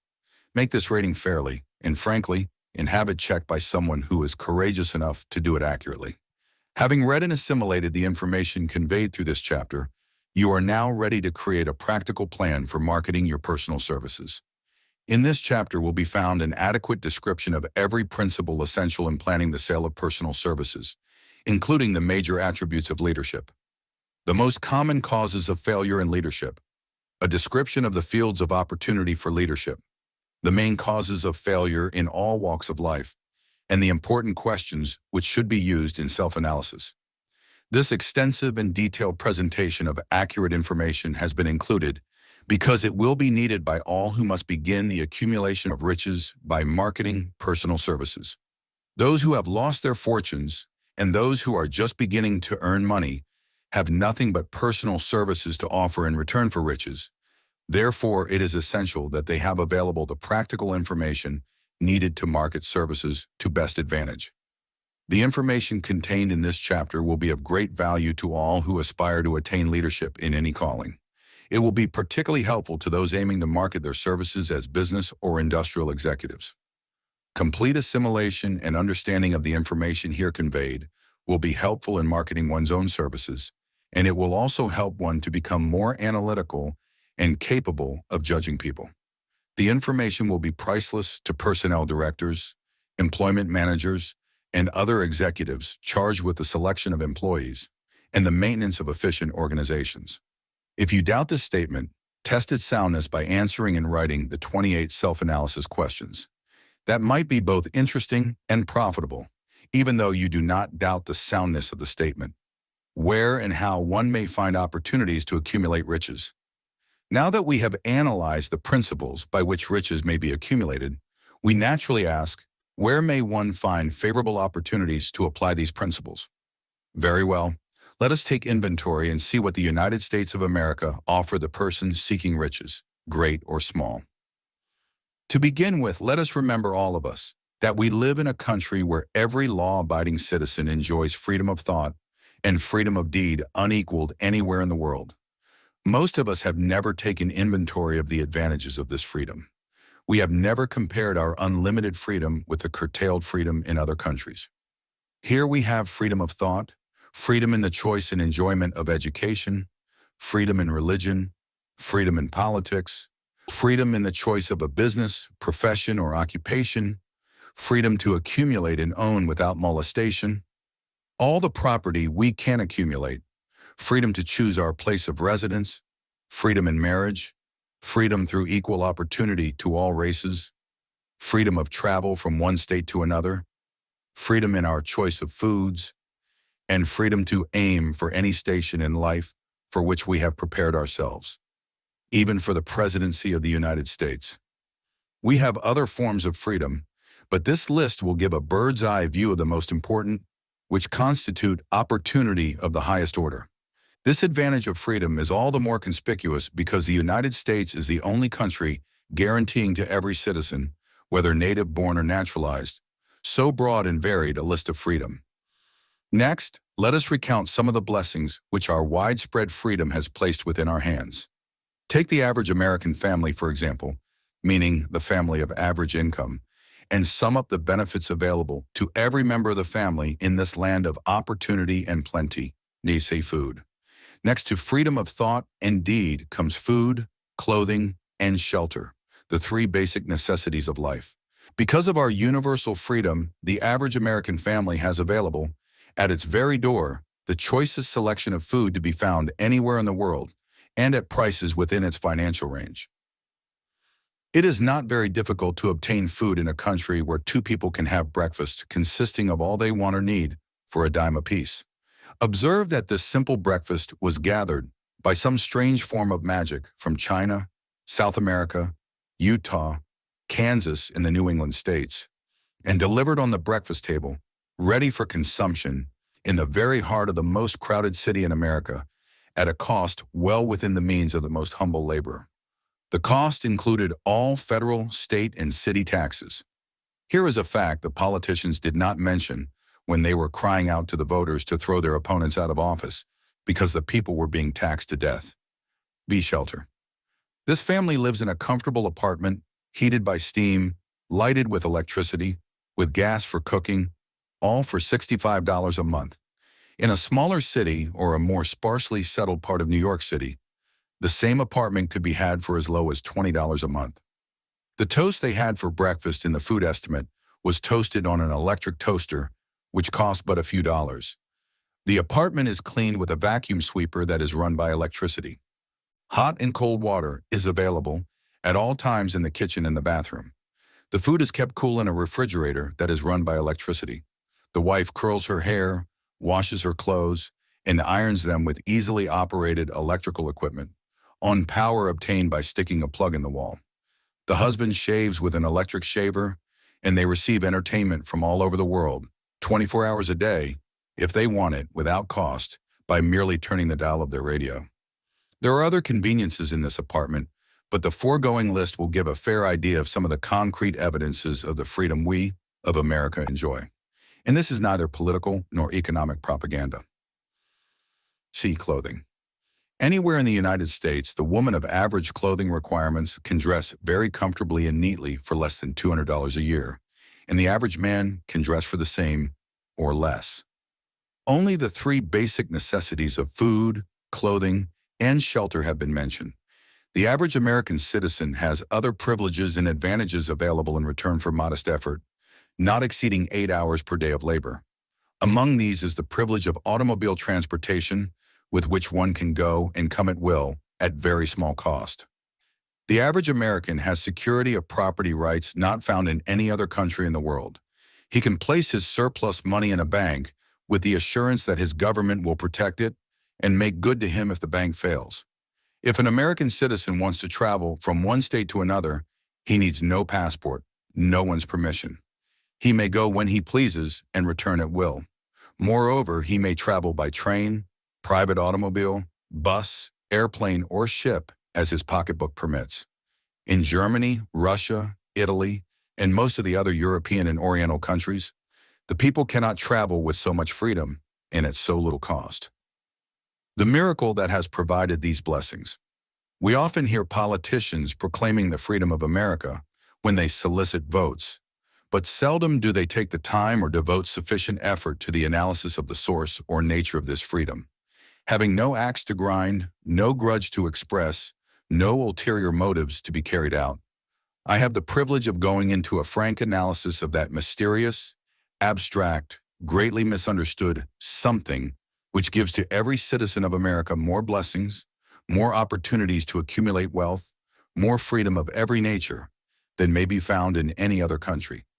I have the right to analyze the source and nature of this unseen power, because I know and have known for more than a quarter of a century many of the men who organize that power and many who are now responsible for its maintenance. The name of this mysterious benefactor of mankind is capital. Capital consists not alone of money, but more particularly of highly organized, intelligent groups of men who plan ways and means of using money efficiently for the good of the public and profitably to themselves. These groups consist of scientists, educators, chemists, inventors, business analysts, publicity men, transportation experts, accountants, lawyers, doctors, and both men and women who have highly specialized knowledge in all fields of industry and business. They pioneer, experiment, and blaze trails in new fields of endeavor. They support colleges, hospitals, public schools, build good roads, publish newspapers, pay most of the cost of government, and take care of the multitudinous detail essential to human progress. Stated briefly, the capitalists are the brains of civilization because they supply the entire fabric of which all education, enlightenment, and human progress consists. Money without brains always is dangerous. Properly used, it is the most important essential of civilization. The simple breakfast here described could not have been delivered to the New York family at a dime each or at any other price if organized capital had not provided the machinery, the ships, the railroads, and the huge armies of trained men to operate them. Some slight idea of the importance of organized capital may be had by trying to imagine yourself burdened with the responsibility of collecting, without the aid of capital, and delivering to the New York City family the simple breakfast described. To supply the tea, you would have to make a trip to China or India, both a very long way from America. Unless you are an excellent swimmer, you would become rather tired before making the round trip. Then, too, another problem would confront you. What would you use for money, even if you had the physical endurance to swim the ocean? To supply the sugar, you would have to take another long swim to Cuba, or a long walk to the sugar beet section of Utah. But even then, you might come back without the sugar, because organized effort and money are necessary to produce sugar, to say nothing of what is required to refine, transport, and deliver it to the breakfast table anywhere in the United States. The eggs, you could deliver easily enough from the barnyards near New York City, but you would have a very long walk to Florida and return before you could serve the 2 glasses of grapefruit juice. You would have another long walk to Kansas or one of the other wheat-growing states when you went after the 4 slices of wheat bread. The rippled wheat biscuits would have to be omitted from the menu because they would not be available except through the labor of a trained organization of men and suitable machinery, all of which call for capital. While resting, you could take off for another little swim down to South America, where you would pick up a couple of bananas, and on your return, you could take a short walk to the nearest farm, having a dairy, and pick up some butter and cream. Then your New York City family would be ready to sit down and enjoy breakfast, and you could collect your 2 dimes for your labor. Seems absurd, doesn't it? Well, the procedure described would be the only possible way these simple items of food could be delivered to the heart of New York City if we had no capitalistic system. The sum of money required for the building and maintenance of the railroads and steamships used in the delivery of that simple breakfast is so huge that it staggers one's imagination. It runs into hundreds of millions of dollars, not to mention the armies of trained employees required to man the ships and trains. But transportation is only a part of the requirements of modern civilization in capitalistic America. Before there can be anything to haul, something must be grown from the ground or manufactured and prepared for market. This calls for more millions of dollars for equipment, machinery, boxing, marketing, and for the wages of millions of men and women. Steamships and railroads do not spring up from the earth and function automatically. They come in response to the call of civilization through the labor and ingenuity and organizing ability of men who have imagination, faith, enthusiasm, decision, persistence. These men are known as capitalists. They are motivated by the desire to build, construct, achieve, render useful service, earn profits, and accumulate riches. And because they render service without which there would be no civilization, they put themselves in the way of great riches. Just to keep the record simple and understandable, I will add that these capitalists are the selfsame men of whom most of us have heard soapbox orders speak. They are the same men to whom radicals, racketeers, dishonest politicians, and grafting labor leaders refer as the predatory interests, or Wall Street. I am not attempting to present a brief for or against any group of men or any system of economics. I am not attempting to condemn collective bargaining when I refer to grafting labor leaders, nor do I aim to give a clean bill of health to all individuals known as capitalists. The purpose of this book, a purpose to which I have faithfully devoted over a quarter of a century, is to present to all who want the knowledge, the most dependable philosophy through which individuals may accumulate riches in whatever amounts they desire. I have here analyzed the economic advantages of the capitalistic system for the twofold purpose of showing 1. That all who seek riches must recognize and adapt themselves to the system that controls all approaches to fortunes, large or small, and 2. To present the side of the picture opposite to that being shown by politicians and demagogues who deliberately becloud the issues they bring up by referring to organized capital as if it were something poisonous. This is a capitalistic country. It was developed through the use of capital, and we who claim the right to partake of the blessings of freedom and opportunity, we who seek to accumulate riches here, may as well know that neither riches nor opportunity would be available to us if organized capital had not provided these benefits. For more than 20 years, it has been a somewhat popular and growing pastime for radicals, self-seeking politicians, racketeers, crooked labor leaders, and on occasion religious leaders, to take potshots at Wall Street, the money changers, and big business. The practice became so general that we witnessed during the business depression the unbelievable sight of high government officials lining up with the cheap politicians and labor leaders, with the openly avowed purpose of throttling the system which has made industrial America the richest country on earth. The lineup was so general and so well organized that it prolonged the worst depression America has ever known. It cost millions of men their jobs, because those jobs were inseparably a part of the industrial and capitalistic system which formed the very backbone of the nation. During this unusual alliance of government officials and self-seeking individuals who were endeavoring to profit by declaring open season on the American system of industry, a certain type of labor leader joined forces with the politicians and offered to deliver voters in return for legislation designed to permit men to take riches away from industry by organized force of numbers, instead of the better method of giving a fair day's work for a fair day's pay. Millions of men and women throughout the nation are still engaged in this popular pastime of trying to get without giving. Some of them are lined up with labor unions where they demand shorter hours and more pay. Others do not take the trouble to work at all. They demand government relief and are getting it. Their idea of their rights of freedom was demonstrated in New York City, where violent complaint was registered with the postmaster by a group of relief beneficiaries because the postman awakened them at 7:30 a.m. to deliver government relief checks. They demanded that the time of delivery be set up to 10 o'clock. If you are one of those who believe that riches can be accumulated by the mere act of men who organize themselves into groups and demand more pay for less service, if you are one of those who demand government relief without early morning disturbance when the money is delivered to you, if you are one of those who believe in trading their votes to politicians in return for the passing of laws which permit the raiding of the public treasury, you may rest securely on your belief with certain knowledge that no one will disturb you, because this is a free country where every man may think as he pleases, where nearly everybody can live with but little effort, where many may live well without doing any work whatsoever. However, you should know the full truth concerning this freedom of which so many people boast and so few understand. As great as it is, as far as it reaches, as many privileges as it provides, it does not and cannot bring riches without effort. There is but one dependable method of accumulating and legally holding riches, and that is by rendering useful service.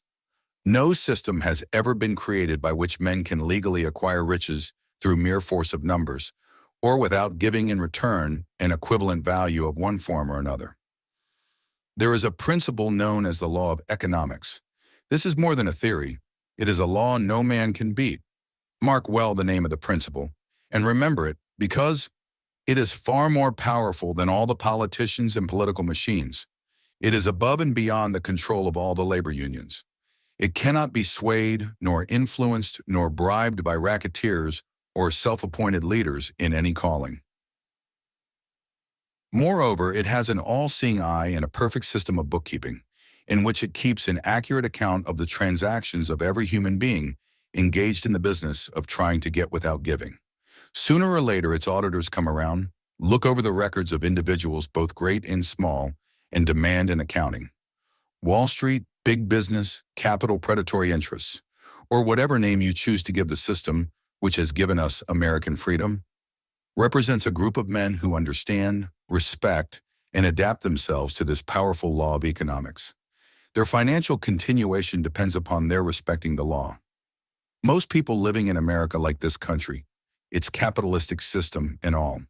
I must confess, I know of no better country where one may find greater opportunities to accumulate riches. Judging by their acts and deeds, there are some in this country who do not like it. That, of course, is their privilege.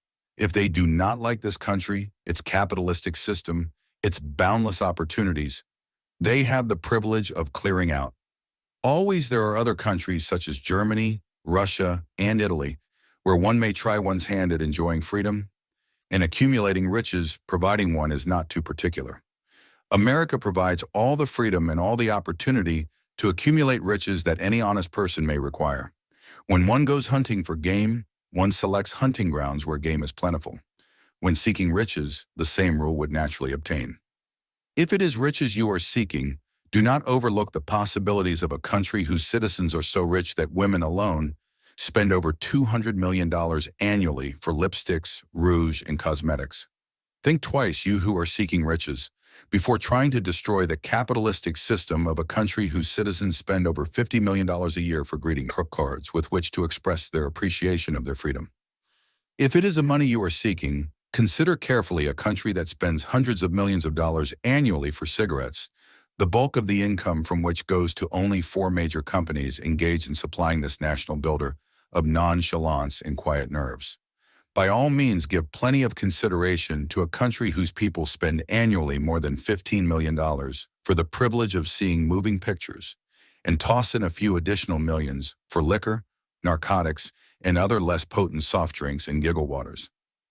Do not be in too big a hurry to get away from a country whose people willingly, even eagerly, hand over millions of dollars annually for football, baseball, and prize fights. And by all means, stick by a country whose inhabitants give up more than $1 million a year for chewing gum and another million for safety razor blades. Remember also that this is but the beginning of the available sources for the accumulation of wealth. Only a few of the luxuries and non-essentials have been mentioned. But remember that the business of producing, transporting, and marketing these few items of merchandise gives regular employment to many millions of men and women who receive for their services many millions of dollars monthly and spend it freely for both the luxuries and the necessities. Especially remember that back of all this exchange of merchandise and personal services may be found an abundance of opportunity to accumulate riches. Here, our American freedom comes to one's aid. There is nothing to stop you or anyone from engaging in any portion of the effort necessary to carry on these businesses. If one has superior talent, training, experience, one may accumulate riches in large amounts. Those not so fortunate may accumulate smaller amounts. Anyone may earn a living in return for a very nominal amount of labor. So there you are. Opportunity has spread its wares before you. Step up to the front, select what you want, create your plan, put the plan into action, and follow through with persistence. Capitalistic America will do the rest. You can depend upon this much capitalistic. America ensures every person the opportunity to render useful service and to collect riches in proportion to the value of the service. The system denies no one this right, but it does not and cannot promise something for nothing, because the system itself is irrevocably controlled by the law of economics, which neither recognizes nor tolerates for long getting without giving. The law of economics was passed by nature. There is no Supreme Court to which violators of this law may appeal. The law hands out both penalties for its violation and appropriate rewards for its observance, without interference or the possibility of interference by any human being. The law cannot be repealed. It is as fixed as the stars in the heavens and subject to and a part of the same system that controls the stars. May one refuse to adapt oneself to the law of economics? Certainly. This is a free country where all men are born with equal rights, including the privilege of ignoring the law of economics. What happens then? Well, nothing happens until large numbers of men join forces for the avowed purpose of ignoring the law and taking what they want by force. Then comes the dictator with well-organized firing squads and machine guns. We have not yet reached that stage in America, but we have heard all we want to know about how the system works. Perhaps we shall be fortunate enough not to demand personal knowledge of so gruesome a reality. Doubtless, we shall prefer to continue with our freedom of speech, freedom of deed, and freedom to render useful service in return for riches. The practice by government officials of extending to men and women the privilege of raiding the public treasury in return for votes sometimes results in election.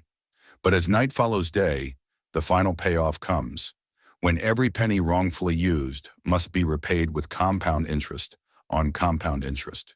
If those who make the grab are not forced to repay, the burden falls on their children, and their children's children, even unto the third and fourth generations. There is no way to avoid the debt. Men can, and sometimes do, form themselves into groups for the purpose of crowding wages up and working hours down. There is a point beyond which they cannot go. It is the point at which the law of economics steps in, and the sheriff gets both the employer and the employees. For 6 years, from 1929 to 1935, the people of America, both rich and poor, barely missed seeing the old man economics hand over to the sheriff all the businesses and industries and banks. It was not a pretty sight. It did not increase our respect for mob psychology, through which men cast reason to the winds and start trying to get without giving. We who went through those 6 discouraging years, when fear was in the saddle and faith was on the ground, cannot forget how ruthlessly the law of economics exacted its toll from both rich and poor, weak and strong, old and young. We shall not wish to go through another such experience. These observations are not founded upon short-time experience. They are the result of 25 years of careful analysis of the methods of both the most successful and the most unsuccessful men America has known. Decision, the 7th step toward riches. Decision, the mastery of procrastination. Chapter 8. Accurate analysis of over 25,000 men and women who had experienced failure. Disclosed the fact that lack of decision was near the head of the list of the 30 major causes of failure. This is no mere statement of a theory. It is a fact. Procrastination, the opposite of decision, is a common enemy which practically every man must conquer. And you will have an opportunity to test your capacity to reach quick and definite decisions when you finish reading this book and are ready to begin putting into action the principles which it describes. Analysis of several hundred people who had accumulated fortunes well beyond the $1 million mark disclosed the fact that every one of them had the habit of reaching decisions promptly and of changing these decisions slowly, if and when they were changed. People who fail to accumulate money, without exception, have the habit of reaching decisions, if at all, very slowly, and of changing these decisions quickly and often. One of Henry Ford's most outstanding qualities is his habit of reaching decisions quickly and definitely and changing them slowly. This quality is so pronounced in Mr. Ford that it has given him the reputation of being obstinate. It was this quality which prompted Mr. Ford to continue to manufacture his famous Model T, the world's ugliest car, when all of his advisors and many of the purchasers of the car were urging him to change it. Perhaps Mr. Ford delayed too long in making the change, but the other side of the story is that Mr. Ford's firmness of decision yielded a huge fortune before the change in model became necessary. There is but little doubt that Mr. Ford's habit of definiteness of decision assumes a proportion of obstinacy, but this quality is preferable to slowness in reaching decisions and quickness in changing them. The majority of people who fail to accumulate money sufficient for their needs are generally easily influenced by the opinions of others. They permit the newspapers and the gossiping neighbors to do their thinking for them. Opinions are the cheapest commodities on earth. Everyone has a flock of opinions ready to be wished upon anyone who will accept them. If you are influenced by opinions when you reach decisions, you will not succeed in any undertaking, much less in that of transmuting your own desire into money. If you are influenced by the opinions of others, you will have no desire of your own. Keep your own counsel when you begin to put into practice the principles described here by reaching your own decisions and following them. Take no one into your confidence except the members of your mastermind group, and be very sure in your selection of this group that you choose only those who will be in complete sympathy and harmony with your purpose. Close friends and relatives, while not meaning to do so, often handicap one through opinions and sometimes through ridicule, which is meant to be humorous. Thousands of men and women carry inferiority complexes with them all through life because some well-meaning but ignorant person destroyed their confidence through opinions or ridicule. You have a brain and mind of your own. Use it and reach your own decisions. If you need facts or information from other people, to enable you to reach decisions, as you probably will in many instances. Acquire these facts or secure the information you need quietly without disclosing your purpose. It is characteristic of people who have but a smattering or a veneer of knowledge to try to give the impression that they have much knowledge. Such people generally do too much talking and too little listening. Keep your eyes and ears wide open and your mouth closed if you wish to acquire the habit of prompt decision. Those who talk too much do little else. If you talk more than you listen, you not only deprive yourself of many opportunities to accumulate useful knowledge, but you also disclose your plans and purposes to people who will take great delight in defeating you because they envy you. And remember also that every time you open your mouth in the presence of a person who has an abundance of knowledge, you display to that person your exact stock of knowledge or your lack of it. Genuine wisdom is usually conspicuous through modesty and silence. Keep in mind the fact that every person with whom you associate is, like yourself, seeking the opportunity to accumulate money. If you talk about your plans too freely, you may be surprised when you learn that some other person has beaten you to your goal by putting into action ahead of you, the plans of which you talked unwisely. Let one of your first decisions be to keep a closed mouth and open ears and eyes. As a reminder to yourself to follow this advice, it will be helpful if you copy the following epigram in large letters and place it where you will see it daily. Tell the world what you intend to do, but first show it. This is the equivalent of saying that deeds and not words are what count most. Freedom or death on a decision.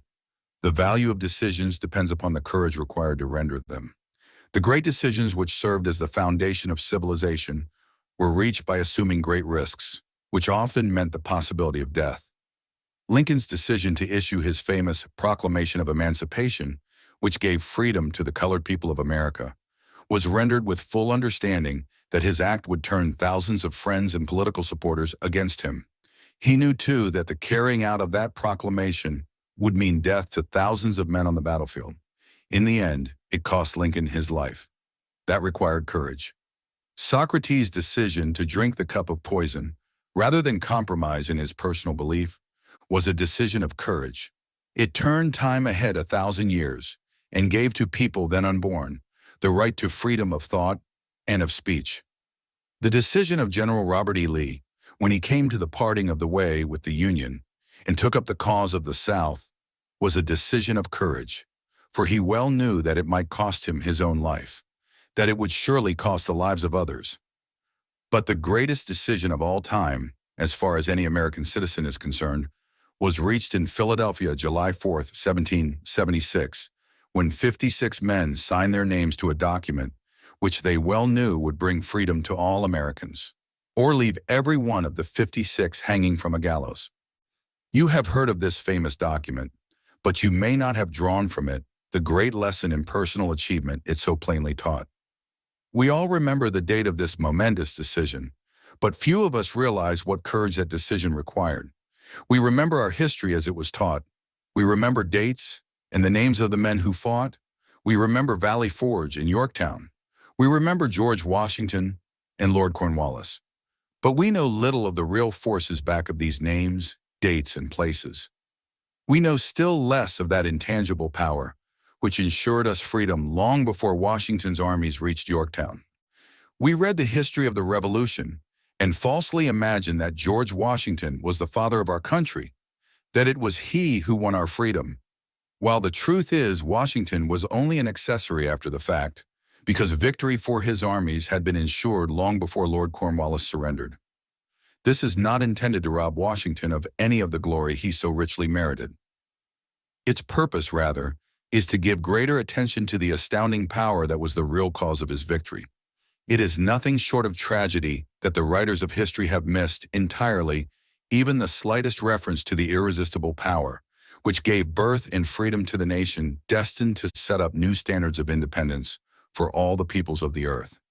I say it is a tragedy because it is the self-same power which must be used by every individual who surmounts the difficulties of life and forces life to pay the price asked. Named power. Let us briefly review the events which gave birth to this power. The story begins with an incident in Boston, March 5, 1770.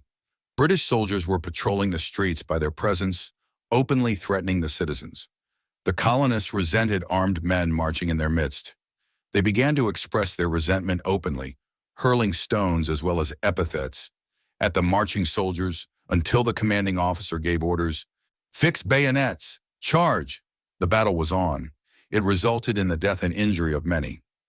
The incident aroused such resentment that the Provincial Assembly, made up of prominent colonists, called a meeting for the purpose of taking definite action. Two of the members of that assembly were John Hancock and Samuel Adams. Long live their names! They spoke up courageously and declared that a move must be made to eject all British soldiers from Boston. Remember this, a decision in the minds of two men might properly be called the beginning of the freedom which we of the United States now enjoy. Remember, too, that the decision of these two men called for faith and courage because it was dangerous. Before the assembly adjourned, Samuel Adams was appointed to call on the governor of the province, Hutchinson, and demand the withdrawal of the British troops. The request was granted, the troops were removed from Boston, but the incident was not closed. It had caused a situation destined to change the entire trend of civilization.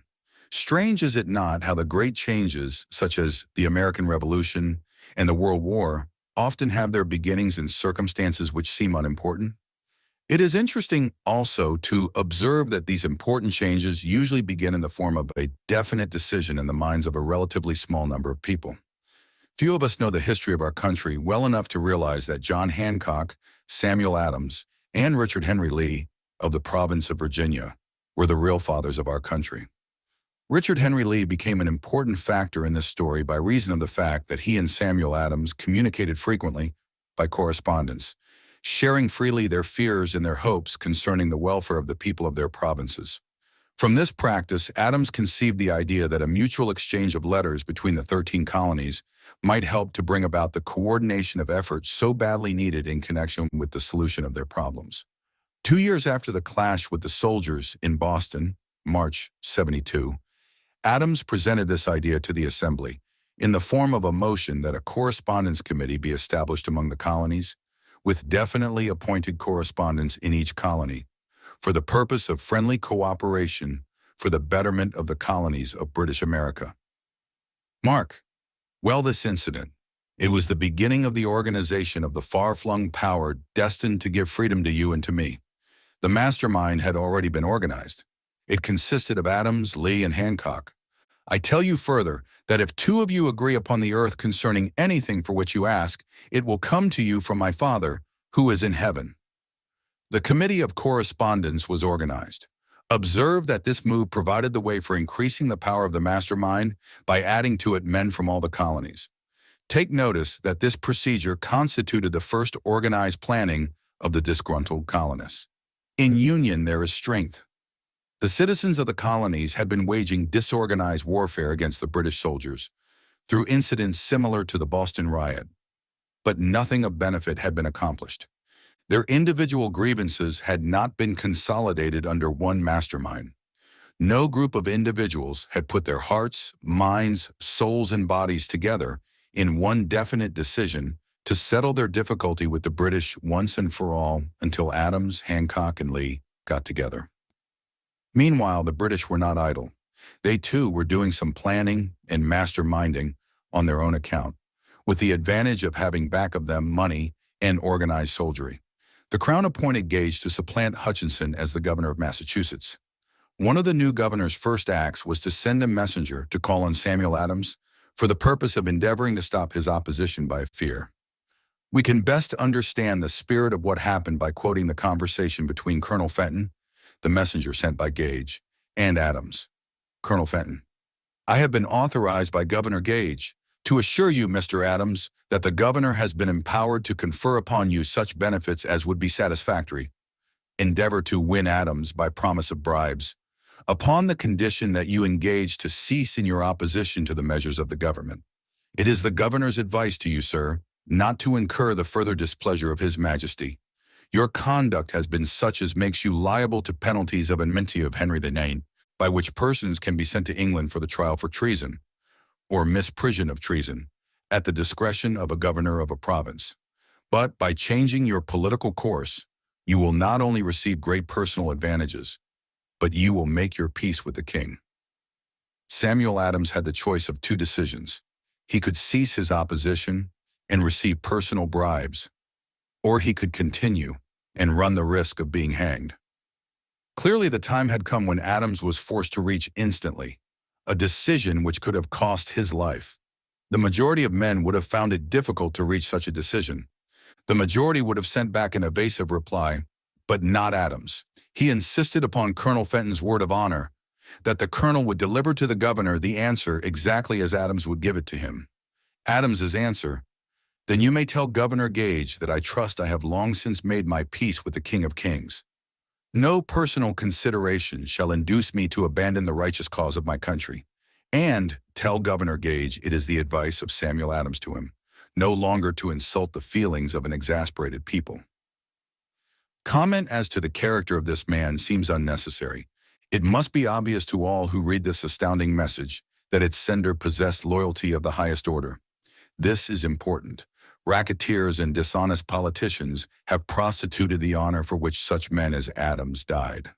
When Governor Gage received Adams's caustic reply, he flew into a rage and issued a proclamation which read, "I do hereby, in His Majesty's name, offer and promise His most gracious pardon to all persons who shall forthwith lay down their arms and return to the duties of peaceable subjects, excepting only from the benefit of such pardon Samuel Adams and John Hancock, whose offenses are of too flagitious a nature to admit of any other consideration but that of condign punishment." As one might say, in modern slang, Adams and Hancock were on the spot. The threat of the irate governor forced the two men to reach another decision, equally as dangerous. They hurriedly called a secret meeting of their staunchest followers. Here the mastermind began to take on momentum. After the meeting had been called to order, Adams locked the door, placed the key in his pocket, and informed all present that it was imperative that a Congress of the colonists be organized, and that no man should leave the room until the decision for such a Congress had been reached.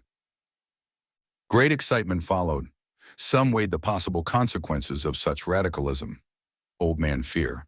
Some expressed grave doubt as to the wisdom of so definite a decision in defiance of the crown. Locked in that room were two men immune to fear, blind to the possibility of failure: Hancock and Adams. Through the influence of their minds, the others were induced to agree that, through the Correspondence Committee, arrangements should be made for a meeting of the First Continental Congress, to be held in Philadelphia, September 5th, 1774. Remember this date. It is more important than July 4th, 1776. If there had been no decision to hold a Continental Congress, there could have been no signing of the Declaration of Independence. Before the first meeting of the new Congress, another leader, in a different section of the country, was deep in the throes of publishing a summary view of the rights of British America. He was Thomas Jefferson of the province of Virginia, whose relationship to Lord Dunmore, representative of the Crown of Virginia, was as strained as that of Hancock and Adams with their governor. Shortly after his famous Summary of Rights was published, Jefferson was informed that he was subject to prosecution for high treason against His Majesty's government. Inspired by the threat, one of Jefferson's colleagues, Patrick Henry, boldly spoke his mind, concluding his remarks with a sentence which shall remain forever a classic: "If this be treason, then make the most of it." It was such men as these who, without power, without authority, without military strength, without money, sat in solemn consideration of the destiny of the colonies, beginning at the opening of the First Continental Congress and continuing at intervals for 2 years until, on June 7, 1776, Richard Henry Lee arose, addressed the chair, and to the startled assembly made this motion: "Gentlemen, I make the motion that these united colonies are, and of right ought to be, free and independent states, that they be absolved from all allegiance to the British Crown, and that all political connection between them and the state of Great Britain is and ought to be totally dissolved." Lee's astounding motion was discussed fervently and at such length that he began to lose patience. Finally, after days of argument, he again took the floor and declared in a clear, firm voice, "Mr. President, we have discussed this issue for days. It is the only course for us to follow. Why then, sir, do we longer delay? Why still deliberate? Let this happy day give birth to an American republic. Let her arise not to devastate and to conquer, but to re-establish the reign of peace and of law. The eyes of Europe are fixed upon us. She demands of us a living example of freedom that may exhibit a contrast in the felicity of the citizen to the ever-increasing tyranny. Before his motion was finally voted upon, Lee was called back to Virginia because of serious family illness. But before leaving, he placed his cause in the hands of his friend, Thomas Jefferson, who promised to fight until favorable action was taken. Shortly thereafter, the President of the Congress, Hancock, appointed Jefferson as chairman of a committee to draw up a Declaration of Independence.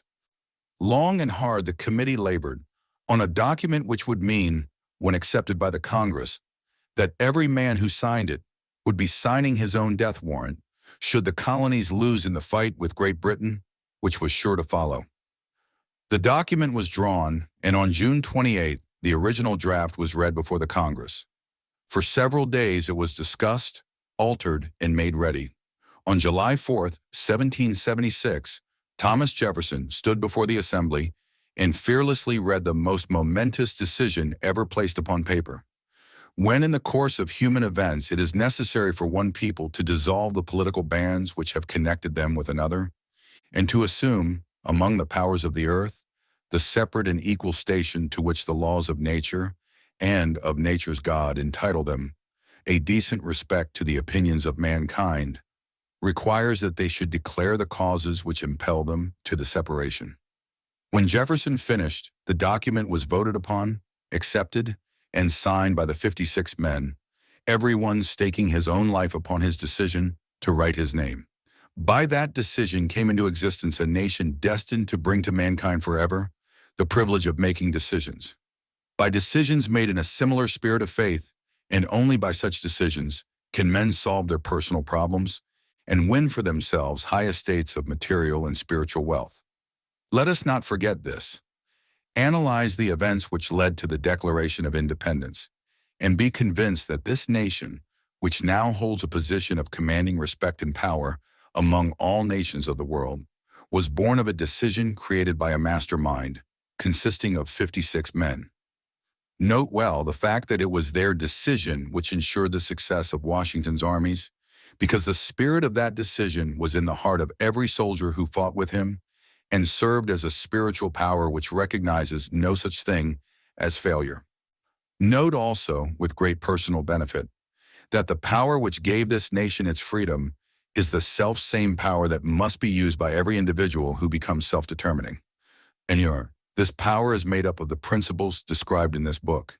It will not be difficult to detect, in the story of the Declaration of Independence, at least 6 of these principles: desire, decision, faith, persistence, the mastermind, and organized planning.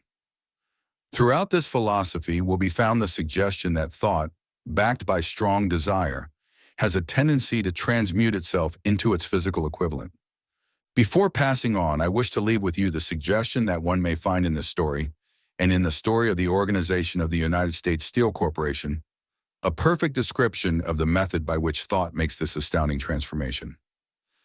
In your search for the secret of the method, do not look for a miracle, because you will not find it. You will find only the eternal laws of nature. These laws are available to every person who has the faith and the courage to use them. They may be used to bring freedom to a nation or to accumulate riches. There is no charge save the time necessary to understand and appropriate them.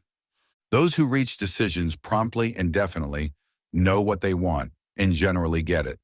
The leaders in every walk of life decide quickly and firmly. That is the major reason why they are leaders. The world has the habit of making room for the man whose words and actions show that he knows where he is going. Indecision is a habit which usually begins in youth. The habit takes on permanency as the youth goes through graded school, high school, and even through college without definiteness of purpose. The major weakness of all educational systems is that they neither teach nor encourage the habit of definite decision.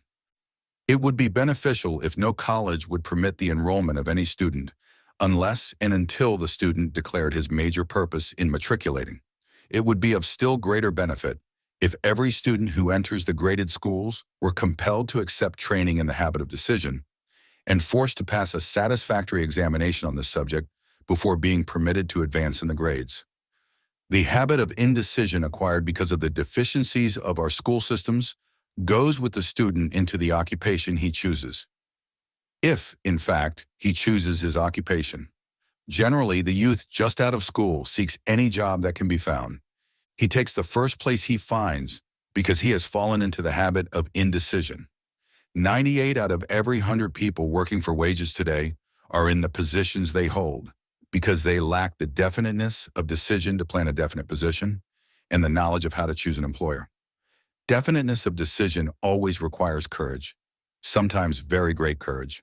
The 56 men who signed the Declaration of Independence staked their lives on the decision to affix their signatures to that document. The person who reaches a definite decision to procure the particular job and make life pay the price he asks does not stake his life on that decision. He stakes his economic freedom. Financial independence, riches, desirable business and professional positions are not within reach of the person who neglects or refuses to expect, plan, and demand these things. The person who desires riches in the same spirit that Samuel Adams desired freedom for the colonies is sure to accumulate wealth.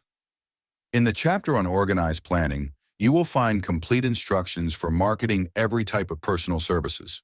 You will find also detailed information on how to choose the employer you prefer and the particular job you desire. These instructions will be of no value to you unless you definitely decide to organize them into a plan of action. The sustained effort necessary to induce faith. Chapter 9. Persistence. The sustained effort necessary to induce faith. Persistence is an essential factor in the procedure of transmuting desire into its monetary equivalent. The basis of persistence is the power of will. Willpower and desire, when properly combined, make an irresistible pair. Men who accumulate great fortunes are generally known as cold-blooded and sometimes ruthless. Often they are misunderstood. What they have is willpower, which they mix with persistence and place back of their desires to ensure the attainment of their objectives. Henry Ford has been generally misunderstood to be ruthless and cold-blooded. This misconception grew out of Ford's habit of following through in all of his plans with persistence. The majority of people are ready to throw their aims and purposes overboard and give up at the first sign of opposition or misfortune. A few carry on despite all opposition until they attain their goal. These few are the Fords, Carnegies, Rockefellers, and Edisons.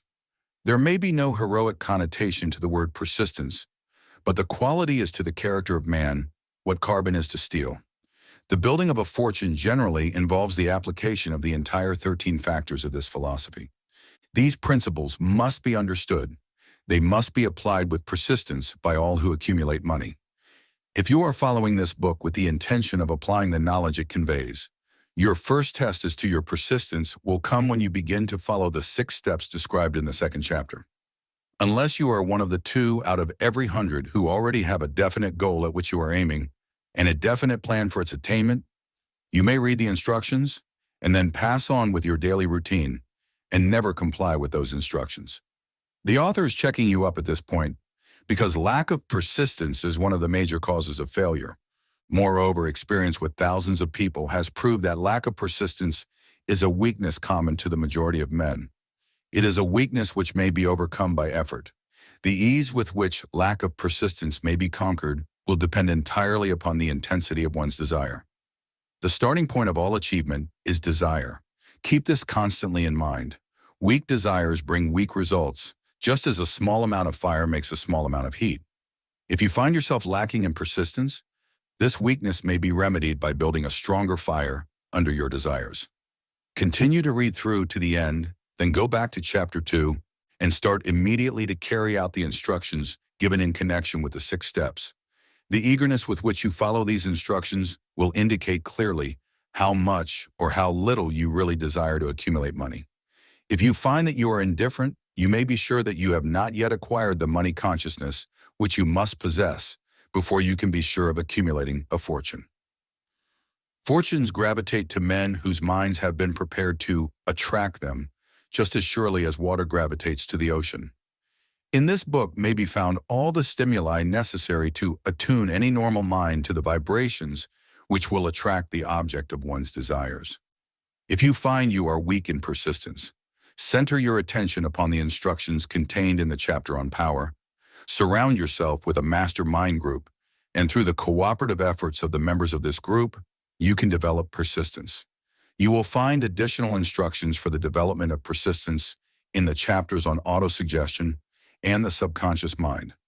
Follow the instructions outlined in these chapters until your habit nature hands over to your subconscious mind a clear picture of the object of your desire.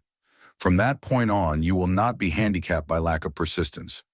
Your subconscious mind works continuously while you are awake and while you are asleep. Spasmodic or occasional effort to apply the rules will be of no value to you. To get results, you must apply all of the rules until their application becomes a fixed habit with you. In no other way can you develop the necessary money consciousness. Poverty is attracted to the one whose mind is favorable to it, as money is attracted to him whose mind has been deliberately prepared to attract it, and through the same laws. Poverty consciousness will voluntarily seize the mind which is not occupied with the money consciousness. A poverty consciousness develops without conscious application of habits favorable to it. The money consciousness must be created to order, unless one is born with such a consciousness. Catch the full significance of the statements in the preceding paragraph, and you will understand the importance of persistence in the accumulation of a fortune. Without persistence, you will be defeated, even before you start. With persistence, you will win. If you have ever experienced a nightmare, you will realize the value of persistence. You are lying in bed, half awake, with a feeling that you are about to smother. You are unable to turn over or to move a muscle. You realize that you must begin to regain control over your muscles. Through persistent effort of willpower, you finally manage to move the fingers of one hand. By continuing to move your fingers, you extend your control to the muscles of one arm until you can lift it. Then you gain control of the other arm in the same manner. You finally gain control over the muscles of one leg and then extend it to the other leg. Then with one supreme effort of will, you regain complete control over your muscular system and snap out of your nightmare.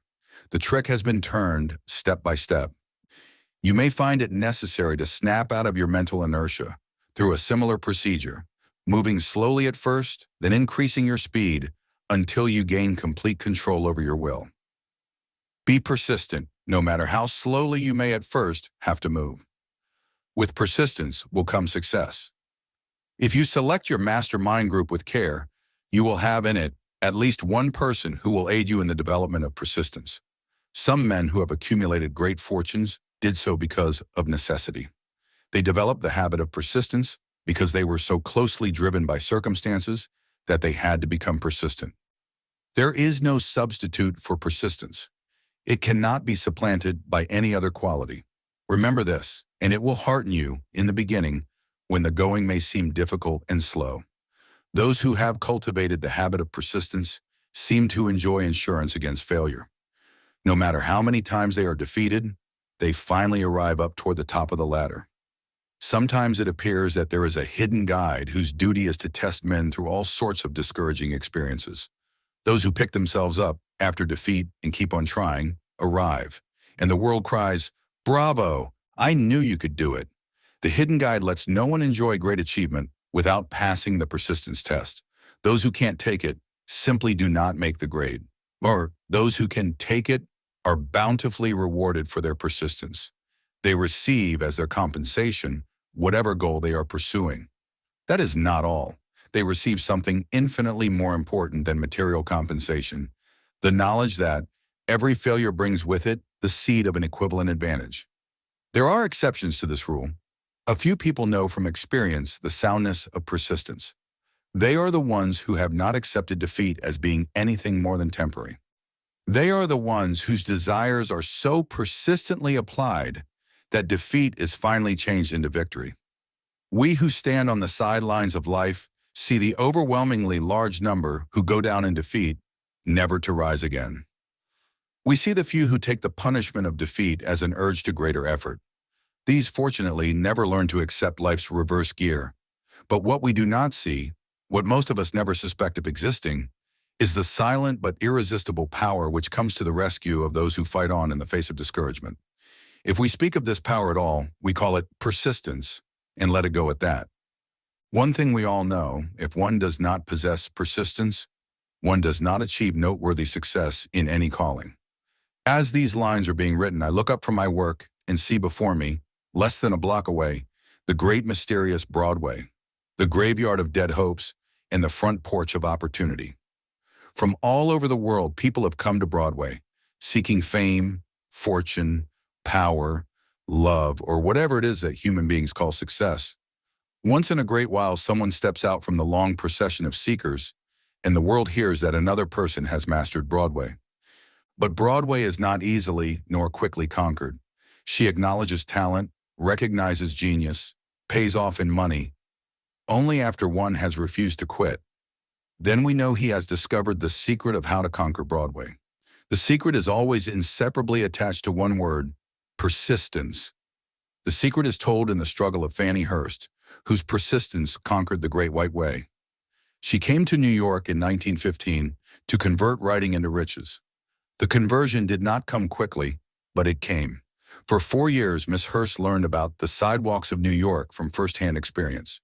She spent her days laboring and her nights hoping. When hope grew dim, she did not say, "All right, Broadway, you win." She said, "Very well, Broadway, you may whip some, but not me. I'm going to force you to give up." One publisher, the Saturday Evening Post, sent her 36 rejection slips before she broke the ice and got a story across.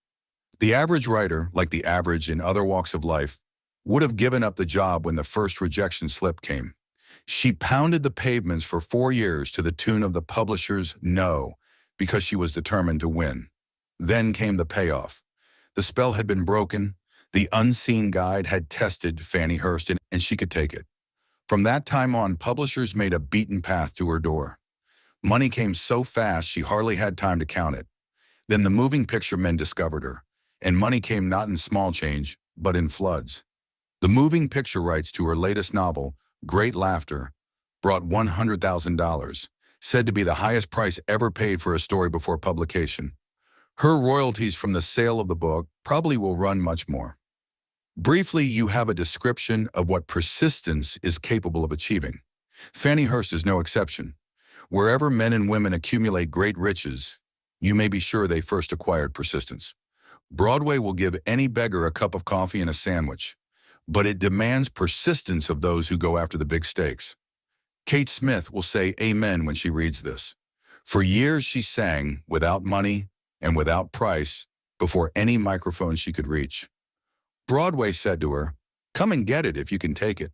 She did take it until one happy day Broadway got tired and said, "Oh, what's the use? You don't know when you're whipped, so name your price and go to work in earnest." Miss Smith named her price. It was plenty. A way up in figures so high that 1 week's salary is far more than most people make in a whole year. Verily, it pays to be persistent. And here is an encouraging statement which carries with it a suggestion of great significance. Thousands of singers who excel. Kate Smith are walking up and down Broadway looking for a break and without success. Countless others have come and gone. Many of them sang well enough, but they failed to make the grade because they lacked the courage to keep on keeping on, until Broadway became tired of turning them away. Persistence is a state of mind, therefore it can be cultivated. Like all states of mind, persistence is based upon definite causes, among them these. A. Definiteness of purpose. Knowing what one wants is the first and perhaps the most important step toward the development of persistence. A strong motive forces one to surmount many difficulties. B. Desire. It is comparatively easy to acquire and to maintain persistence in pursuing the object of intense desire. C. Self-reliance. Belief in one's ability to carry out a plan encourages one to follow the plan through with persistence. Self-reliance can be developed through the principle described in the chapter on autosuggestion. Wayne A.E. Definiteness of plans. Organized plans, even though they may be weak and entirely impractical, encourage persistence. Accurate knowledge. Knowing that one's plans are sound, based upon experience or observation, encourages persistence. Guessing instead of knowing destroys persistence. Cooperation. Sympathy, understanding, and harmonious cooperation with others tend to develop persistence. G. Willpower. The habit of concentrating one's thoughts upon the building of plans for the attainment of a definite purpose leads to persistence. Habit. Persistence is the direct result of habit. The mind absorbs and becomes a part of the daily experiences upon which it feeds. Fear, the worst of all enemies, can be effectively cured by forced repetition of courage. Everyone who has seen active service in war knows this. Before leaving the subject of persistence, take inventory of yourself and determine in what particular, if any, you are lacking in this essential quality.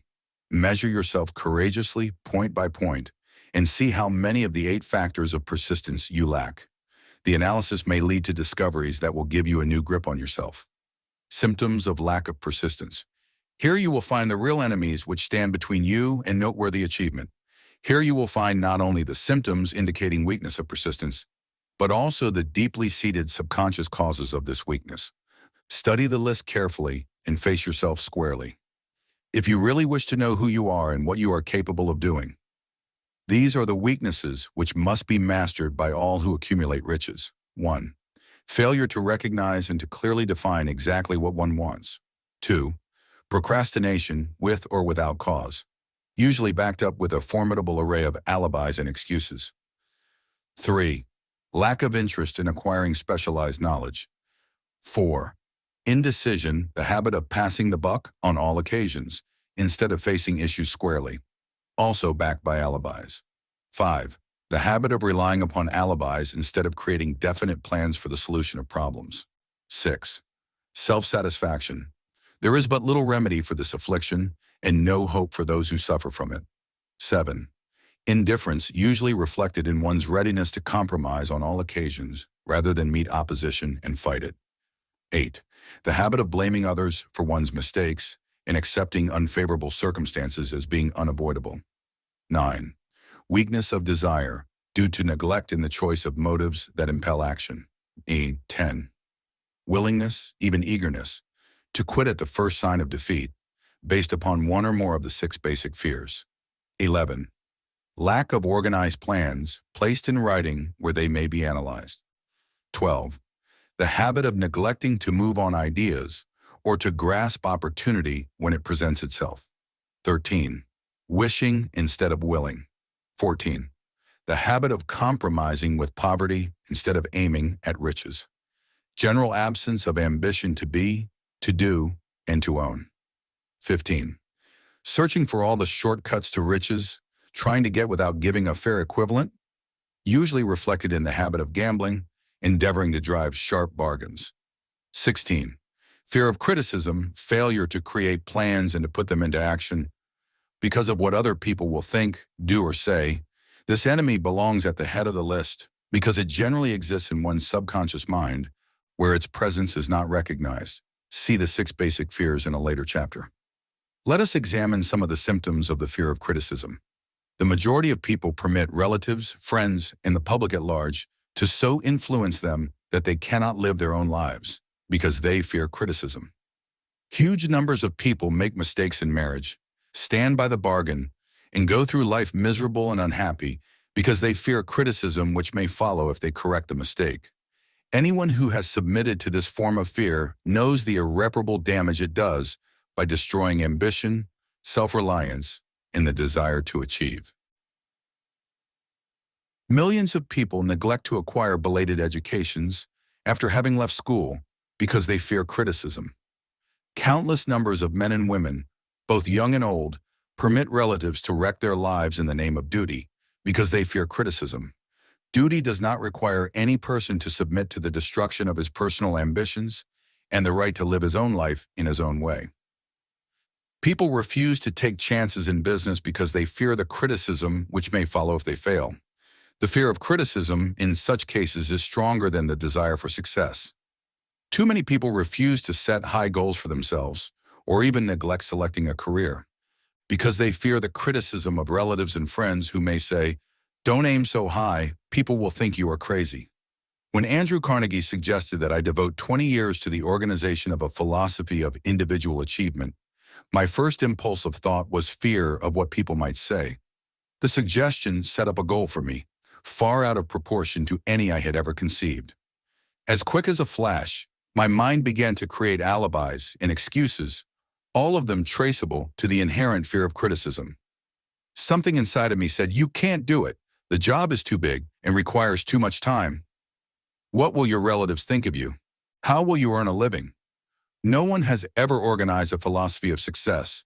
What right have you to believe you can do it? Who are you anyway, to aim so high? Remember your humble birth. What do you know about philosophy? People will think you are crazy," and they did. Why hasn't some other person done this before now?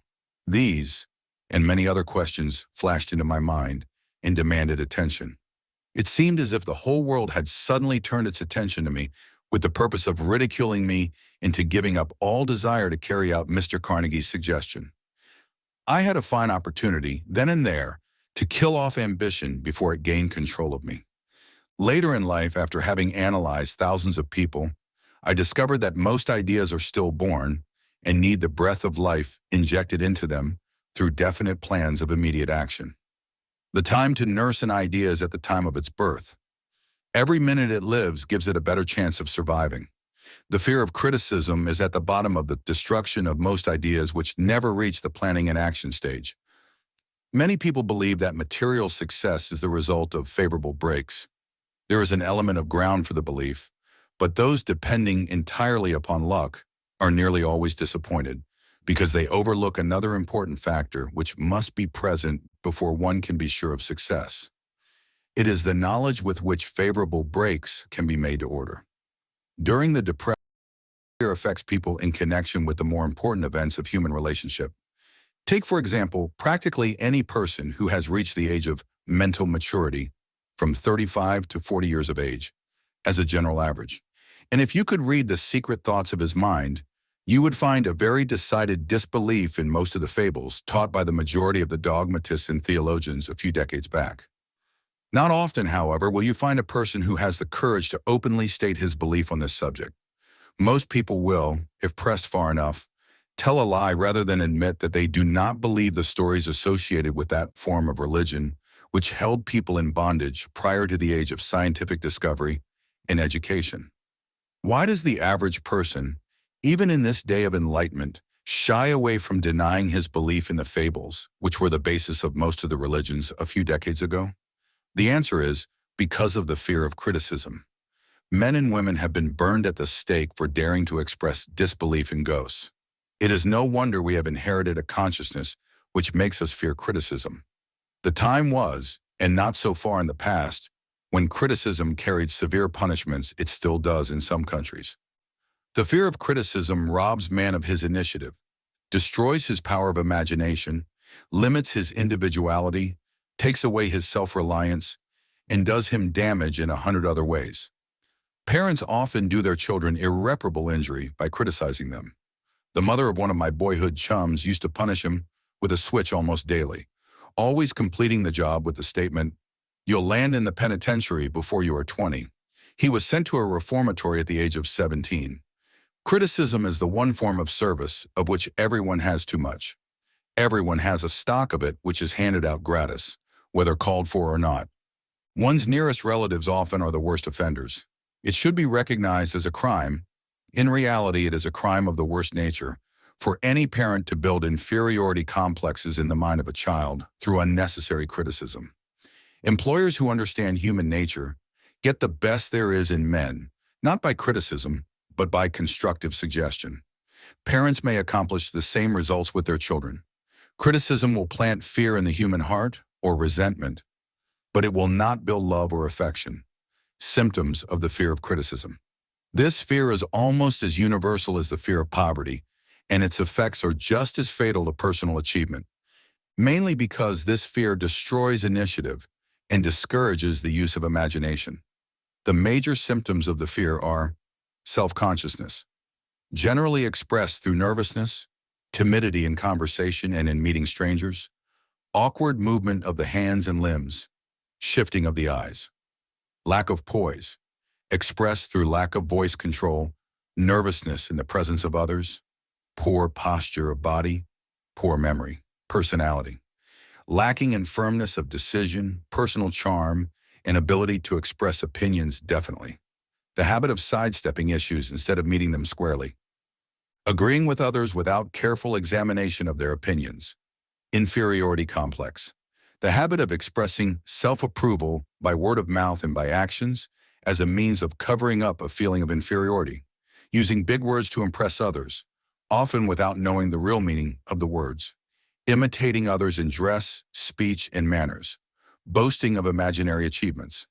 This sometimes gives a surface appearance of a feeling of superiority. Extravagance. The habit of trying to keep up with the Joneses, spending beyond one's income. Lack of initiative. Failure to embrace opportunities for self-advancement, fear to express opinions, lack of confidence in one's own ideas, giving evasive answers to questions asked by superiors, hesitancy of manner and speech, deceit in both words and deeds. Lack of ambition, mental and physical laziness, lack of self-assertion, slowness in reaching decisions, easily influenced by others. The habit of criticizing others behind their backs and flattering them to their faces. The habit of accepting defeat without protest, quitting an undertaking when opposed by others. Suspicious of other people without cause, lacking in tactfulness of manner and speech. Unwillingness to accept the blame for mistakes. The fear of ill health. This fear may be traced to both physical and social heredity. It is closely associated as to its origin with the causes of fear of old age and the fear of death, because it leads one closely to the border of terrible worlds of which man knows not, but concerning which he has been taught some discomforting stories. The opinion is somewhat general also that certain unethical people engaged in the business of selling health have had not a little to do with keeping alive the fear of ill health. In the main, man fears ill health because of the terrible pictures which have been planted in his mind of what may happen if death should overtake him. He also fears it because of the economic toll which it may claim. A reputable physician estimated that 75% of all people who visit physicians for professional service are suffering with hypochondria, imaginary illness. It has been shown most convincingly that the fear of disease, even where there is not the slightest cause for fear, often produces the physical symptoms of the disease feared. Powerful and mighty is the human mind.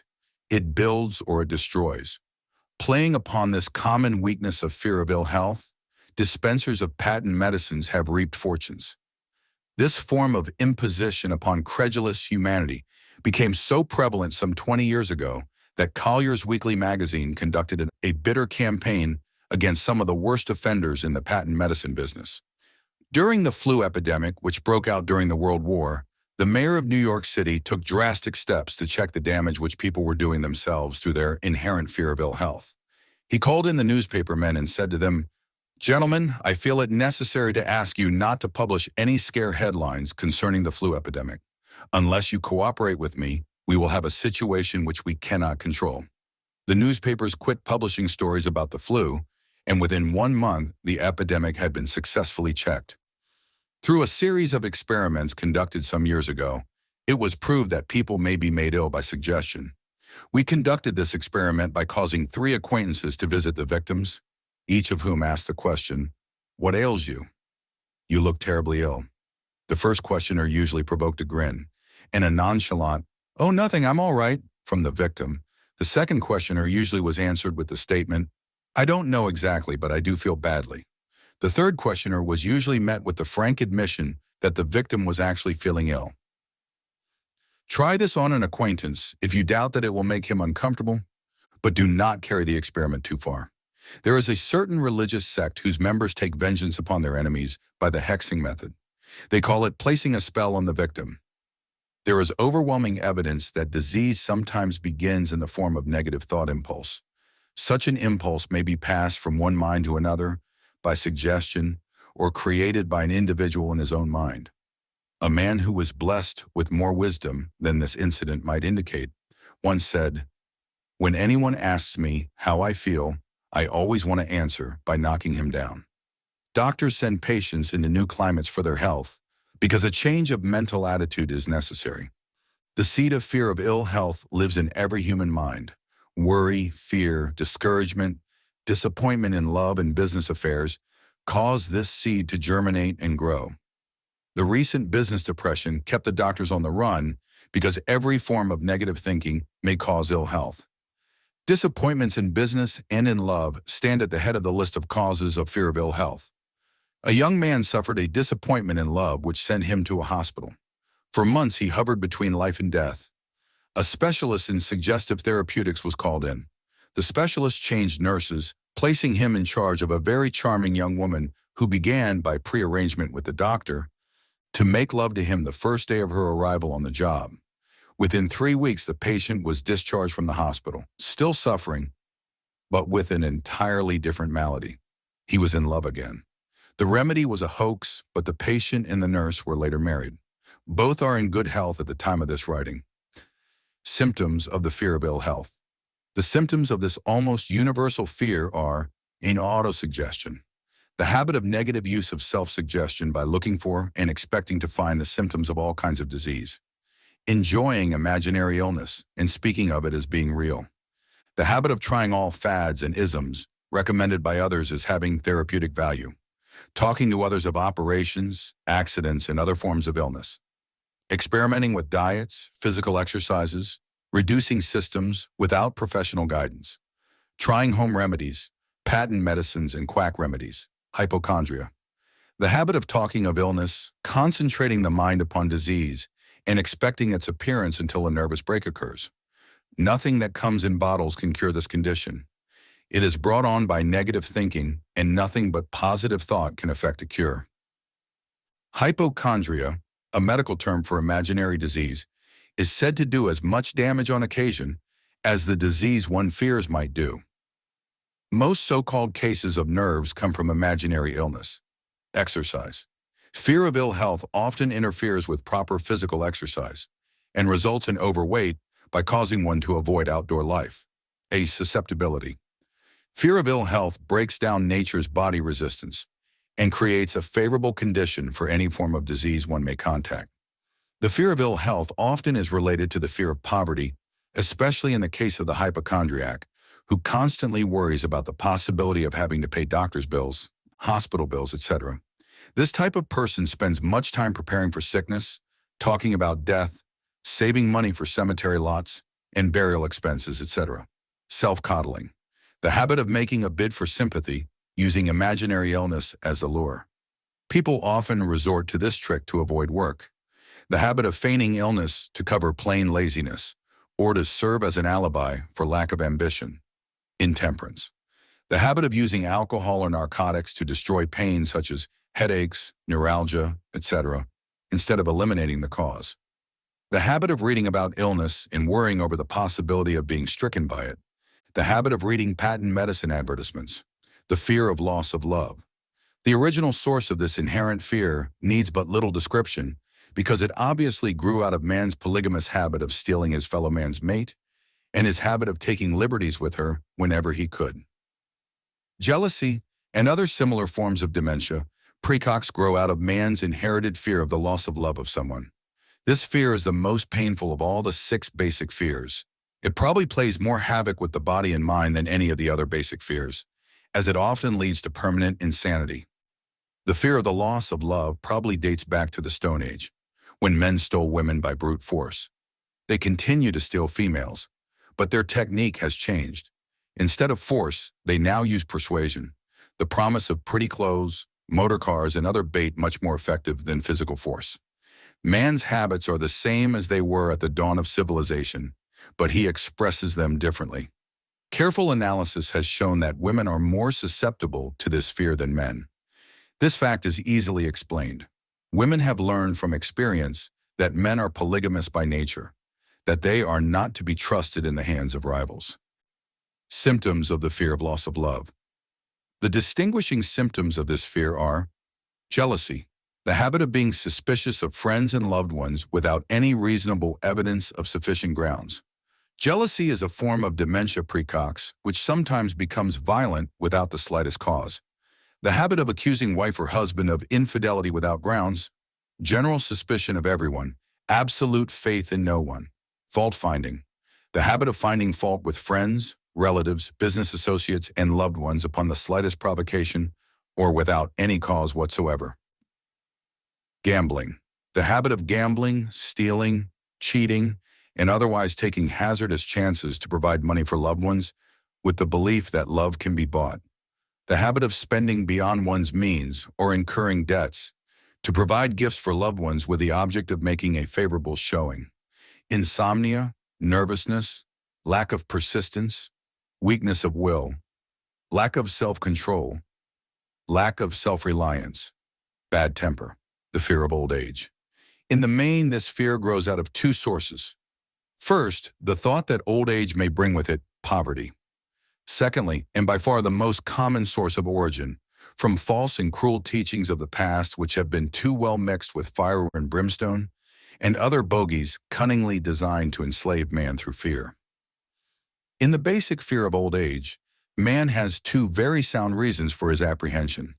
One growing out of his distrust of his fellow man, who may seize whatever worldly goods he may possess, and the other arising from the terrible pictures of the world beyond, which were planted in his mind through social heredity before he came into full possession of his mind. The possibility of ill health, which is more common as people grow older, is also a contributing cause of this common fear of old age. Eroticism also enters into the cause of the fear of old age, as no man cherishes the thought of diminishing sex attraction. The most common cause of fear of old age is associated with the possibility of poverty. Poorhouse is not a pretty word. It throws a chill into the mind of every person who faces the possibility of having to spend his declining years on a poor farm. Another contributing cause of the fear of old age is the possibility of loss of freedom and independence, as old age may bring with it the loss of both physical and economic freedom. Symptoms of the fear of old age. The commonest symptoms of this fear are the tendency to slow down and develop an inferiority complex at the age of mental maturity, around the age of 40, falsely believing oneself to be slipping because of age. The truth is that man's most useful years, mentally and spiritually, are those between 40 and 60. The habit of speaking apologetically of oneself as being old, merely because one has reached the age of 40 or 50, instead of reversing the rule and expressing gratitude for having reached the age of wisdom and understanding. The habit of killing off initiative, imagination, and self-reliance by falsely believing oneself too old to exercise these qualities. The habit of the man or woman of 40 dressing with the aim of trying to appear much younger and affecting mannerisms of youth, thereby inspiring ridicule by both friends and strangers. The fear of death. To some, this is the cruelest of all the basic fears. The reason is obvious. The terrible pangs of fear associated with the thought of death, in the majority of cases, may be charged directly to religious fanaticism. So-called heathen are less afraid of death than the more civilized. For hundreds of millions of years, man has been asking the still unanswered questions: whence and whither? Where did I come from, and where am I going? During the darker ages of the past, the more cunning and crafty were not slow to offer the answer to these questions for a price. Witness now the major source of origin of the fear of death. Come into my tent, embrace my faith, accept my dogmas, and I will give you a ticket that will admit you straight away into heaven when you die, cries a leader of sectarianism. Remain out of my tent, says the same leader, and may the devil take you and burn you throughout eternity. Eternity is a long time. Fire is a terrible thing. The thought of eternal punishment with fire not only causes man to fear death, it often causes him to lose his reason. It destroys interest in life and makes happiness impossible. During my research, I reviewed a book entitled A Catalog of the Gods, in which were listed the 30,000 gods which man has worshipped. Think of it, 30,000 of them, represented by everything from a crawfish to a man. It is little wonder that men have become frightened at the approach of death. While the religious leader may not be able to provide safe conduct into heaven, nor, by lack of such provision, allow the unfortunate to descend into hell, the possibility of the latter seems so terrible that the very thought of it lays hold of the imagination in such a realistic way that it paralyzes reason and sets up the fear of death. In truth, no man knows, and no man has ever known, what heaven or hell is like, nor does any man know if either place actually exists. This very lack of positive knowledge opens the door of the human mind to the charlatan, so he may enter and control that mind with his stock of legerdemain and various brands of pious fraud and trickery. The fear of death is not as common now as it was during the age when there were no great colleges and universities. Men of science have turned the spotlight of truth upon the world, and this truth is rapidly freeing men and women from this terrible fear of death. The young men and young women who attend the colleges and universities are not easily impressed by fire and brimstone.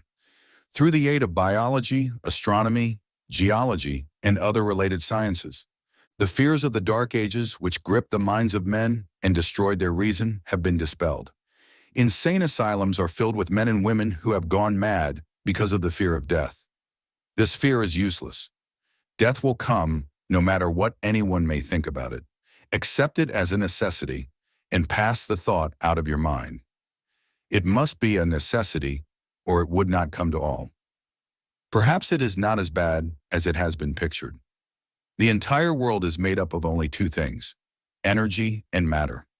In elementary physics, we learn that neither matter nor energy, the only two realities known to man, can be created nor destroyed. Both matter and energy can be transformed, but neither can be destroyed.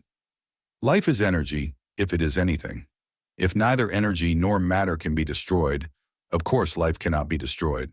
Life, like other forms of energy, may be passed through various processes of transition or change, but it cannot be destroyed.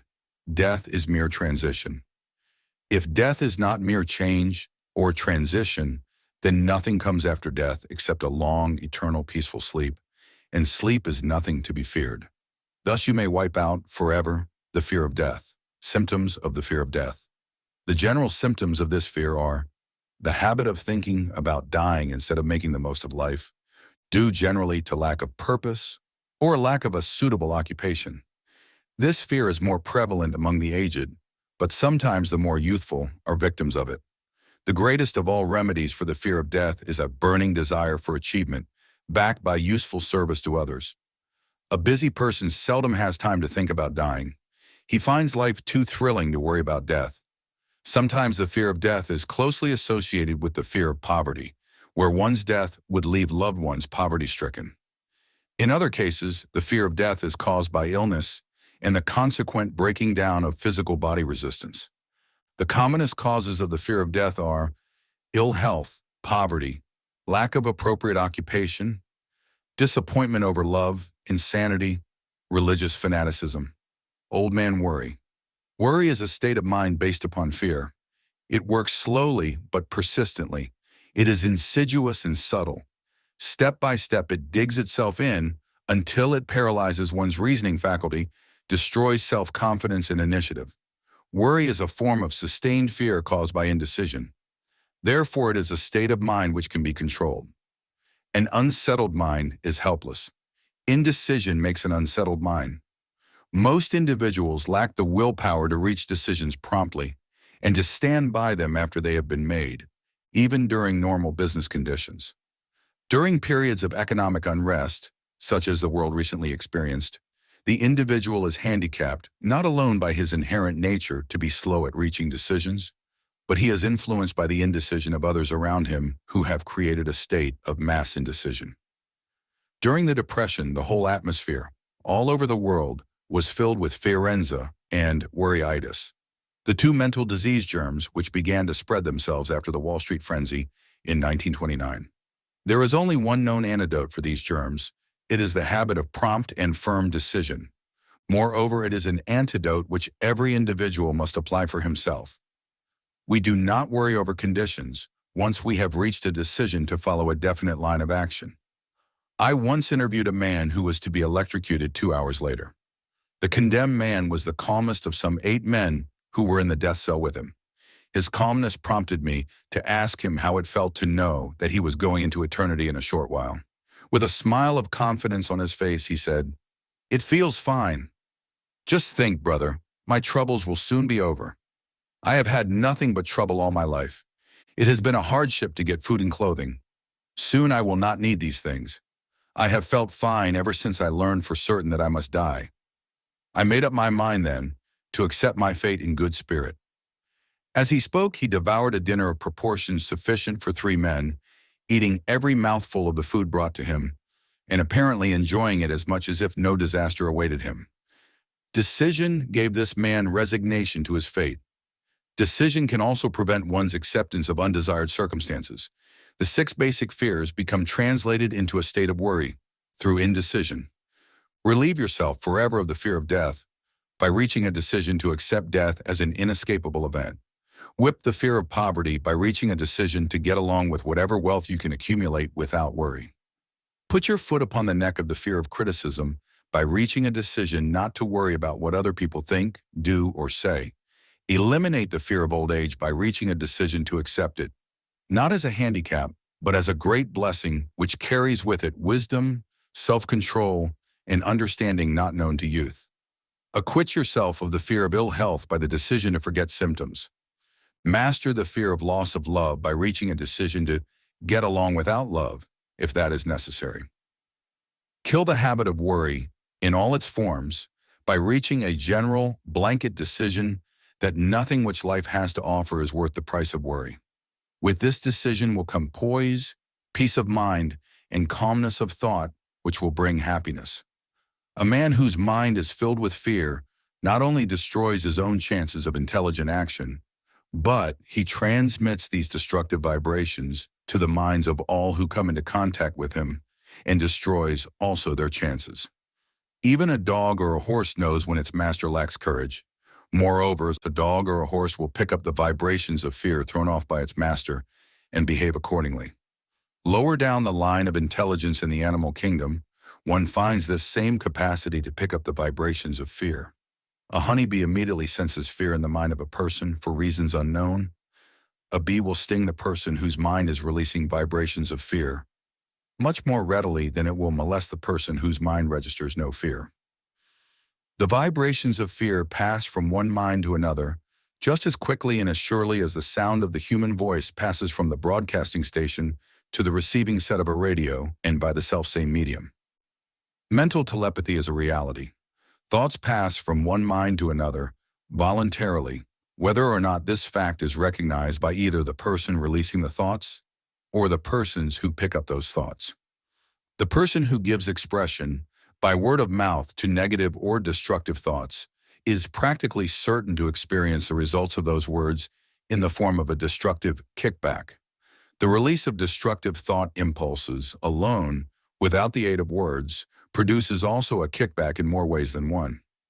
First of all, and perhaps most important to be remembered, the person who releases thoughts of a destructive nature must suffer damage through the breaking down of the faculty of creative imagination.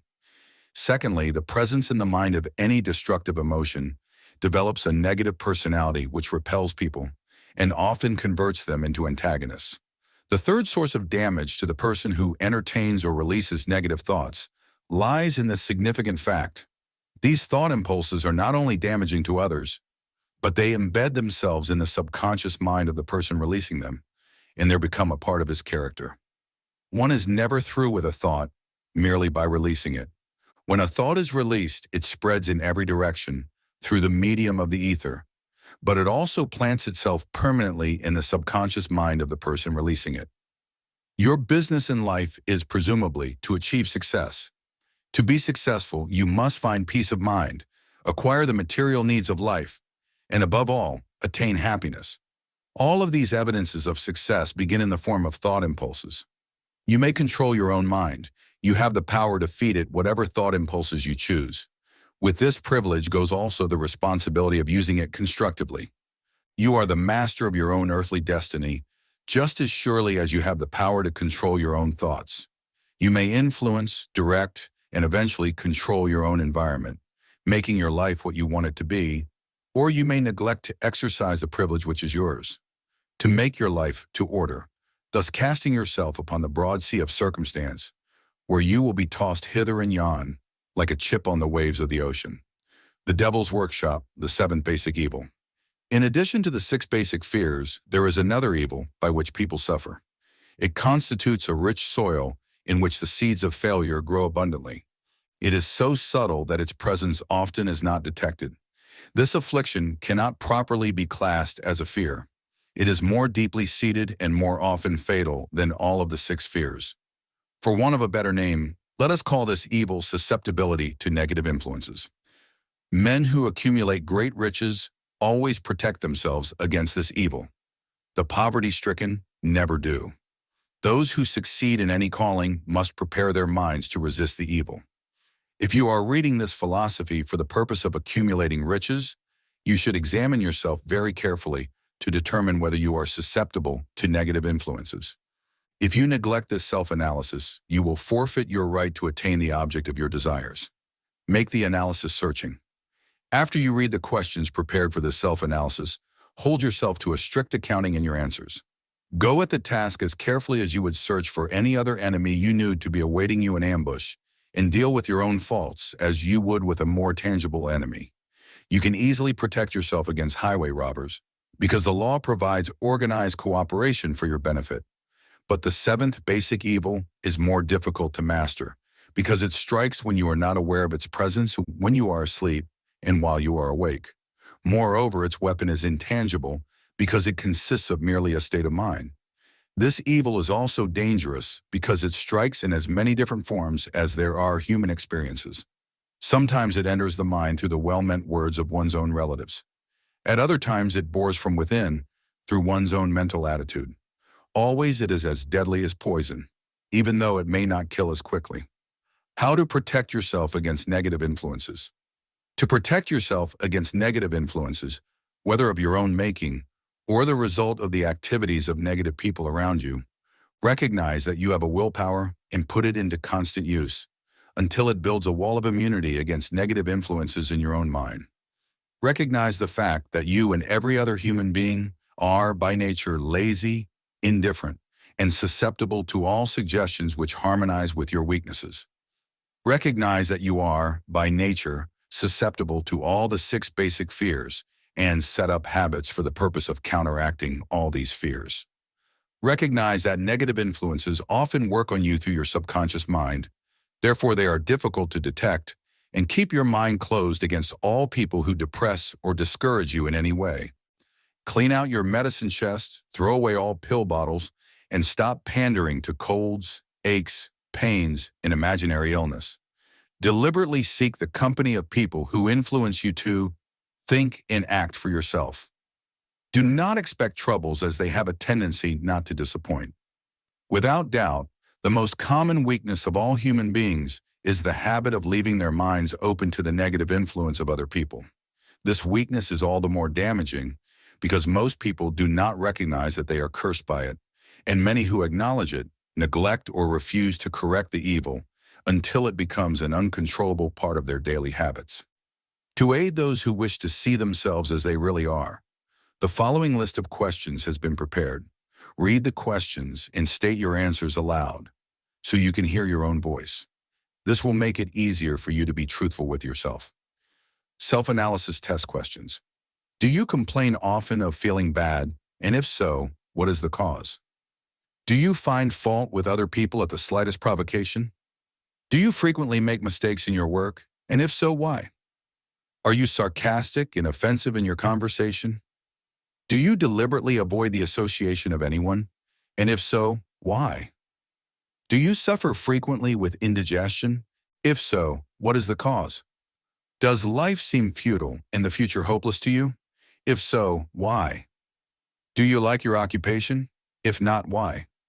Do you often feel self-pity? And if so, why? Are you envious of those who excel you? To which do you devote most time, thinking of success or of failure? Are you gaining or losing self-confidence as you grow older? Do you learn something of value from all mistakes? Are you permitting some relative or acquaintance to worry you? If so, why? Are you sometimes in the clouds and at other times in the depths of despondency? Who has the most inspiring influence upon you? What is the cause? Do you tolerate negative or discouraging influences which you can avoid? Are you careless of your personal appearance? If so, when and why? Have you learned how to drown your troubles by being too busy to be annoyed by them? Would you call yourself a spineless weakling if you permitted others to do your thinking for you? Do you neglect internal bathing until auto-intoxication makes you ill-tempered and irritable? How many preventable disturbances annoy you, and why do you tolerate them?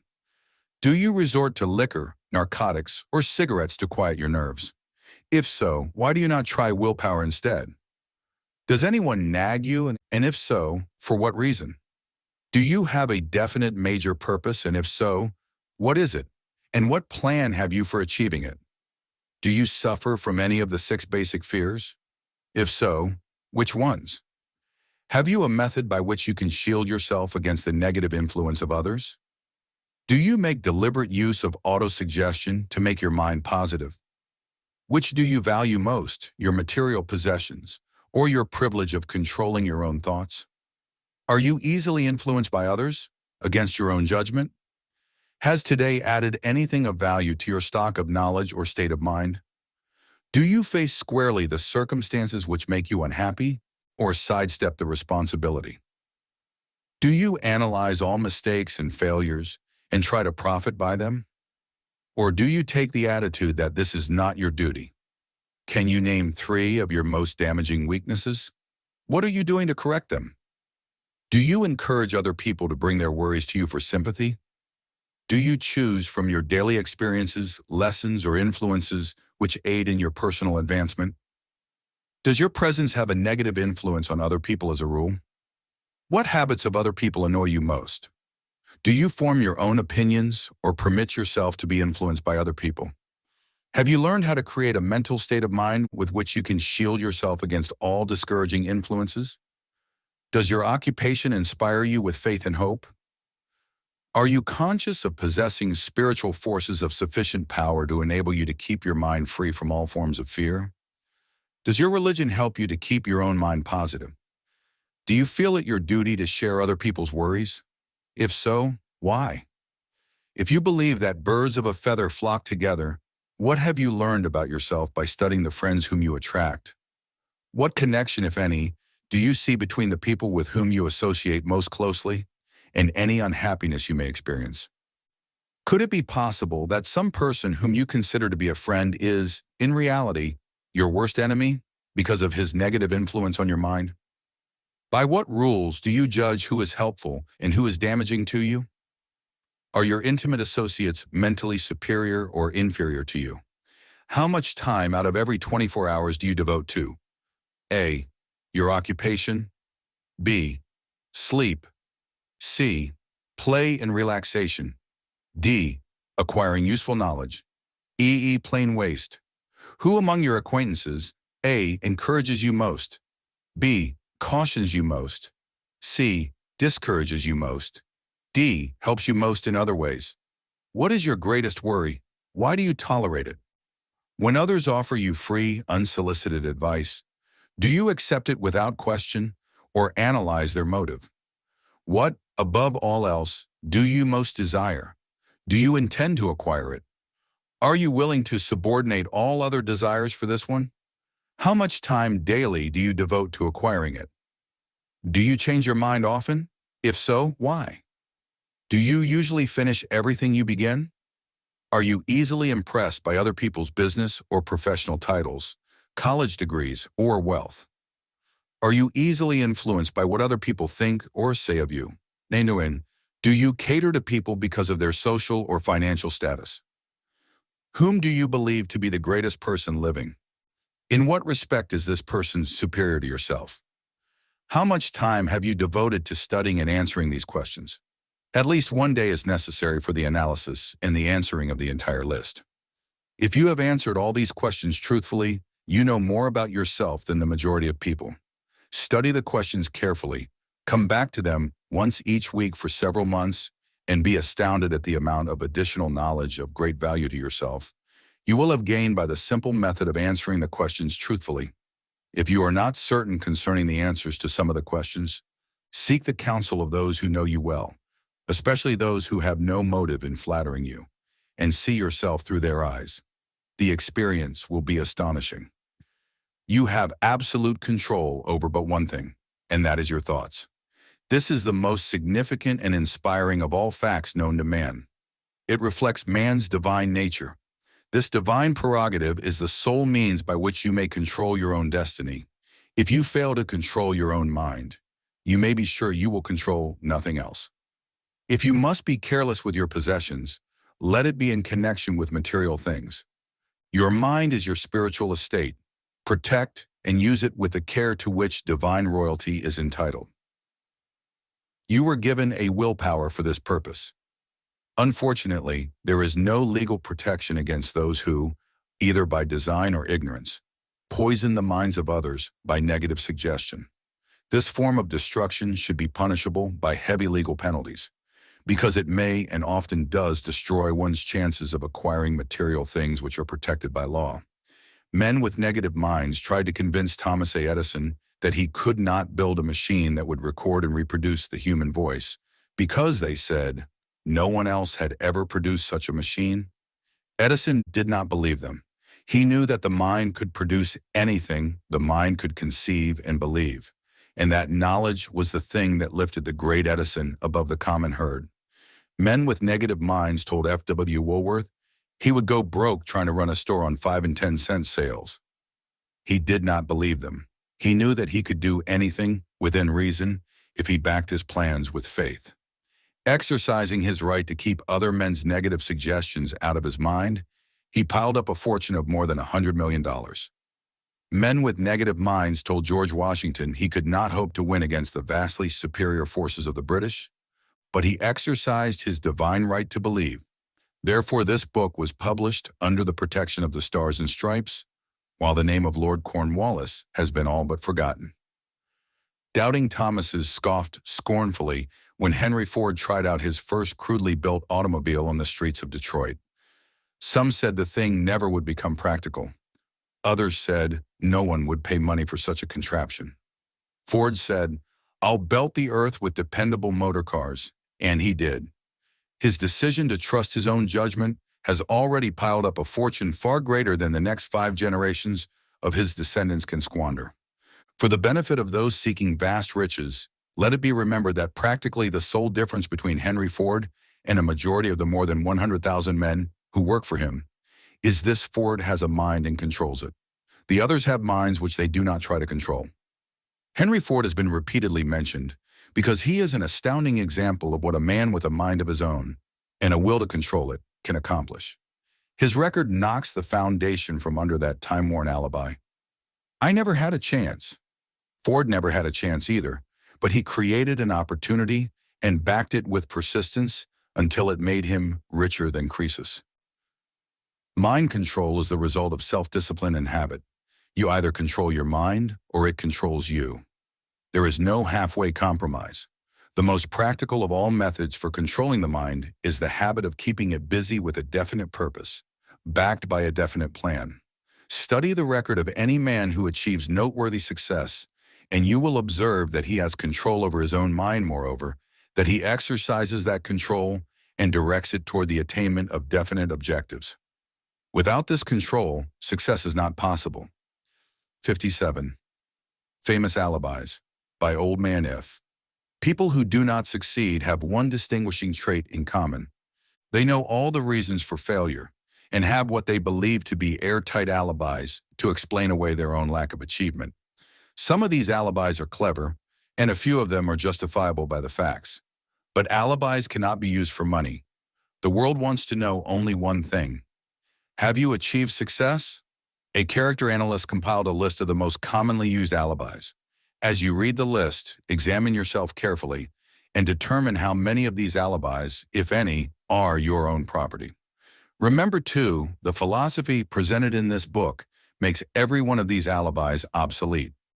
If I didn't have a wife and family, if I had enough pull, if I had money, if I had a good education, if I could get a job, if I had good health, if I only had time, if times were better, if other people understood me, if conditions around me were only different, if I could live my life over again, if I did not fear what they would say, if I had been given a chance, if I now had a chance, if other people didn't have it in for me, If nothing happens to stop me, if I were only younger, if I could only do what I want, if I had been born rich, if I could meet the right people, if I had the talent that some people have, if I dared assert myself, if I only had embraced past opportunities, if people didn't get on my nerves, if I didn't have to keep house and look after the children, if I could save some money, if the boss only appreciated me,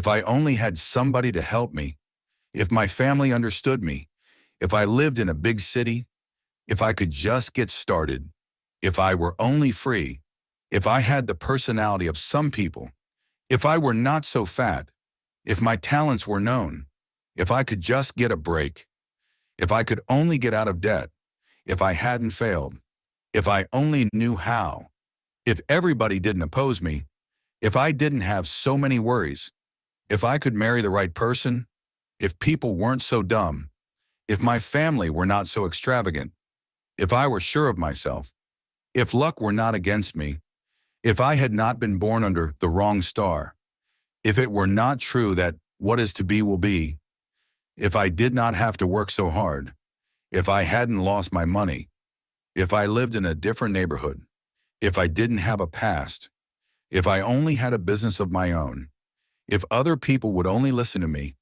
if, and this is the greatest of them all, I had the courage to see myself as I really am, I would find out what is wrong with me and correct it. Then I might have a chance to profit by my mistakes and learn something from the experience of others. For I know that there is something wrong with me, or I would now be where I would have been if I had spent more time analyzing my weaknesses and less time building alibis to cover them. Building alibis with which to explain away failure is a national pastime. The habit is as old as the human race and is fatal to success. Why do people cling to their pet alibis? The answer is obvious. They defend their alibis because they create them. A man's alibi is the child of his own imagination. It is human nature to defend one's own brainchild.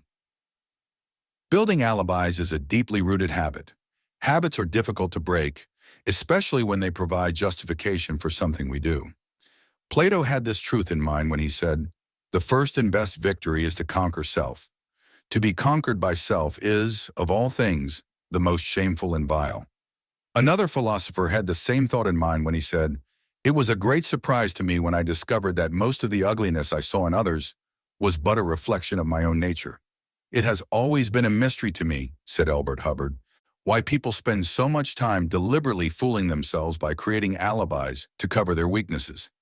If used differently, this same time would be sufficient to cure the weakness, then no alibis would be needed." In parting, I would remind you that life is a checkerboard, and the player opposite you is time. If you hesitate before moving, or neglect to move promptly, your men will be wiped off the board by time. You are playing against a partner who will not tolerate indecision. Previously, you may have had a logical excuse for not having forced life to come through with whatever you asked. But that alibi is now obsolete because you are in possession of the master key that he unlocks at the door to life's bountiful riches. The master key is intangible, but it is powerful. It is the privilege of creating in your own mind a burning desire for a definite form of riches. There is no penalty for the use of the key, but there is a price you must pay if you do not use it. The price is failure. There is a reward of stupendous proportions if you put the key to use. It is the satisfaction that comes to all who conquer self and force life to pay whatever is asked. The reward is worthy of your effort. Will you make the start and be convinced? "If we are related," said the immortal Emerson, "we shall meet." In closing, may I borrow his thought and say, if we are related, we have, through these pages, met the end.